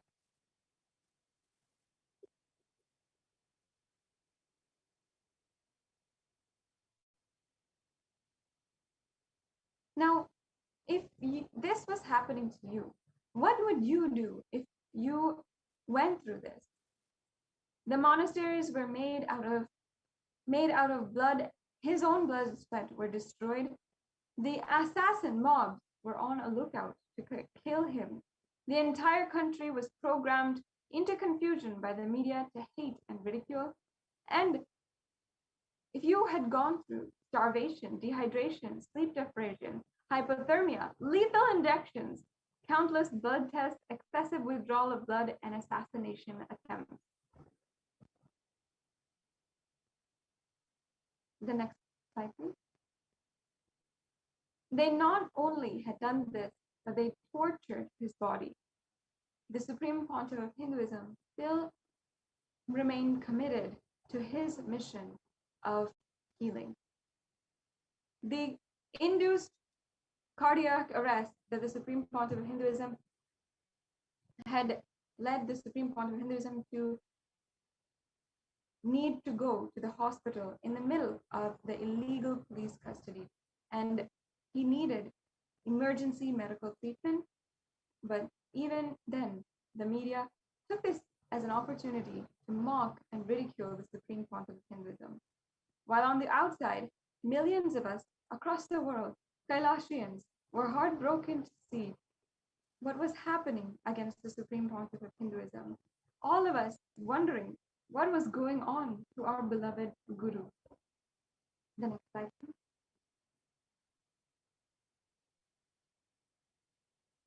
He was forced to be starved, and he was forced into starvation and terminal dehydration, subject to psychological warfare, tortured, and he was forced to even eat beef, even though he did not eat anything for the 8 days that he was in the illegal custody. And on the contrast, the Supreme Pontiff of Hinduism provides 10,000 vegetarian organic meals a day, always gracing humanity with compassion and enriching. The next slide, please.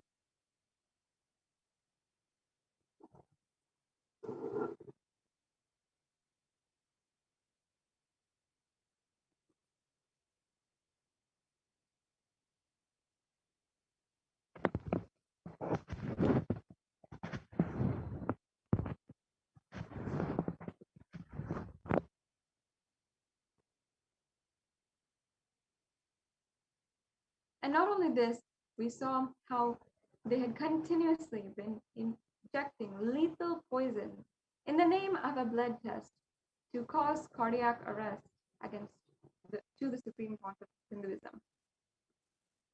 The next slide, please. Multiple times in 2010,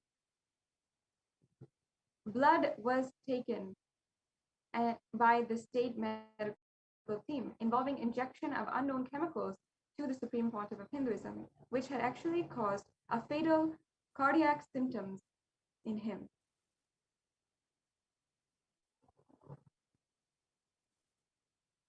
And here we see a example where they had what the Supreme Pontiff of Hinduism, where they had literally injected and induced a cardiac arrest and caused chest pain. And the New Indian Express has published this article about how this blood test had caused the cardiac arrest and cardiac trauma. The next slide, please.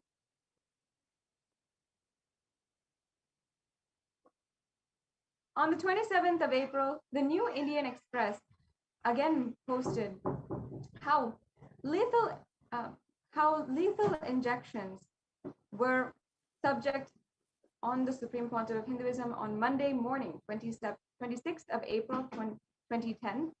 And then the Supreme Pontiff of Hinduism was taken to court immediately after the test, and then he was taken to the hospital. When it was reported in the media, it was said that it was lied and falsely told that the Supreme Pontiff of Hinduism had underwent a potency test under police custody and had undergone this attack.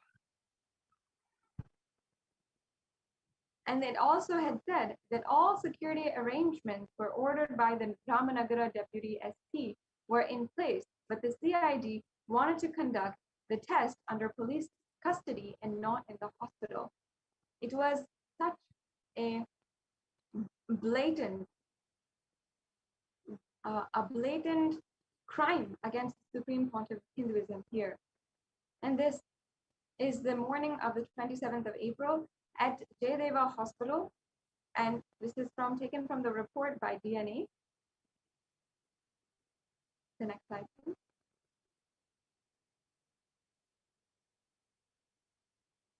We can see the picture of the Supreme Pontiff of Hinduism clearly not able to stand up, even being brought out in a wheelchair from the hospital after being admitted after symptoms of cardiac arrest were induced with lethal injections given in the name of blood tests.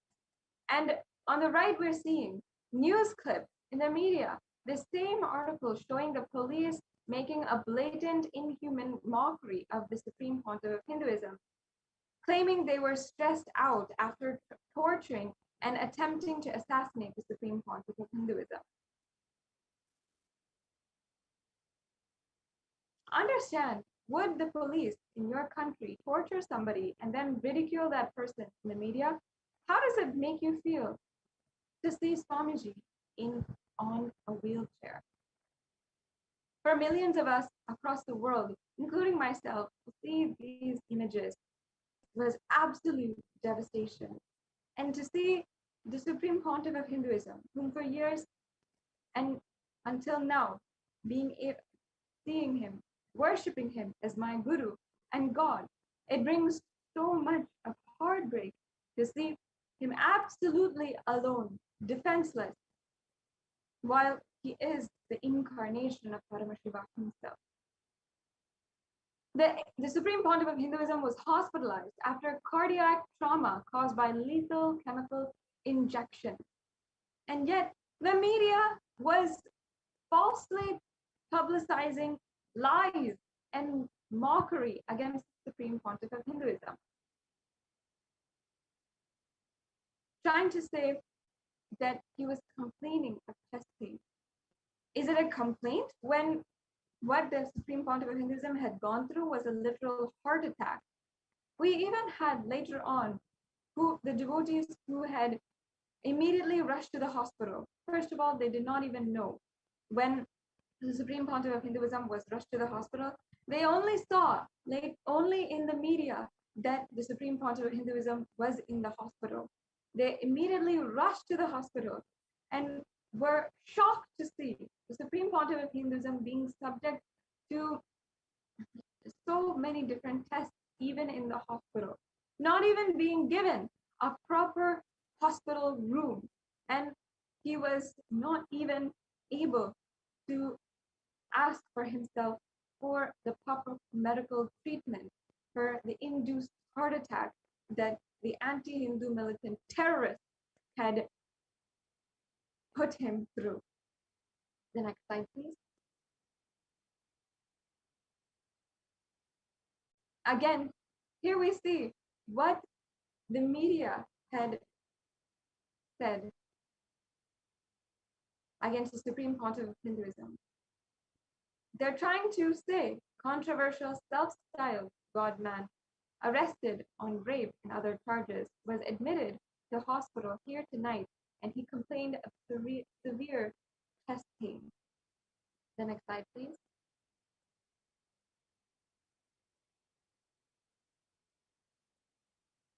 But what we know is the Supreme Pontiff of Hinduism had said on April 30th of 2010,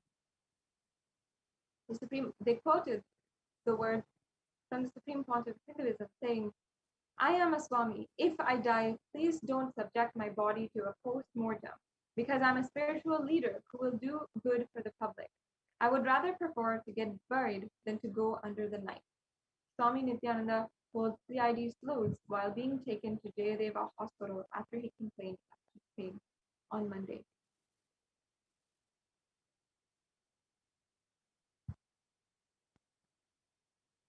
On the way to the hospital, the Supreme Pontiff of Hinduism had asked the CID Superintendent of Police, Yogappa, what would happen if he died.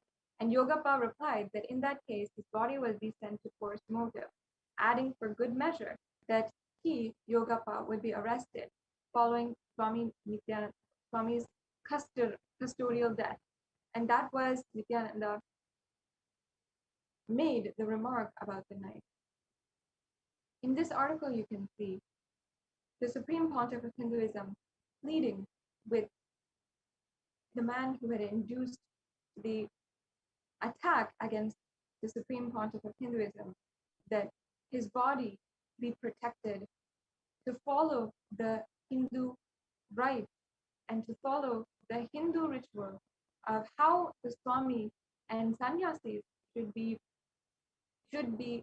done, how they should be treated even after death. At this moment,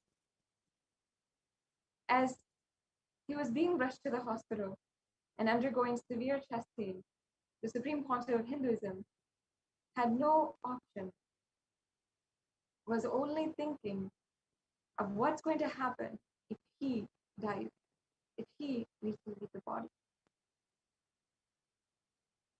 The next slide, please.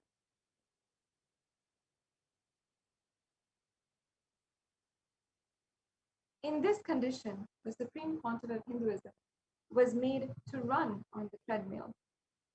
And just a brief timeline of events.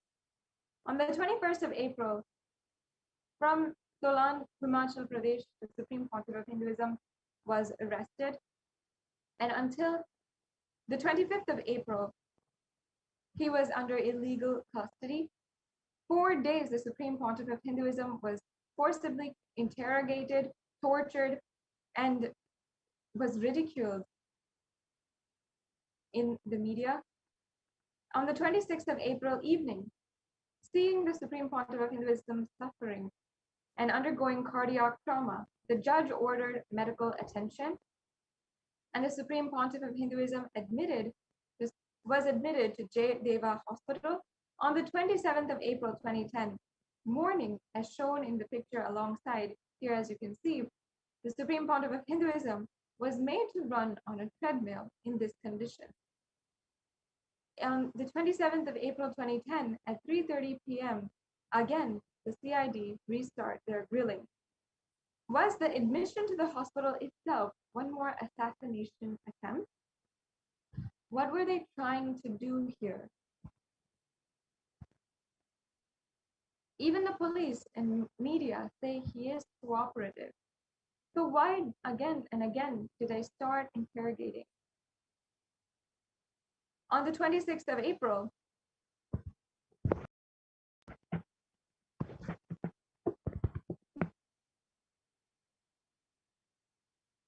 The lethal injection was carried out.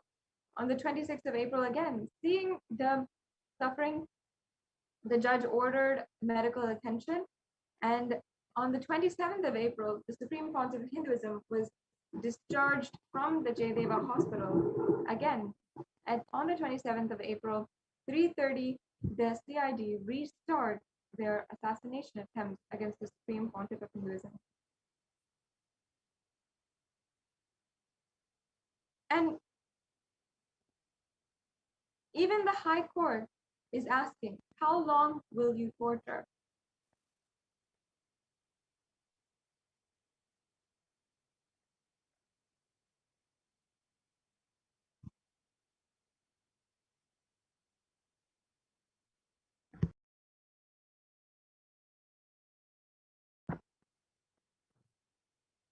In 2010, as the days progressed slowly and tortuously, one of the disciples of the Supreme Pontiff of Hinduism, who was a doctor, was able to get the permission of the government to see and visit the Supreme Pontiff of Hinduism.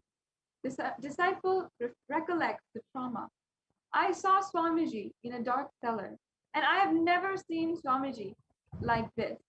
Swamiji was struggling to open his eyes and struggling to even stand up. I didn't know what was happening. Swamiji somehow rested his hands on the wall and got up and was continuously blinking his eyes. He looked as if he was searching something, and I tried helping Swamiji. The next slide, please.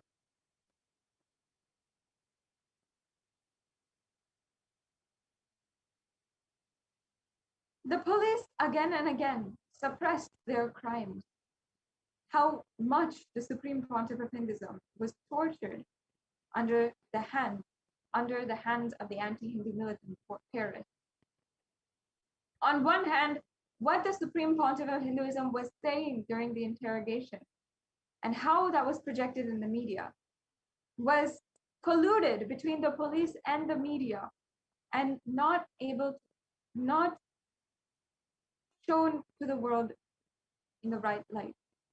The actual statement of the Supreme Pontiff of Hinduism was his body is not capable of indulging in any sexual act, and he can prove this through a medical potency test. But what the media headline said was, I am not a man. The next slide, please.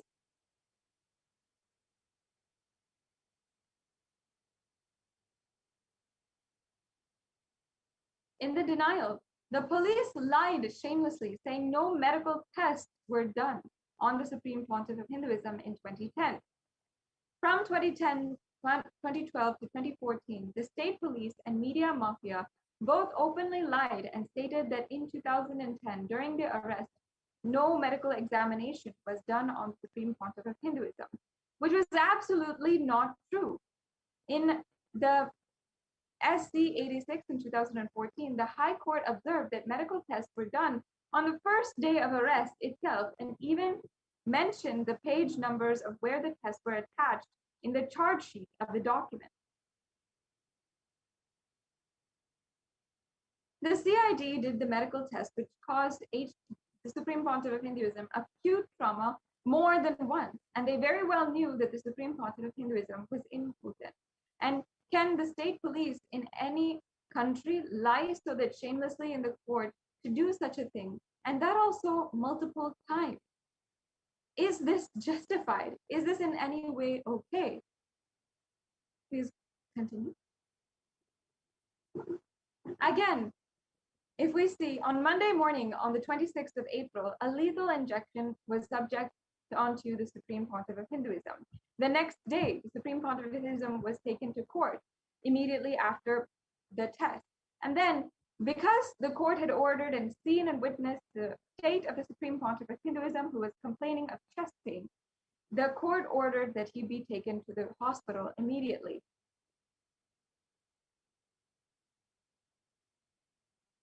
The next slide, please.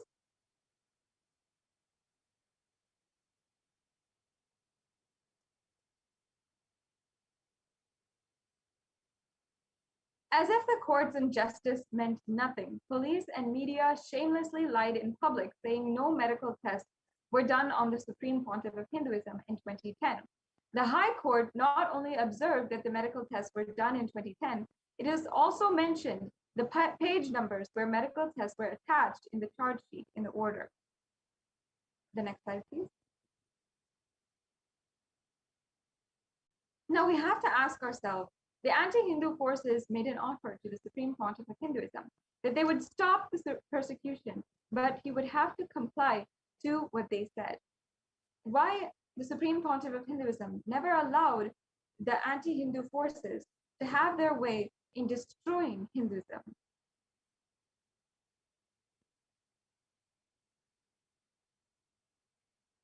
Yes, let us now watch this brief video on the attacks done against Hindu leaders.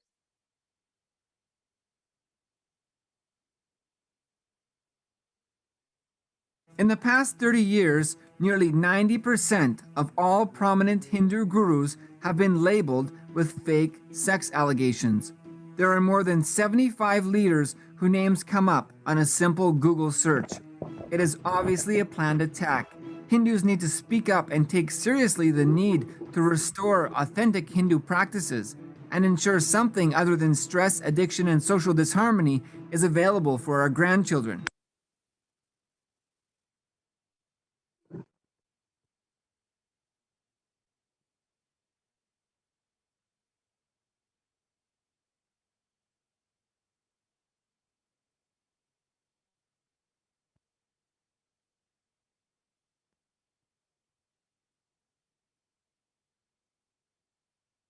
The next slide.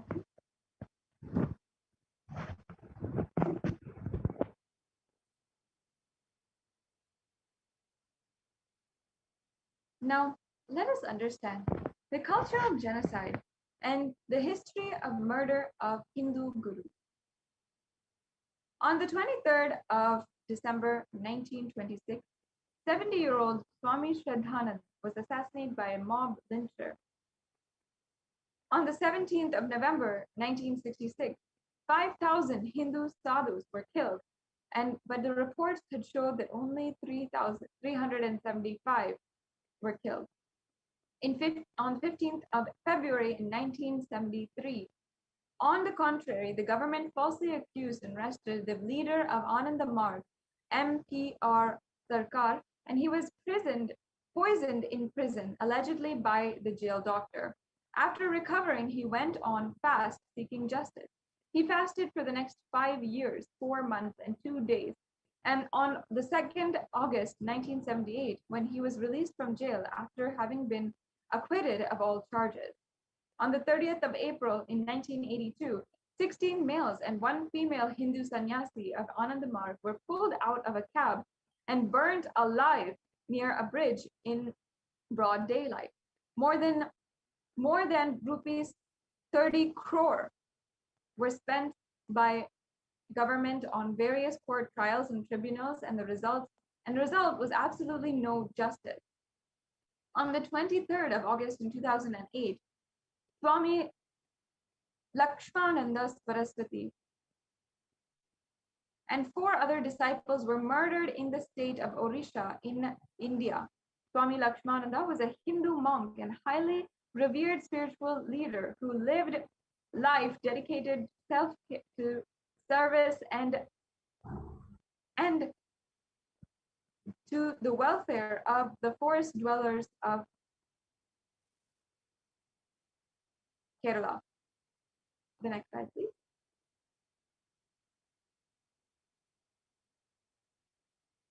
And here we're seeing the brutal crimes done against the Hindu gurus from November 7th of 1986.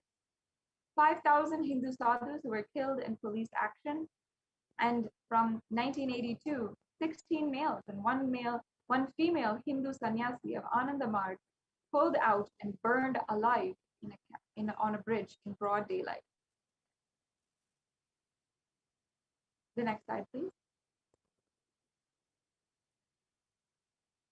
Here is a picture of Swami Lakshmananda Saraswati, and 4 of his disciples who were murdered in the state of Odisha in India. And he was a highly revered spiritual leader who lived a life dedicated to the welfare of forest dwellers, the Vanivasis of Kandamal.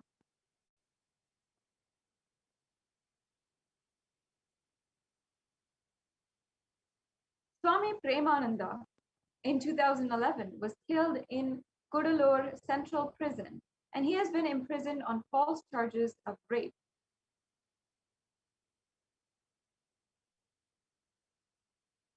And on the 1st of September 2013, Asaram Bapu was arrested on false charges. On 10th August in 2014, in the 21st century, Pakistan and Afghanistan have less than 1% of Hindu population. And once they were entirely Hindu populated nation, Hinduism survived in India because of the tyaga of Naga sadhus and protected Hindus and temples during the invasion, like in Vrindavan and Kashi, by sacrificing their lives. Today, the Naga sadhus are beaten and killed on the way to the very same street. From the 19th of November 2014, police killed 6 disciples of Saint Rampal and arrested Saint Rampal and sentenced him to life imprisonment.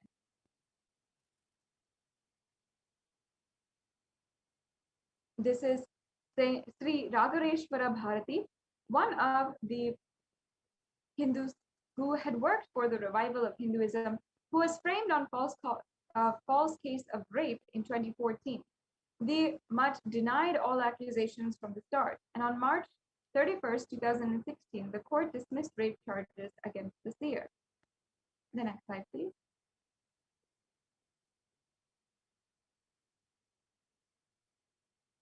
And again, the cultural genocide continued, with Swami Avimukhteshwarananda in the September of 2015.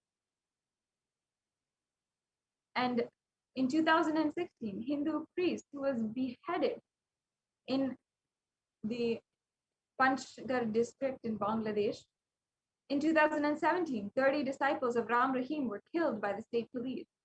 In 2018, Palhari Baba jail term was till death on false allegations of rape, and he was a great yogi who lived on fruits, and hence his name was Palhari. And Swami Tattva Bodhananda, a disciple of Swami Dayananda Saraswati, a yoga guru and guru Vedanta Adhikari, has brutally been sickled to death by mob lynchers in Puducherry.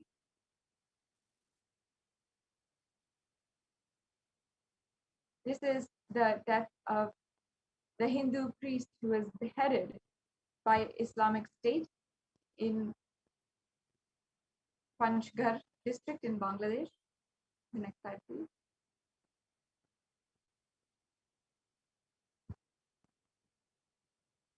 The next slide, please.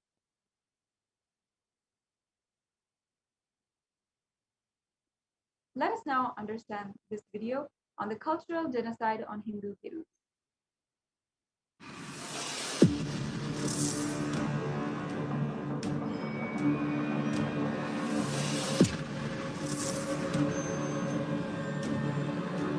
It is recorded in Vedic times there were 56 deshas, or Hindu nations.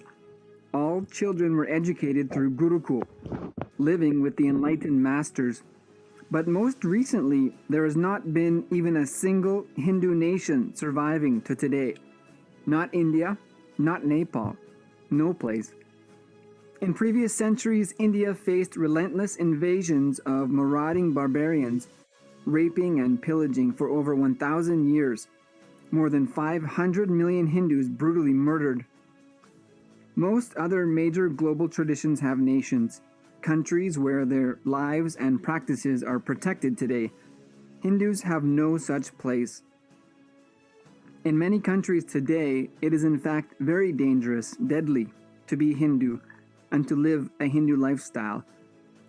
Even in India, many Hindu practices, teachings, teachers, rituals, Traditional healing systems and temples are legislated and discriminated against under so-called superstition bills through media and in so many other organized ways. Even up to the recent past, the treatment of great Hindu incarnations and modern Hindu gurus and their spreading of the great teachings of Sanatana Hindu Dharma has faced relentless slander and attacks from anti-Hindu forces through Jnana Sambandar, Adi Shankara, Ramanujacharya, Sri Ramakrishna and Vivekananda, Ramana Maharishi, Swami Yogananda, Satya Sai Baba, Srila Prabhupada, Osho, Nithyananda Swami, the Shankaracharyas, and Asram Bapu, to number just a few. In fact, every single prominent Hindu guru and organization has been illegally slandered and attacked throughout the history. Hindus live the principle of ahimsa, that is true, and it shows across the planet in the ability of Hindus to peacefully and productively lead in all populations around the world. But what are Hindus to do amidst the constant threat of physical security, violent attacks and murder, destroying their very way of life and demanding an end to Hindu existence? Is any more evidence needed? The world may not be aware, that is true, of the relentless, brutal attacks against the Hindu way of life that continues to today. But for how long will we leave it as someone else's problem, turn the other cheek, and pretend that it's safe to be a Hindu today? Pretend that the lifestyle is not under threat, that our gurus are not systematically attacked, that our very life and existence is under threat, with the only demand that we cease living as Hindus. It is the only demand. Do not live. Do not live as Hindus. Do not live at all. And then we will stop killing you. Hindus have always carried the tradition of responsibility. Every member of the community was expected to at least end their lives of society as sannyasis, serving the highest purpose of the society for all, to complete their family responsibilities and 9-to-5 careers and commit to serving the highest needs of all the members of the society, to set the example for what is most important, to set the example through their actions, which we all know speaks the loudest, to get involved in the revival of the enlightened ecosystems of Sanatana Hindu Dharma and the world's only Hindu nation. Email to contact@kailasa.org. If you feel responsibility is a power, you make your life successful.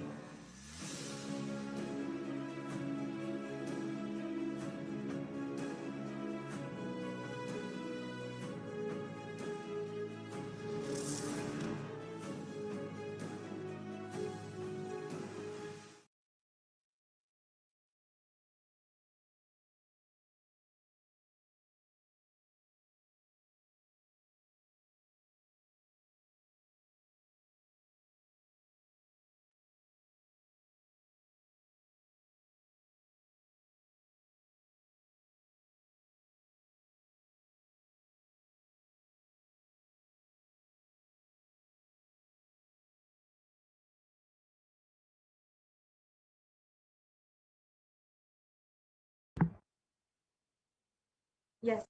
Now moving on to the next slide. And once again, Lakshmi Varatirtha Swami, who had been attacked by the anti-Hindu militant forces, Swami Lakshmi Varatirtha of Udupi died in 2018. Hospital releases the report that he was actually poisoned, and no one was convicted against on his attack. And of course, nobody was convinced that he had committed suicide. But that is the narrative that the media mafia had tried to create. If the Supreme Pontiff of Hinduism had not withdrawn from Indian society, they would have done the same to the Supreme Pontiff of Hinduism. The next slide, please.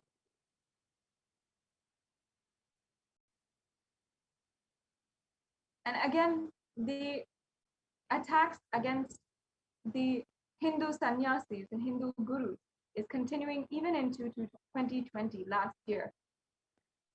If we see 15th of April 2020 in Maharashtra, a mob of over 100 people had killed 2 sannyasis in Palghar. On the 16th of April in 2020 in Bihar, an 80-year-old Swami Hindu was murdered in Bihar. And on the 25th of April in 2020, monks attacked in Hoshalpur ashram in Punjab. On the 27th of April in 2020, 2 more Hindu priests were brutally killed in Uttar Pradesh. On May 22nd, 2020, Hindu monks their attendant were murdered in Narendad ashram. And then 85-year-old sadhu or monk was murdered inside his monastery on the June 9th, 2020. And of course, the list goes on even after June 2020. Now, we'll be understanding why the Supreme Pontiff of Hinduism, despite so much of persecution, is insisting and persistently ensuring that we all revive Kailasa. Why Kailasa is the next subject of the next segment in today's program. We'll be continuing on this segment on a persecution against the Supreme Pontiff of Hinduism, and we'll be right back with you after a short break.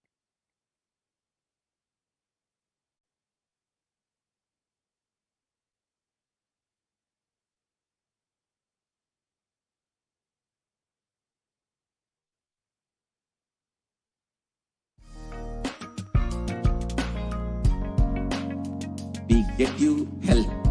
We get you ability to build beautiful relationships in your life. We get you direct spiritual support, and we make sure you become wealthy.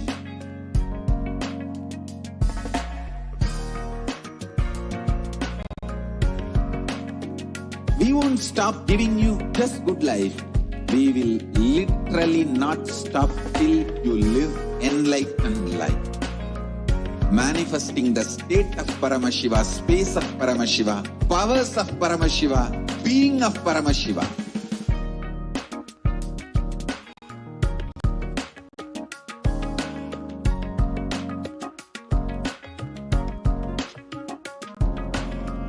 Whole world should become e-Kailashians. I want the whole world to know Hindus have something great to contribute to the world.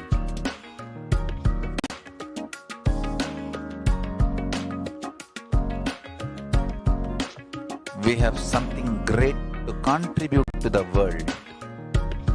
Let us do that.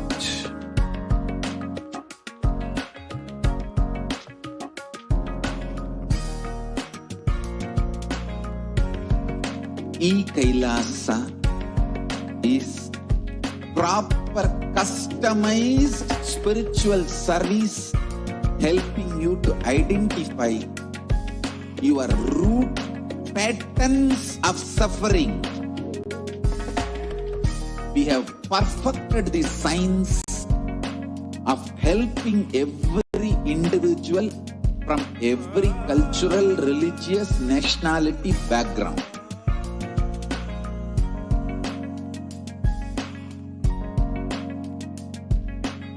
You will have lowest reactionary assumptions, highest awakened response, alive response for life continuously.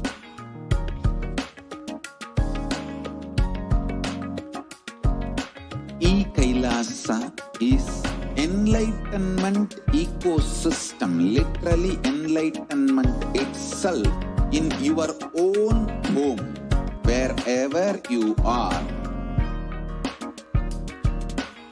proper customized spiritual service helping you to complete with your life negativity.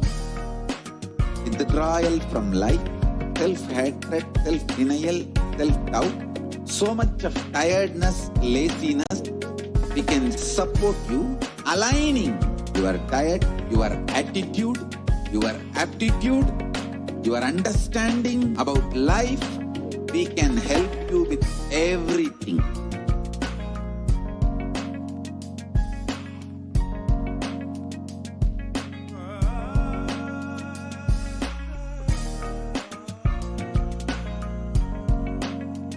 If you are interested in enlightenment, we will immediately bring this to you.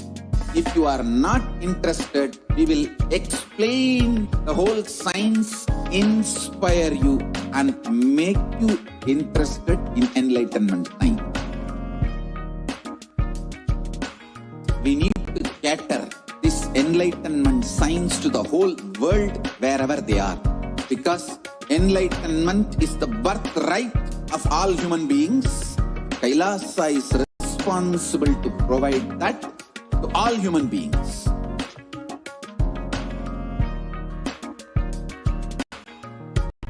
Kailasa is the totality of the knowledge I received from my gurus and practice manifested in my life, perfected by teaching millions of people from all cultures, time zones, backgrounds, genders, nationality, race, from every creed.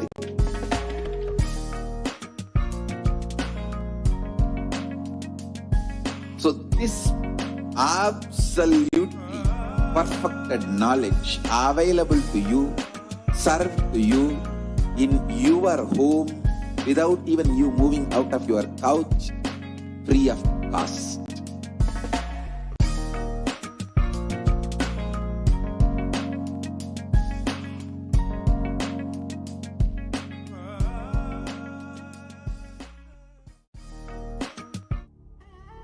What I mean by the word e-Kailasa, listen intensely. Enlightenment ecosystem, literally enlightenment itself, in your own home, wherever you are. If you cannot come to Kailasa, it's okay. Kailasa can come to you.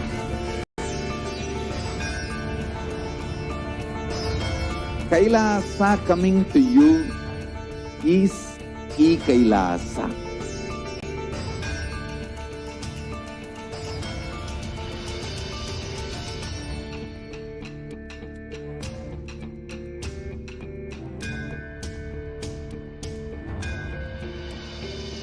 I will revive Hinduism.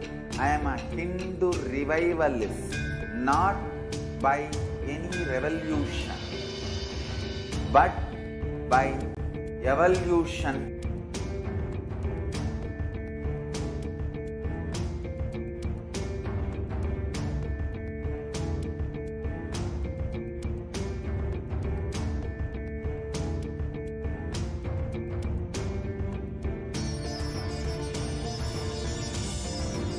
And setting model community.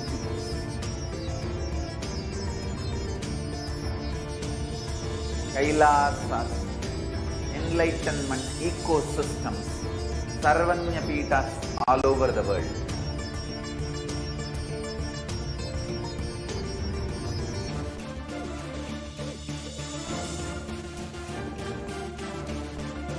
All powerful cognition, knowledge, only when you live, power manifestation and possibilities manifestation happens. It's a fundamental truth.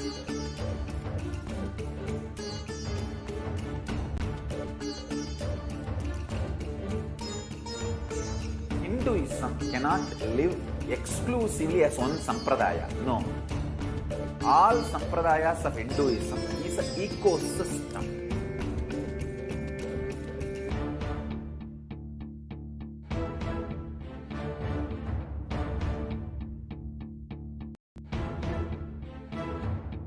So don't keep quiet thinking that if one sampradaya is attacked, only that sampradaya is going to be affected. All of us are ecosystem.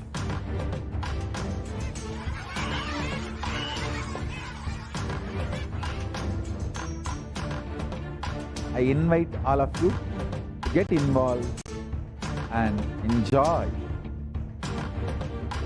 Hinduism by the principle of Dharmo Rakshati Rakshitaha.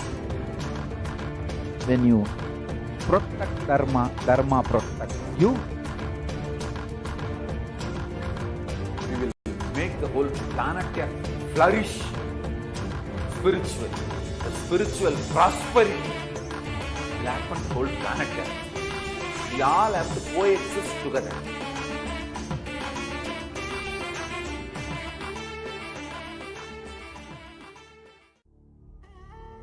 What I mean by the word E-Kailasa, listen intensely. Enlightenment ecosystem, literally enlightenment itself, in your own home, wherever you are. If you cannot come to Kailasa, it's okay. Kailasa can come to you. Kailasa coming to you is E-Kailasa.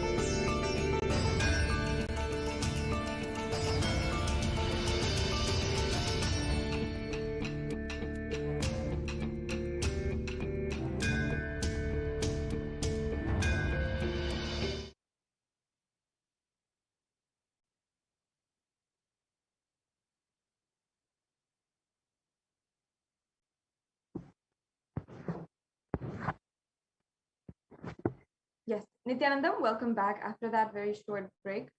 I request all the viewers once again to stay tuned and to ensure that you're spending a few minutes today sharing the link of the UN report that they have published on the Human Rights Commission website for the UN, where they have recognized the persecution against the Supreme Pontiff of Hinduism. Please also, when you're sharing, use the hashtag UN recognizes the persecution against the Supreme Pontiff of Hinduism, against the SPH, and also the hashtag against Hindu persecution. And during this ongoing July Hindu Persecution Awareness Month, we are, as Kailasa across the world, is ensuring that we are using this platform and also in various other platforms, how the Hindu Holocaust is ongoing and what the Supreme Pontiff of Hinduism is doing to bring the Holocaust to the awareness of the international audience. So yes, let us now continue where we left off. In the previous segment, we had been reviewing, seeing the harsh details of what the Supreme Pontiff of Hinduism has undergone, despite having healed millions of people. What torture and brutal, insensitive treatment the Supreme Pontiff of Hinduism has gone through at the hands of the anti-Hindu militant terrorists. Now, let us watch this brief video of the Supreme Pontiff of Hinduism explaining to us more on the Hindu Holocaust. This time, I am ready and I am already sacrificing my life, doing tyaga, sarva parityaga, for this cause of reviving ancient Hindu enlightened civilization, Kailasa. And I beg all the Hindus outside India, Hindu diaspora all over the world, give me 2 kids from each family. It is time we start building next generation Hindus who understand the Hinduism authentically, originally, and revive, bring legitimacy to Hinduism in every field.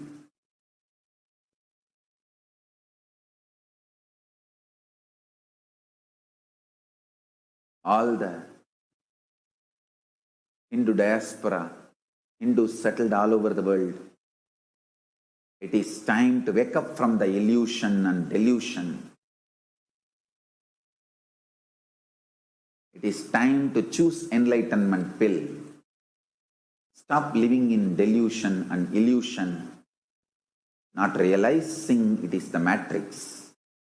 Wake up and choose enlightenment. I'm not asking your money. I'm not asking your luxuries. I'm not asking your comforts. Actually, I'm asking your kids.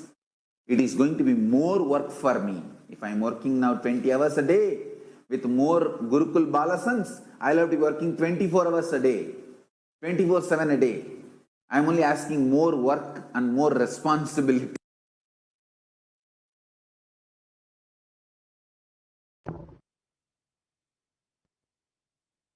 We can go on to the next slide. Pana, Poland. Swamiji, what happens when I do Salva Parityaga?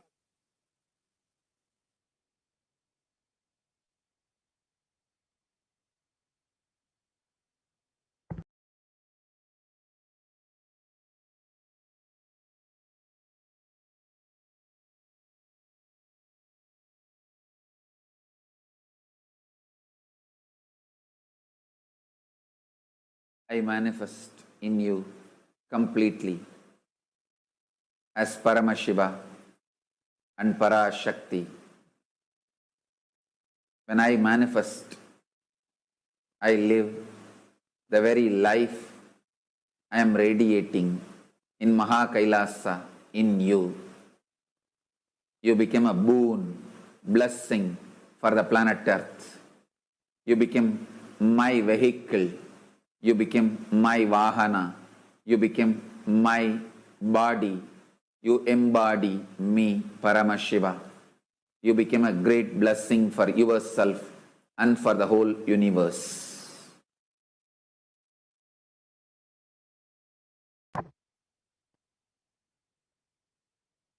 We can go on to the next slide.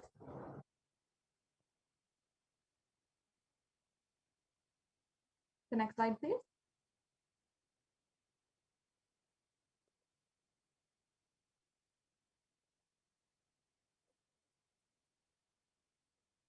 The next slide, please.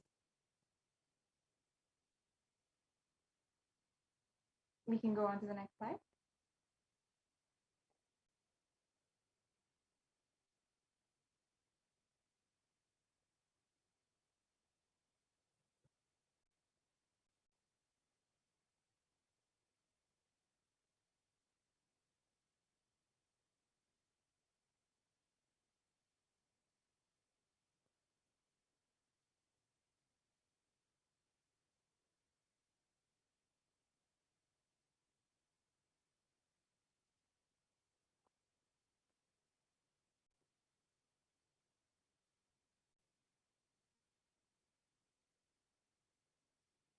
Yes.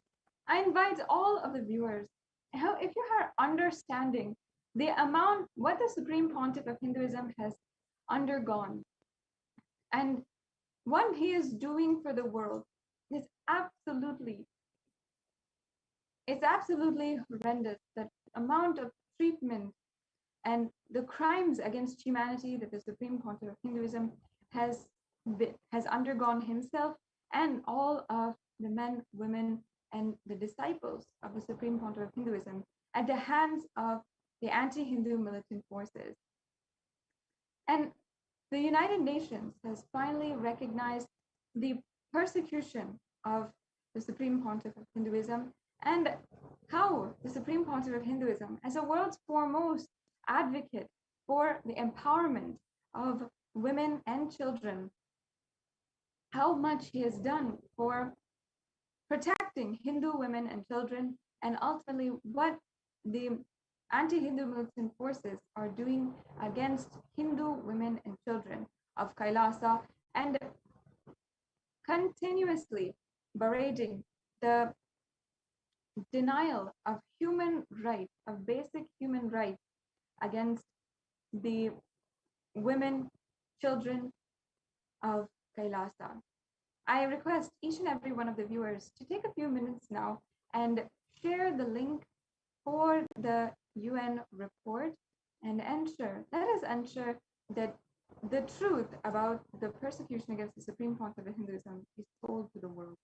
Yes, we can go to the previous slide. Let us now watch the beautiful sharings from different participants of the Inner Awakening programs and the Paramashivam programs that have happened over the course of the last 2 decades, where the Supreme Pontiff of Hinduism has continuously been aiding and healing the whole world. It is such a beautiful way that the Supreme Pontiff of Hinduism has been continuously uplifting, transforming, and inspiring each individual, each human being to live a higher ambition in their lifestyle and uplift the quality of life for every human being. So let's watch a few videos on. I came to Swamiji 4 years back. I was very sick. My liver failed. Doctors left the hope. Then Swamiji cured me. Bring down the creatinine level, and slowly within 6 months he cured me.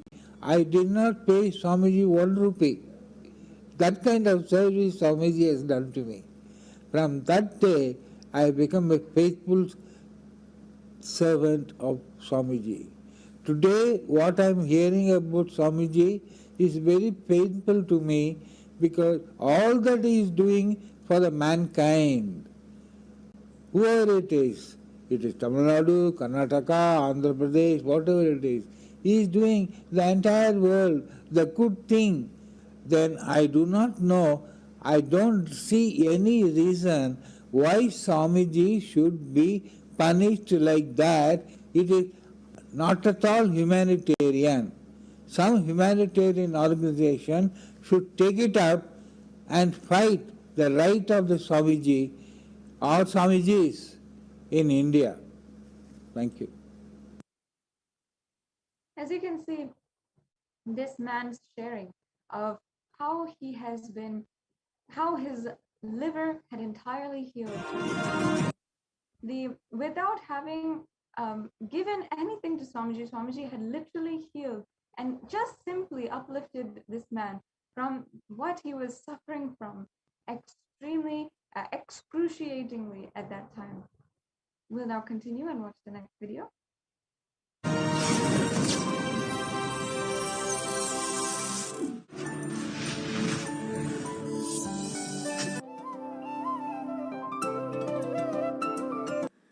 Nithyanandam, everybody. I'm Ma Pranava from Oman. Actually, today I'm not here to talk about myself and my experience, which I have of 7 in IAs. But today I'm here to talk about my mother-in-law, Srimati Lakshmi Devi Trignanam, and the miracles which IA has created for her. And my mother-in-law, Lakshmi Devi Trignanam, was in wheelchair for past 8 years, and this is the 9th year running. And she had a hip fracture and was not able to move freely. And when my husband Shri Priyan, that is her eldest son, told that she has to do Inner Awakening, she was a bit panicky. All because that she was not able to move, who will look after her? She has to visit the washroom every 15 minutes. And then when the first day, she asked Swamiji, this is her problem, And immediately he say, I am there, don't worry. Before this 21 days, I will see that you will walk.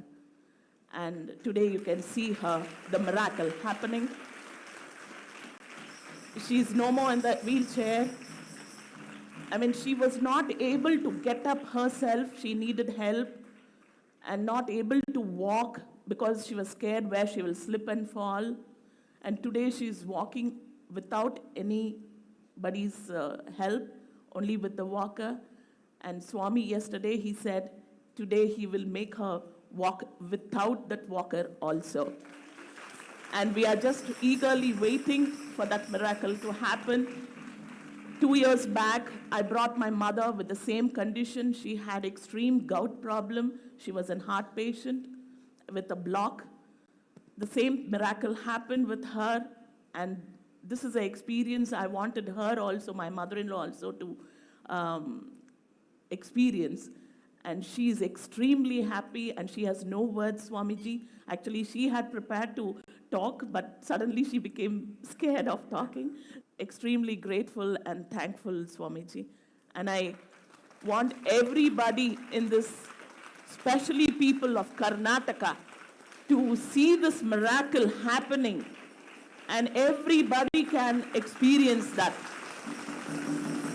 And Karnataka, please open your eyes wide and look into this. And media especially has to open the eyes and look into this miracle. And nobody else can do except our incarnation, Paramahamsa Nithyananda. Nithyananda Swami Ji ki Jai! Nithyananda Swami Ji ki! Nithyananda Swami Ji ki! Thank you, Swami. In this video, we saw how literally after 30 years of being bedridden and complete paralysis, a woman who was able to walk just with one initiation from the Supreme Pontiff of Hinduism. This is a power of the healing from the incarnation of Paramashiva himself. Let's go on further and hear the sharing of more participants and more disciples of the Supreme Pontiff of Hinduism.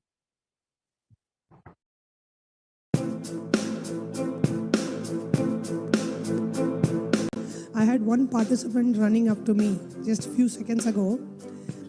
She is feeling overwhelmed with gratitude with what has just happened to her 30 minutes ago.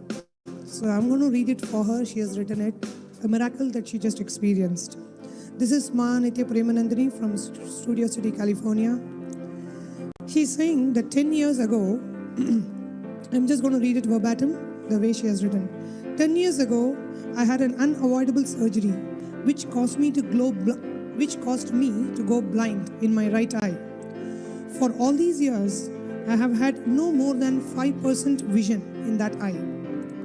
During my first inner awakening in 2010, Swamiji said, I will heal you. I continue to try every therapy I could find as well as working on my spiritual path.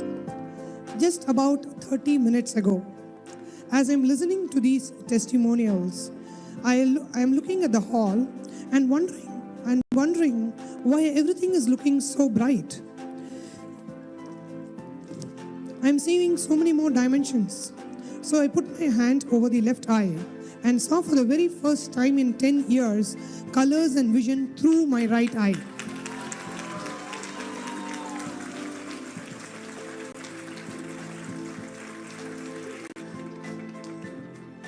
Especially the peripheral vision, which had been completely dark, she now has a vision, her right eye is back.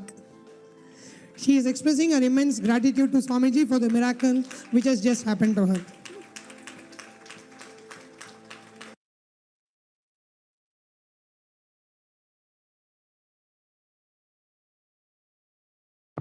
Once again, a beautiful sharing that is absolutely miraculous, where vision was restored to a woman. Yes, let's continue on with the next sharing. So I got sick, and I was just burning in fever, and I I just went that night for Darshan, and I asked Swamiji, I'm burning. Can you please just heal me? And he put his hand on my forehead, and I had this amazing experience. And as soon as the Darshan was over, we walked out, and immediately the fever just dropped from my body. Like I could actually feel my whole body getting cold again. I could open my eyes. So this was very powerful for me.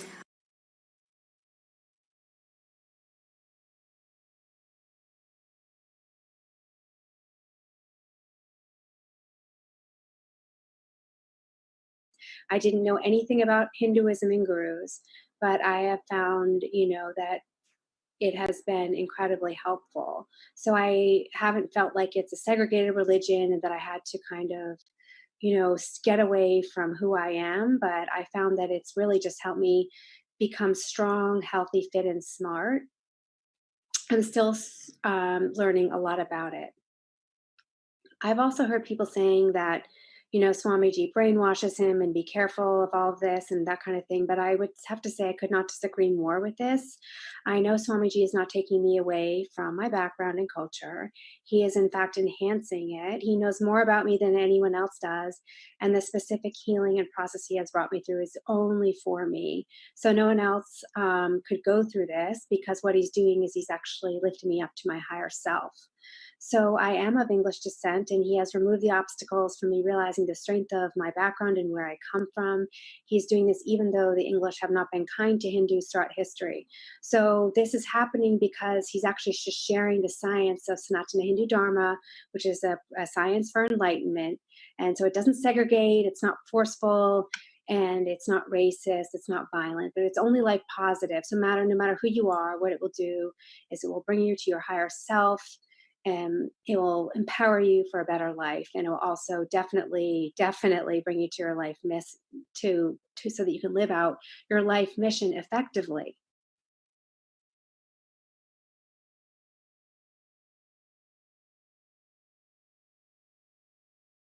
Yes. And also we had seen the health recovery results of from before inner awakening and after inner awakening, how literally more than 50%, more than even 60% of participants had seen recovery in various different aspects of their life, including if they had been suffering before from depression or anxiety, or if they had been suffering from chronic fatigue, or if they've been suffering from even arthritis in various stages, from high blood pressure, from diabetes, every single everyday ailment that we have in our normal lives, the Supreme Pontiff of Hinduism, just through the Inner Awakening program, we had seen the results just in 121-day span of living in the presence of the incarnation of Paramashivam. Now, it was not just this, but even through so many other different programs, including, for example, Nirahara Samyama, we saw how so many different ailments, so many different health problems were just simply cured and simply disappeared after doing a Nirahara Samyama Vrata, guided personally by the Supreme Pontiff of Hinduism. How so many different blessings from the Supreme Pontiff of Hinduism has literally broken through the patterns of suffering and pain in so many different people's lives, the lives of millions across the world.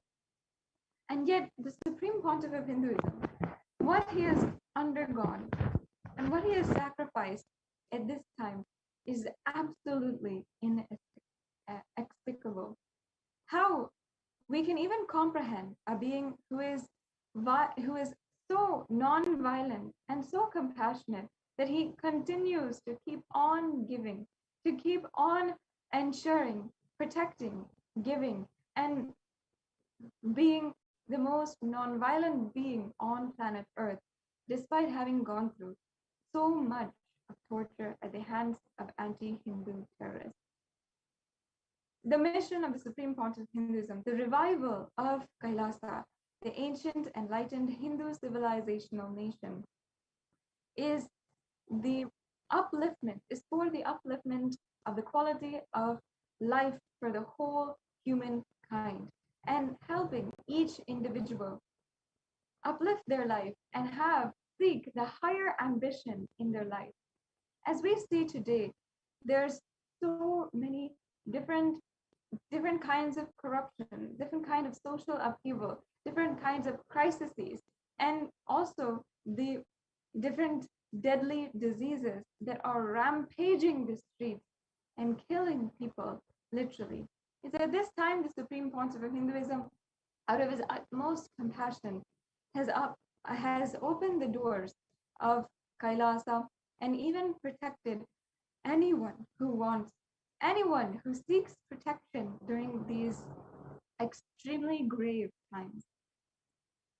The amount of effort the Swamiji has been doing in just ensuring that all services are being provided through the Kailasa COVID care centers, whether it is having the full spiritual morning routine for all of the residents of Adi Kailasa Sarvagna Peetham, and uplifting each one, ensuring their day, their consciousness is fulfilled, and any source of pandemic fatigue, tiredness and boredom, depression and stress is addressed on the first thing in the morning every single day, or providing a beautiful meal, vegetarian, nutritious meal 3 times a day, as well as any different kinds of supplements needed for each and every individual, as well as providing the Ayurvedic supplements needed to boost one's immunity and boost the health system.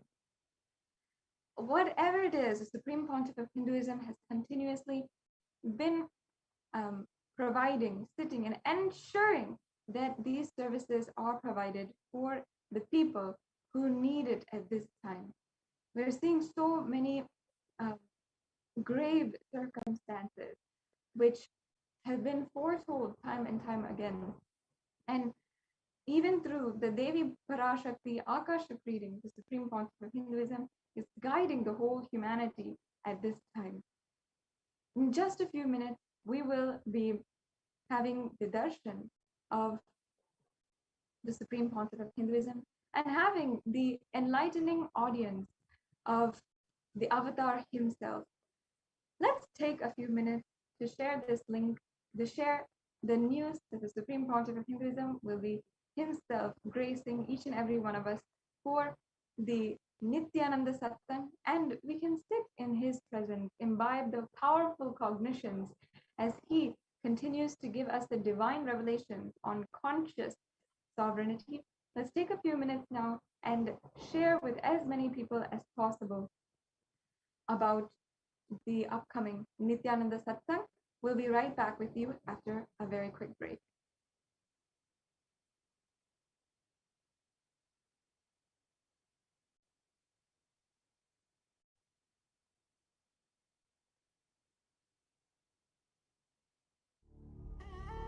What I mean by the word E-Kailasa, listen intensely. Enlightenment ecosystem, literally enlightenment itself in your own home, wherever you are. If you cannot come to Kailasa, it's okay. Kailasa can come to you. Kailasa coming to you is E-Kailasa.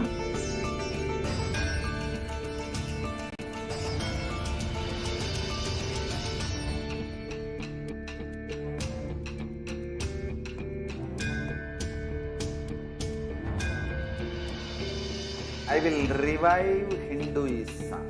I am a Hindu revivalist, not by any revolution, but by evolution.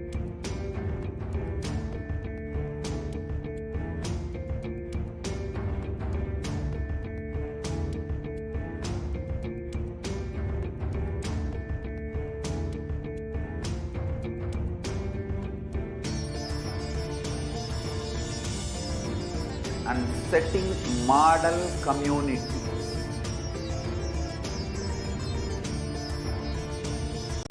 Kailasas, enlightenment ecosystems, Sarvanya Peethas all over the world.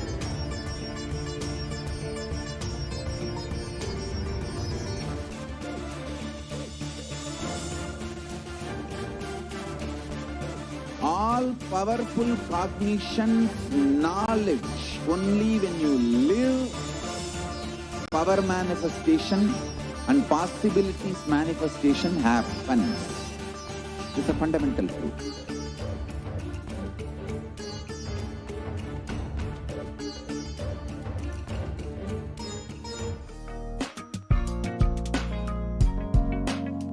We get you health. We get you ability to build beautiful relationships in your life. We get you direct spiritual support, and we make sure you become wealthy.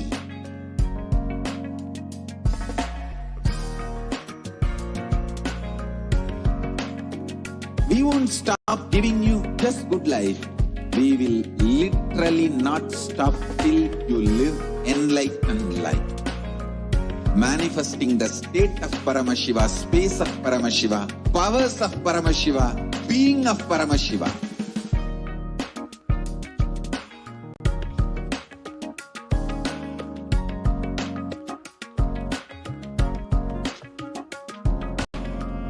Whole world should become e-Kailashians.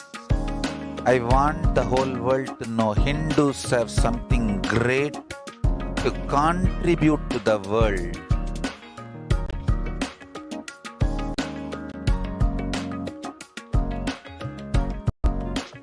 We have something great to contribute to the world. Let us do that.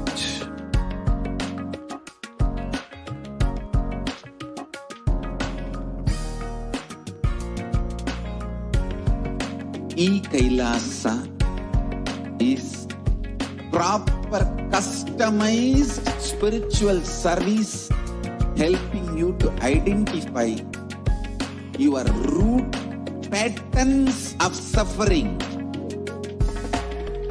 We have perfected the science of helping every individual from every cultural, religious, nationality background.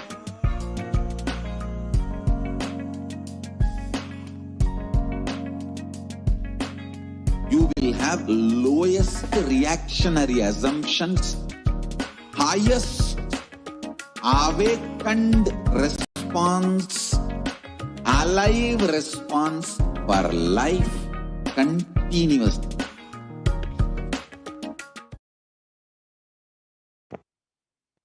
Nithyanandam, welcome back after that very quick break.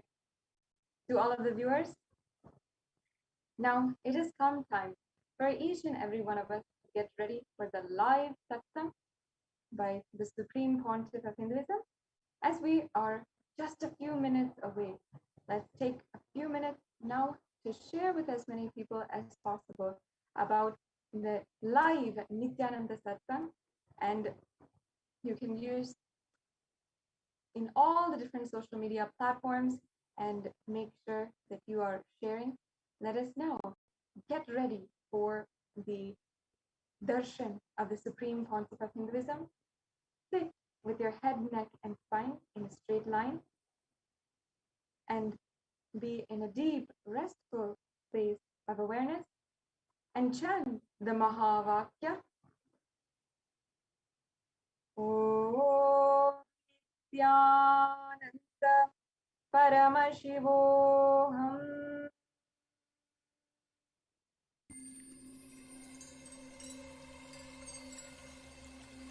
I welcome you all with my love and respect. Let you all open all your three eyes. Om Nithyananda Paramashivam.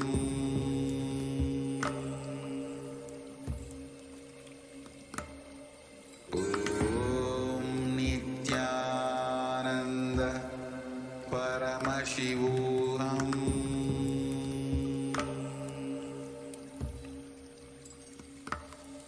Om Nithyananda Paramashivam.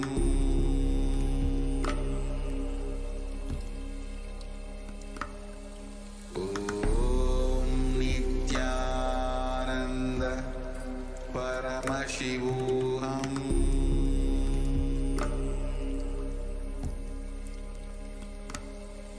Om Nithyananda Paramashivam.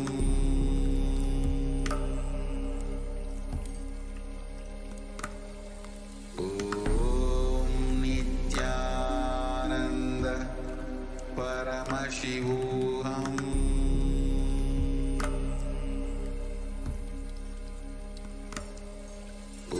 Om Nithyananda Paramashivam.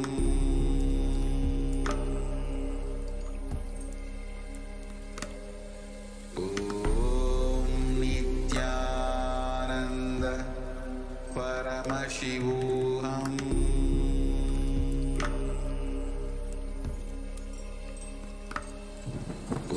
Om Nithyananda Paramashivam.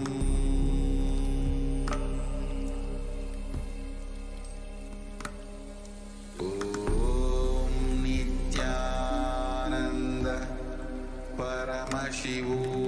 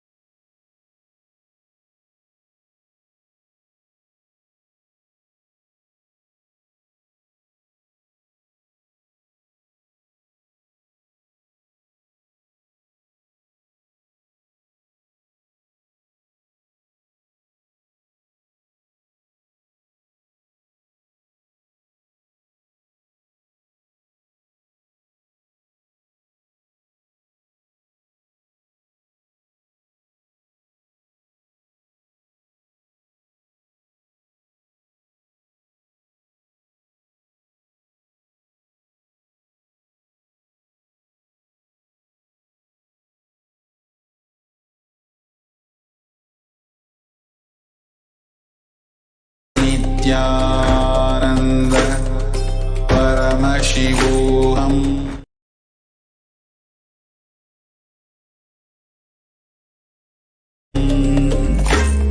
Om Nithyananda Paramashivam.